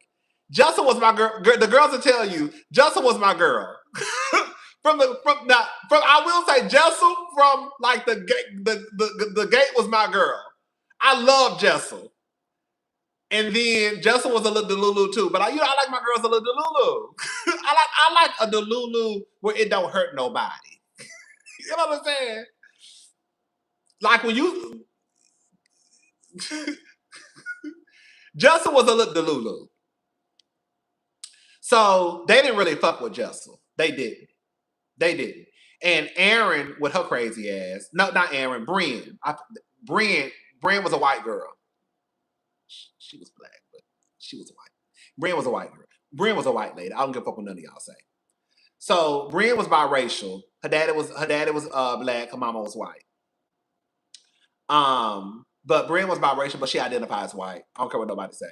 But Brienne could have been okay. She really could have. Brienne could have really. I think they gassed Brienne up too. That's another telltale. You could tell they gassed Brienne up to be the start of New York. That's how the way Brienne moved, you could tell that Brienne thought she was going to be the star of New York. You could tell. She came in like, I'm that girl. And you might be, but not over here. So they basically didn't like Jessel. I knew it was going to happen. It always happens. They come back the next season. Now all of a sudden, Sai is cool with Jessel. They don't really want to beef with Jessel. Y'all don't even like Jessel. Now Sai talking about she in therapy. Girl, you don't even like Jessel. And then y'all remember when Brienne slipped up? I ain't gonna say she slipped up. She said it. Remember at the pool when they were in the Hamptons and Brian said to Cy and Aaron, now we can go back to talking shit about Jessel. Do y'all remember Brian said that? I know y'all remember Diva. I know y'all remember Diva. I know y'all remember at the pool when Brian said, now we can go back to talking shit about Jessel or talking about Jessel. They don't like Jessel, but they were trying to pretend that they liked Jessel because Jessel was a fan favorite. So they came back basically being buddy-buddy with Jessel. Y'all don't like Jessel. y'all fooling with Jessel because y'all don't want the fans to drag y'all. And I didn't like that. Because if you don't like a bitch, you don't like a bitch. Girl, I always have respect for Kenya. She didn't give a fuck what nobody said. I'm going to drag Portia till I can't drag her no more. And when I get tired, girl, I'm going to take a rest and do it again. That's my type of bitch. Okay. Yes, and then Cy tried to pull that motherfucking stunt after then Jessel tried. I'm glad. I forgot about that. And then Cy tried to pull the woman card on Jessel's husband after she tried to imply that he was cheating on her,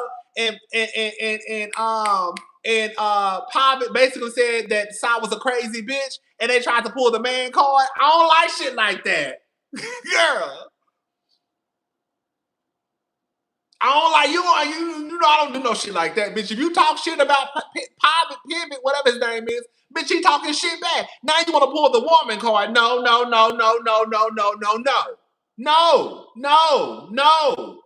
That man ain't even did nothing to you. Okay.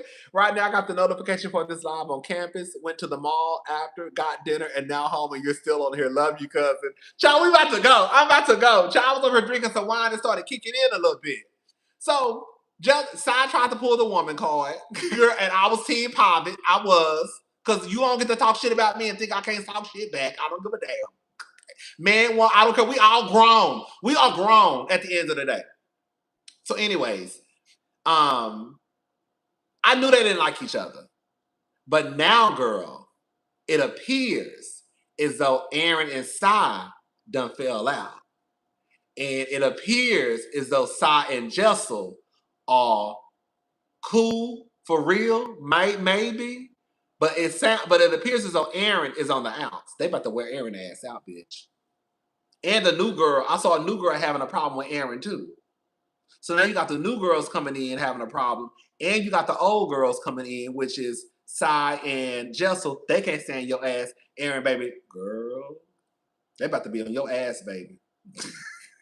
Girl. Ain't no mountain high enough, ain't no valley low enough to keep me off your ass, baby. Shout out to Mama Joyce. So Aaron's day is here. Girl, Aaron's day is here, girl. But I always like Aaron because Aaron was messy. I just think I thought Aaron was a good housewife. I really did.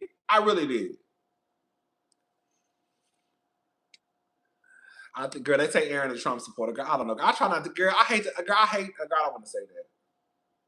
Girl, most of these bitches Trump supporters.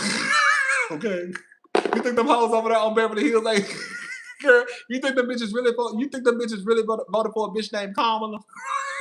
Okay. You think the bitches really voted for a bitch named Kamala? Girl, the bitches went in there and voted for that orange nickel. Okay. No, it didn't, honestly. Did it sound like they were having issues? I'll say no. I'm gonna tell you why I didn't think so. I don't think people were taking into account that Jessel. Okay. I think Jessel was going through postpartum. I think that Jessel didn't feel at her best with her body. So I think that when Jessel was trying to be vulnerable with them, I think they used that to make it seem as though it might be trouble in paradise. It might be, but I was trying to give Jessel and Pivot a pass because of, okay, I'm like, okay, I can see how this makes sense. Like, they don't have sex, okay, but she also has these babies, her body not the same, you know what I'm saying? Like, okay, I get it, okay. But then they didn't have sex for a long time, though. It might be a little something there, because they didn't have sex. Oh, on the trailer. Oh, I don't remember. They had something going on in the trailer. I gotta watch it again.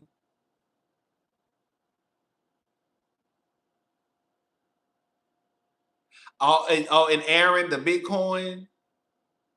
And y'all know Aaron, girl, I love, I think Aaron's husband is real cute. He gave me like a vampire, I'm obsessed with vampire shows. Girl, he gave me like a vampire tea. Like that pale vampire, I want to drink your blood.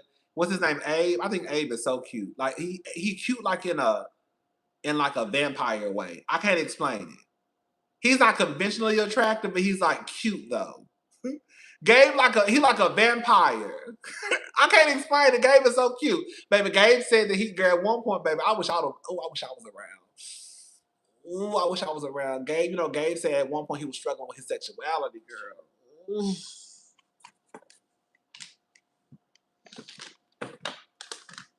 Hold up, y'all.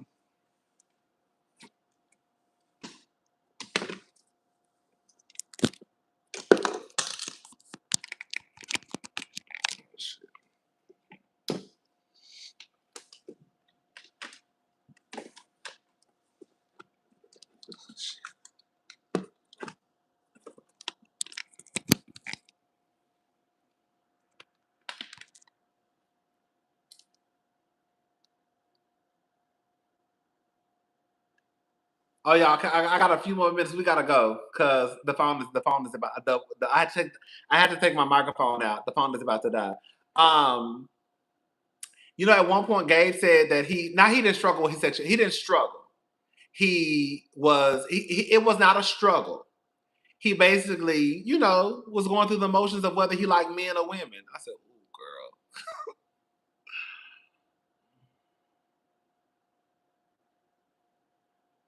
I think Gabe and Aaron got something going on in their marriage sexually.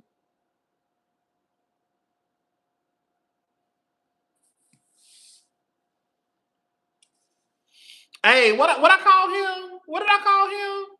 Hey, what did I call him? Hey. Gabe. Oh, hey. Yeah, hey, not Gabe. Hey, thank you. If y'all go back and listen, bitch. I'm telling y'all better go back and listen to Aaron. Aaron was real open about being in an open relationship and having sex with other people. Go back. And then remember when it came up, I think Abe got a little bit offended. Like, bitch, why you saying that shit? And I'm like, Aaron ain't pulled that out of her ass. And then when I hate to say it, but when I found out that Gabe also kind of had some, questioning when it came to his sexuality, I was like, oh. I wouldn't put it past Abe and Aaron to be in an open relationship, be swingers, because that's what it was given at one point.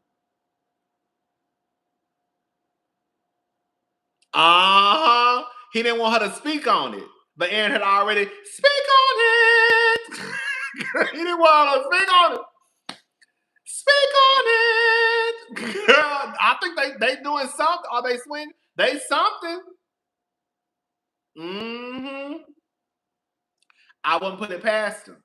The girl, that's what we really don't be knowing what happens in folks' marriages. But girl, it's kind of like, girl, Aaron kind of already giving us like a ... You know what I'm saying?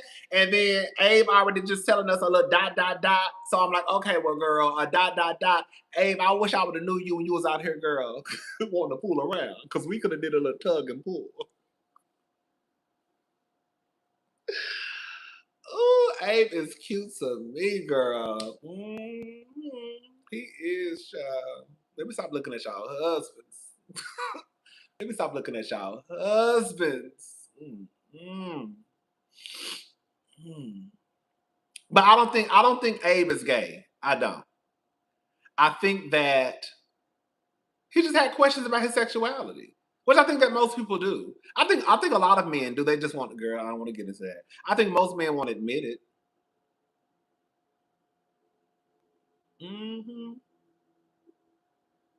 But anyways, child. Yeah, he was just a little curious. He was just a little bi-curious. I could have helped him figure out his curiosity. Curiosity ain't never killed the cat.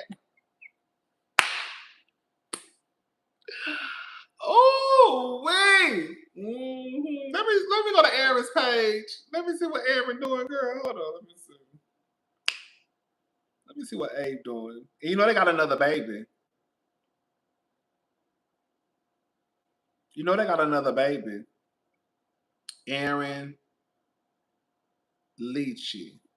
What's the bitch name? Ain't it like, oh yeah. I like Aaron. The girls don't really see it for Miss Aaron though. Oh my God, the baby is so cute.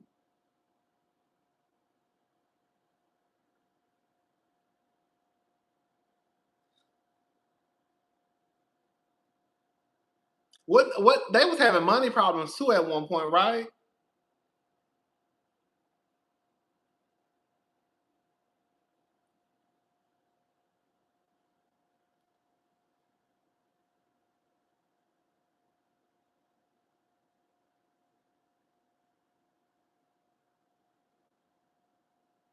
Don't Abe look like a vampire? He got that vampire look in movies. You know what I'm saying? Abe look like a vampire to me. He got like a vampire look.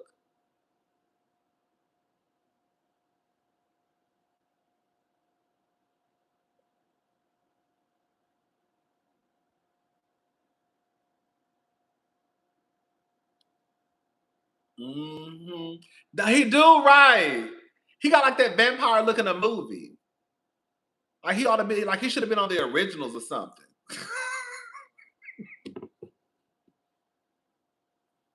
Like he should have been on Vampire Diaries. Yes, he sold their Bitcoin and he didn't tell her. Girl, the girls be keeping secrets in their marriages. Girl, y'all be keeping secrets from y'all people. Abe sold the Bitcoin and didn't tell. Yeah, Abe sold the Bitcoin and didn't tell.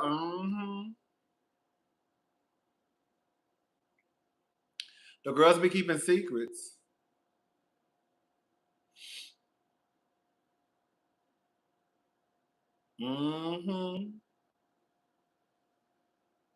That's why I say he give it a vampire tea because he's pale. Right. That's what I'm like. I think because he's pale, like I just like he gives me like a vampire tea. I can't explain it. The pale skin, the look, he just gives me like he would be in a vampire movie. Like, oh, who's it? Right. Yes. Oh, they got flooded? They did? I know they moved, because then they moved from like, no, my sister was telling me to watch it. Literally, because my sister, girl, you know what's so crazy? Girl, long story short, you know they shot the originals in New Orleans. And we're going to New Orleans soon. And so we're gonna go, hopefully we can go by, we want to try to find a location of where they shot at the house. My sister loved vampire movies too. She was literally telling me the other day, you need to watch Interview with the Vampire, blah, blah, blah. I was like, I'm gonna watch it. But yeah, I haven't watched it yet. She said it was good as hell. She said it was good as hell. And my brother, my brother-in-law, he really not into like vampires and shit. Me and my sister are. You didn't like the originals? I love the originals. I thought it was so good. I told her, I was like, girl, you need to watch the originals. There's like a lot of seasons, but girl, she watched all the seasons. I thought the originals was good. But yeah, my brother-in-law, he likes it. She told him he need to watch, because when he at work, he can watch TV sometimes. But yeah, I haven't watched it yet, but I'm gonna watch it.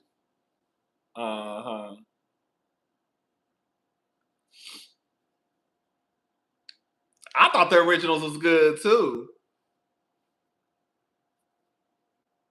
Girl, I watch Twilight, girl. I'm gonna tell you how much I love vampire movies. I rarely go to the movies. Rarely. Like, I'm not a big movie person at all. The last movie I went to was Devil Wears Prada 2. Okay? You know, I had to go watch that. But I'm not a big movie person. I've probably been to the movies probably between 20 to 30 times in my whole life. Probably not even 30. Girl, I bet you I went and saw every Twilight movie at the movie theater. Girl, every Twilight movie. Who was your fave from the originals, cousin? I didn't like the one. I like the one who wore the suits. Oh, the black one. And the black one, too. What was his name? Girl, that nigga was so fine to me. The one. The black one. That was my man, baby. The black one. What was his name? Not Mauricio. Marcel? Not Marcel. Marcellus. Marcellus? Yes, Marcellus. Marcellus was my man. And then I also liked the brother with the suits. The one who always wore the suits. The other one. What was his name? I can't remember their names. Not the brother who had the baby with the bitch who was a wolf. Girl, you know what? They had a wolf vampire baby. Girl, they had a lot going on the original. Girl, remember he had the wolf vampire baby? He got the wolf pregnant.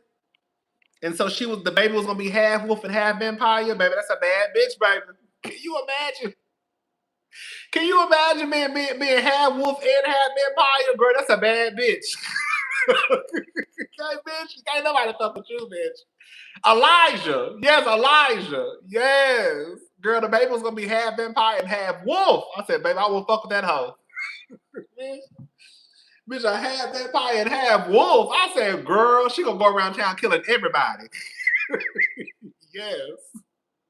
Fuck with that little bitch if you want to.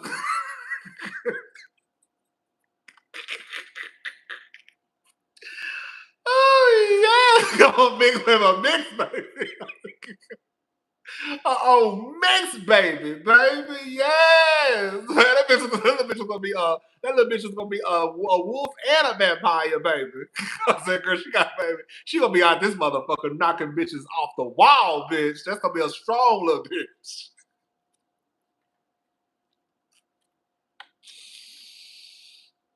I said, oh baby, she gonna be strong, baby. She gonna be real strong. She gonna be real strong. She gonna be real strong, like I won't fuck with her. Okay, she got the strength of a vampire and a wolf. Y'all better leave that little girl alone. Was it a girl or a boy? You better leave that child alone. You got the wolf. He got the wolf pregnant. The brother got the wolf pregnant. Mm-hmm. You better leave that little girl alone, baby. She is not the one to be played with, baby. Okay, her daddy is a vampire. Her mama is a wolf. You better leave that little bitch alone. Okay? You better leave that little bitch alone, baby. She is gonna be hell on wheels, baby. I'm telling you, leave her alone. Her mama is a wolf and her daddy is a vampire. You do not want none of her.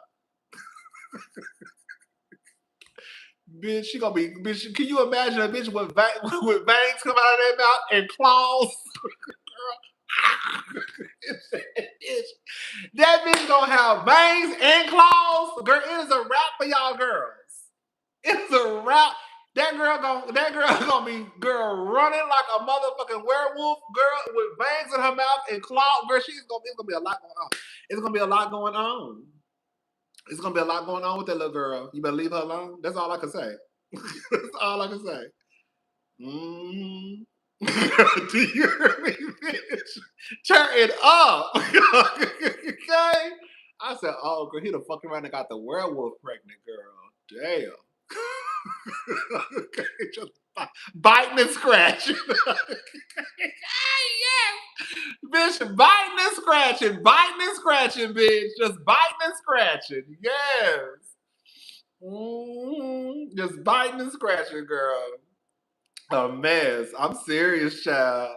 Anyways, I love the originals. I don't know how the girls didn't like it. I watched every motherfucking episode. Okay. Mm-hmm. Oh, she had witch powers as well. She had witch. Hold up. Did the mama had witch powers? Cousin, she had witch powers as well. Girl, the girls be something serious. Girl, y'all better leave these people alone. These people be wolves and vampires and witches all at the same time. These bitches be in the motherfucking kitchen. Girls, girl, like Wendy Mama. They said, didn't they say girl, like Wendy Mama, girl, Holy Ghost fire ran on your head, bitch. Girl, with vampire veins and claws. Girl, in the motherfucking kitchen doing a nasty spell. Holy Ghost fire, let it rain. Oh, shaka. Girl, the girls be real strong. They be real strong, like, in these movies and TV shows. I love a bad bitch.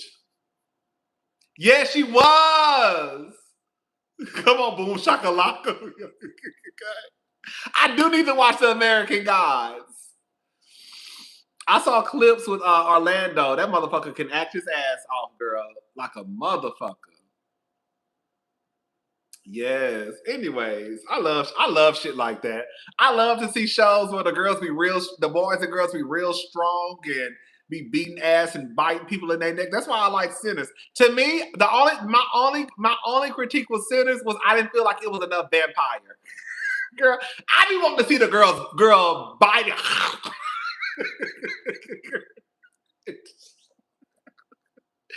Bitch, I felt like it wasn't enough vampire in Sinners, girl. It wasn't enough for me. I be wanting to see the girls bite and tussle and tear each other necks up and girl blood dripping down and bitch. Okay. I be wanting to see. I be wanting to see it. It wasn't enough for me in Sinners. I be wanting to see it. It wasn't enough for me. It wasn't. I need to see it. I want to see the girl chasing each other and girl whooping ass and girl biting each other's necks and blood dripping everywhere and girl clawing each other. I want to see all of that, baby. I do. Mm-hmm. Mm-hmm. But that's just me, though. Okay. Ooh. I think I watched Legacies. Is that the one with the high school students? And it's like witches and wolves and vampires. It's on Netflix. It's with the high school students. They go to a private school or something. I remember watching one that had 2 seasons. It's like in London. It's like based in London. Where it's like some high school students that like witches and yeah, I saw that. I already saw that. I already watched that, baby. Yeah. I watched that. That was cute. I watched it. Did they ever come back with another? Because I think they only had 2 seasons. They only had 2 seasons. I didn't like the spinoff. Oh no, Legacies. I didn't like Legacies. No. That was a spinoff. Oh no. Okay, y'all know. Oh, I didn't watch it. I didn't like it. I couldn't get into it. Okay. I'm thinking about a whole nother TV show. It was another show on Netflix.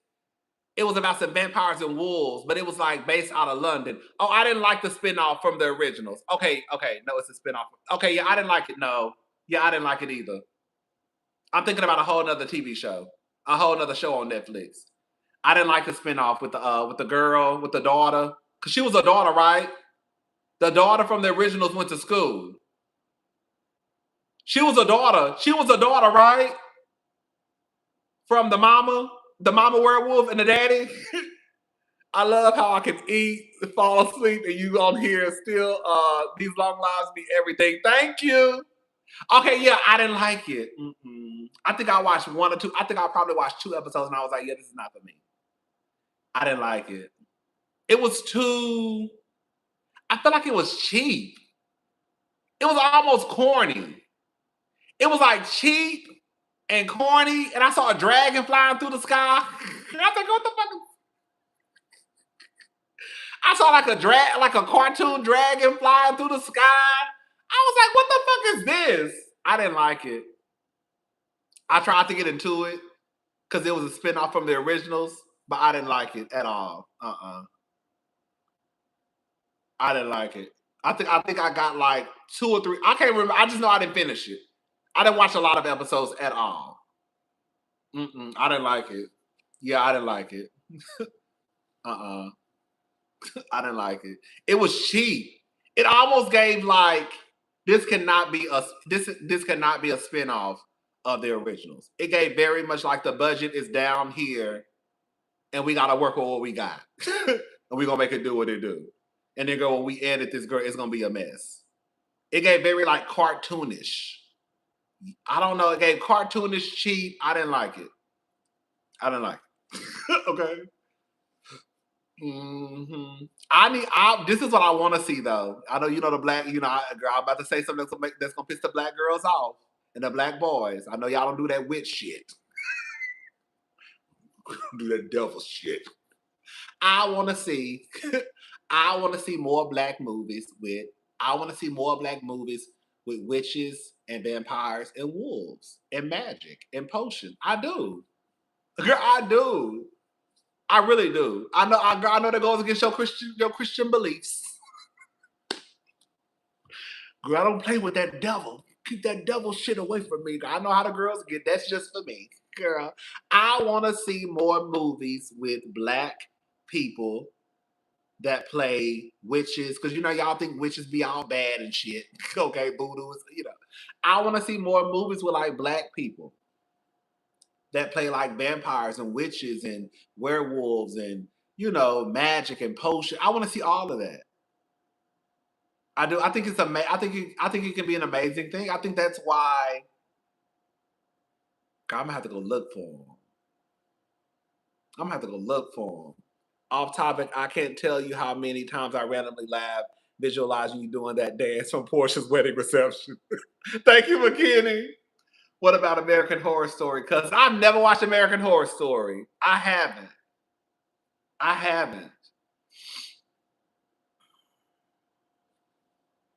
Yes, me too. I be wanting to see it. Like, I will say this, like, I know Sinners is probably one of the biggest movies that we've had, like, with, like, a black cast and people of color. I don't think that's, I think it should continue. I'm not saying a Sinners Part 2, but I think there needs to be more movies that are just as successful as Sinners. That's all I'm saying. But I guess we got to make the movie successful too. But y'all be scared. Y'all know y'all be want to talk about that witchcraft shit.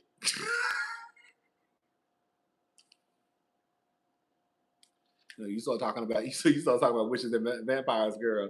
The niggas get real nervous. I wouldn't raise that way. I don't play with God. I almost said something. I almost said the wrong thing and got my whole channel taken down. Can I say something? After I say this, I'm gonna be done, and I'm gonna be done with it. Can I ask a question? I'm about to get canceled. Watch season 3 of American Horror Story. They had Angela Bassett playing a voodoo witch, and it was all about witches. I remember seeing hearing about Angela Bassett being on American Horror Story. She had braids. I ain't gonna say it. I'm gonna shut up. I ain't gonna say it. Anyways, y'all, because I don't want to piss nobody off tonight and get my whole channel canceled. The girls will cancel you, girl. Hold on. Yeah. So, anyways, I'm about to go, y'all. I had fun. Say it, girl. Y'all always want me to say something. No, y'all gonna get mad at me, and y'all gonna start watching. The girls already said they don't like to watch me no more. Y'all gonna get mad at me, and then y'all. Okay, I'm gonna say it. I'm gonna say it. I'm gonna say it. I'm gonna take it back. I'm gonna say it, and I'm gonna take it back.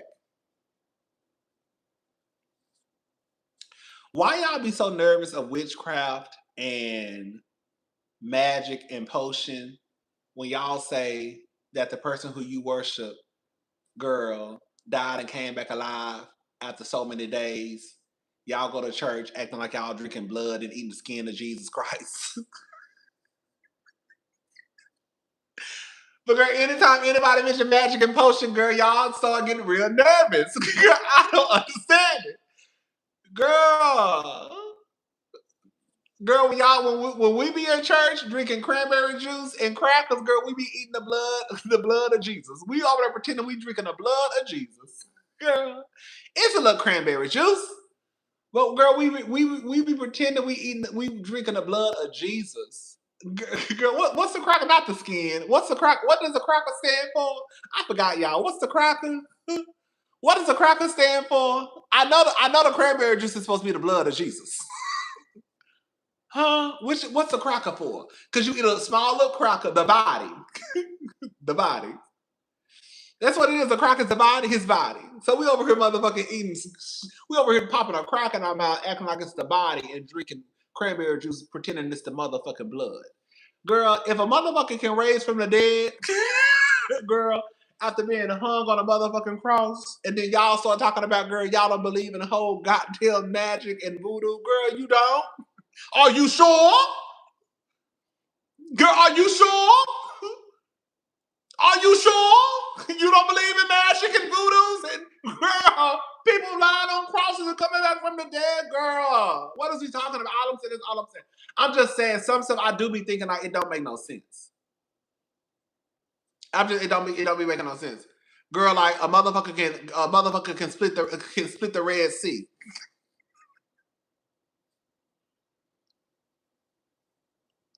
Y'all know how much you gotta be a bad bitch to split the Red Sea. Let me stop drinking. You gotta be a bad bitch to split the Red Sea, bitch. To part a sea, bitch.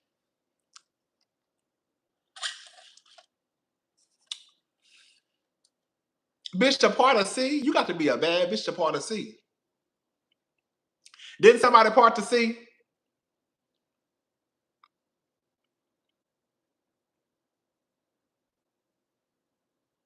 Didn't somebody part the sea? I don't know, girl. Y'all be saying a lot of stuff, and I be confused.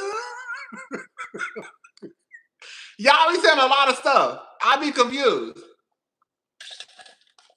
So that's all. I just be confused, girl. But I'm gonna leave it alone because I don't want to. You gotta be a bad bitch, girl. Have y'all ever seen a sea part before? Like a sea? Have y'all ever? I ain't never seen it. I've seen waves. Moses a bodega baddie. I know that. Moses a bodega baddie. I know that's right. Girl, I ain't never seen it before. Hello. Girl, move out the way. Okay, I don't want my girls in when y'all need space. When the queen come through, part like the Red Sea, move out the way. How many times I'ma say? Okay, but it's a homecoming when the queen touch bed. Rock up it.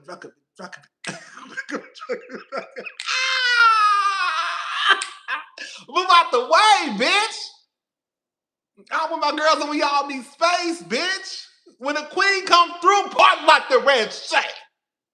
Move out the way. How many times I'ma say? Bitch, that's what she said.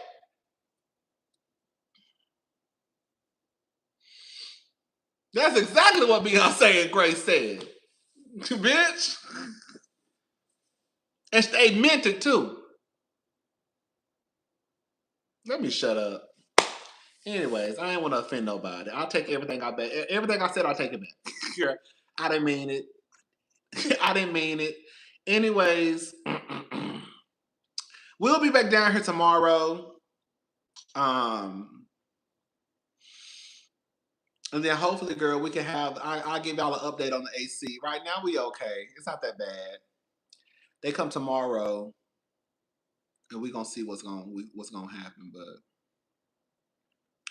girl, it's probably gonna take longer than that because, girl, they're gonna probably have to order the part and all that shit.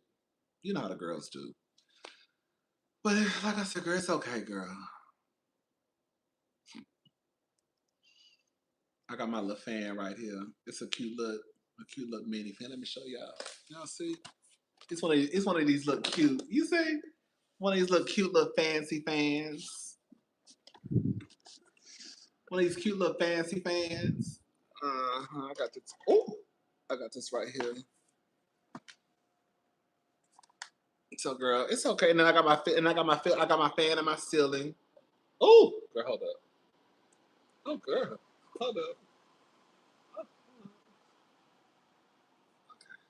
And then I got my ceiling fan. So it's really not that bad. So we good to go. But hopefully it can be fixed soon. Yeah, hopefully it can be fixed soon. If not, it'll be fixed. We're not gonna worry about it. Yeah. All right, y'all. I will see y'all tomorrow. We still gotta talk about Nolan Wells. And I did want to kind of talk about Angela. I don't know if I want to talk about Angela. You know, the girl came out. You know, Angela online saying she was vindicated. Angela online saying she Angela, you are not vindicated, girl. Angela, you are not vindicated. Angela was. I saw it on All True Tea. She says that she said she was vindicated. Anyway, girl, I'm gone. Y'all have a good night. Girl, right. Girl, I said vindicated or vindictive. Angela, you not vindicated. You're vindictive, but you're not vindicated. Anyways, I'm gone. I'll talk to y'all tomorrow. Y'all have a good night. Bye.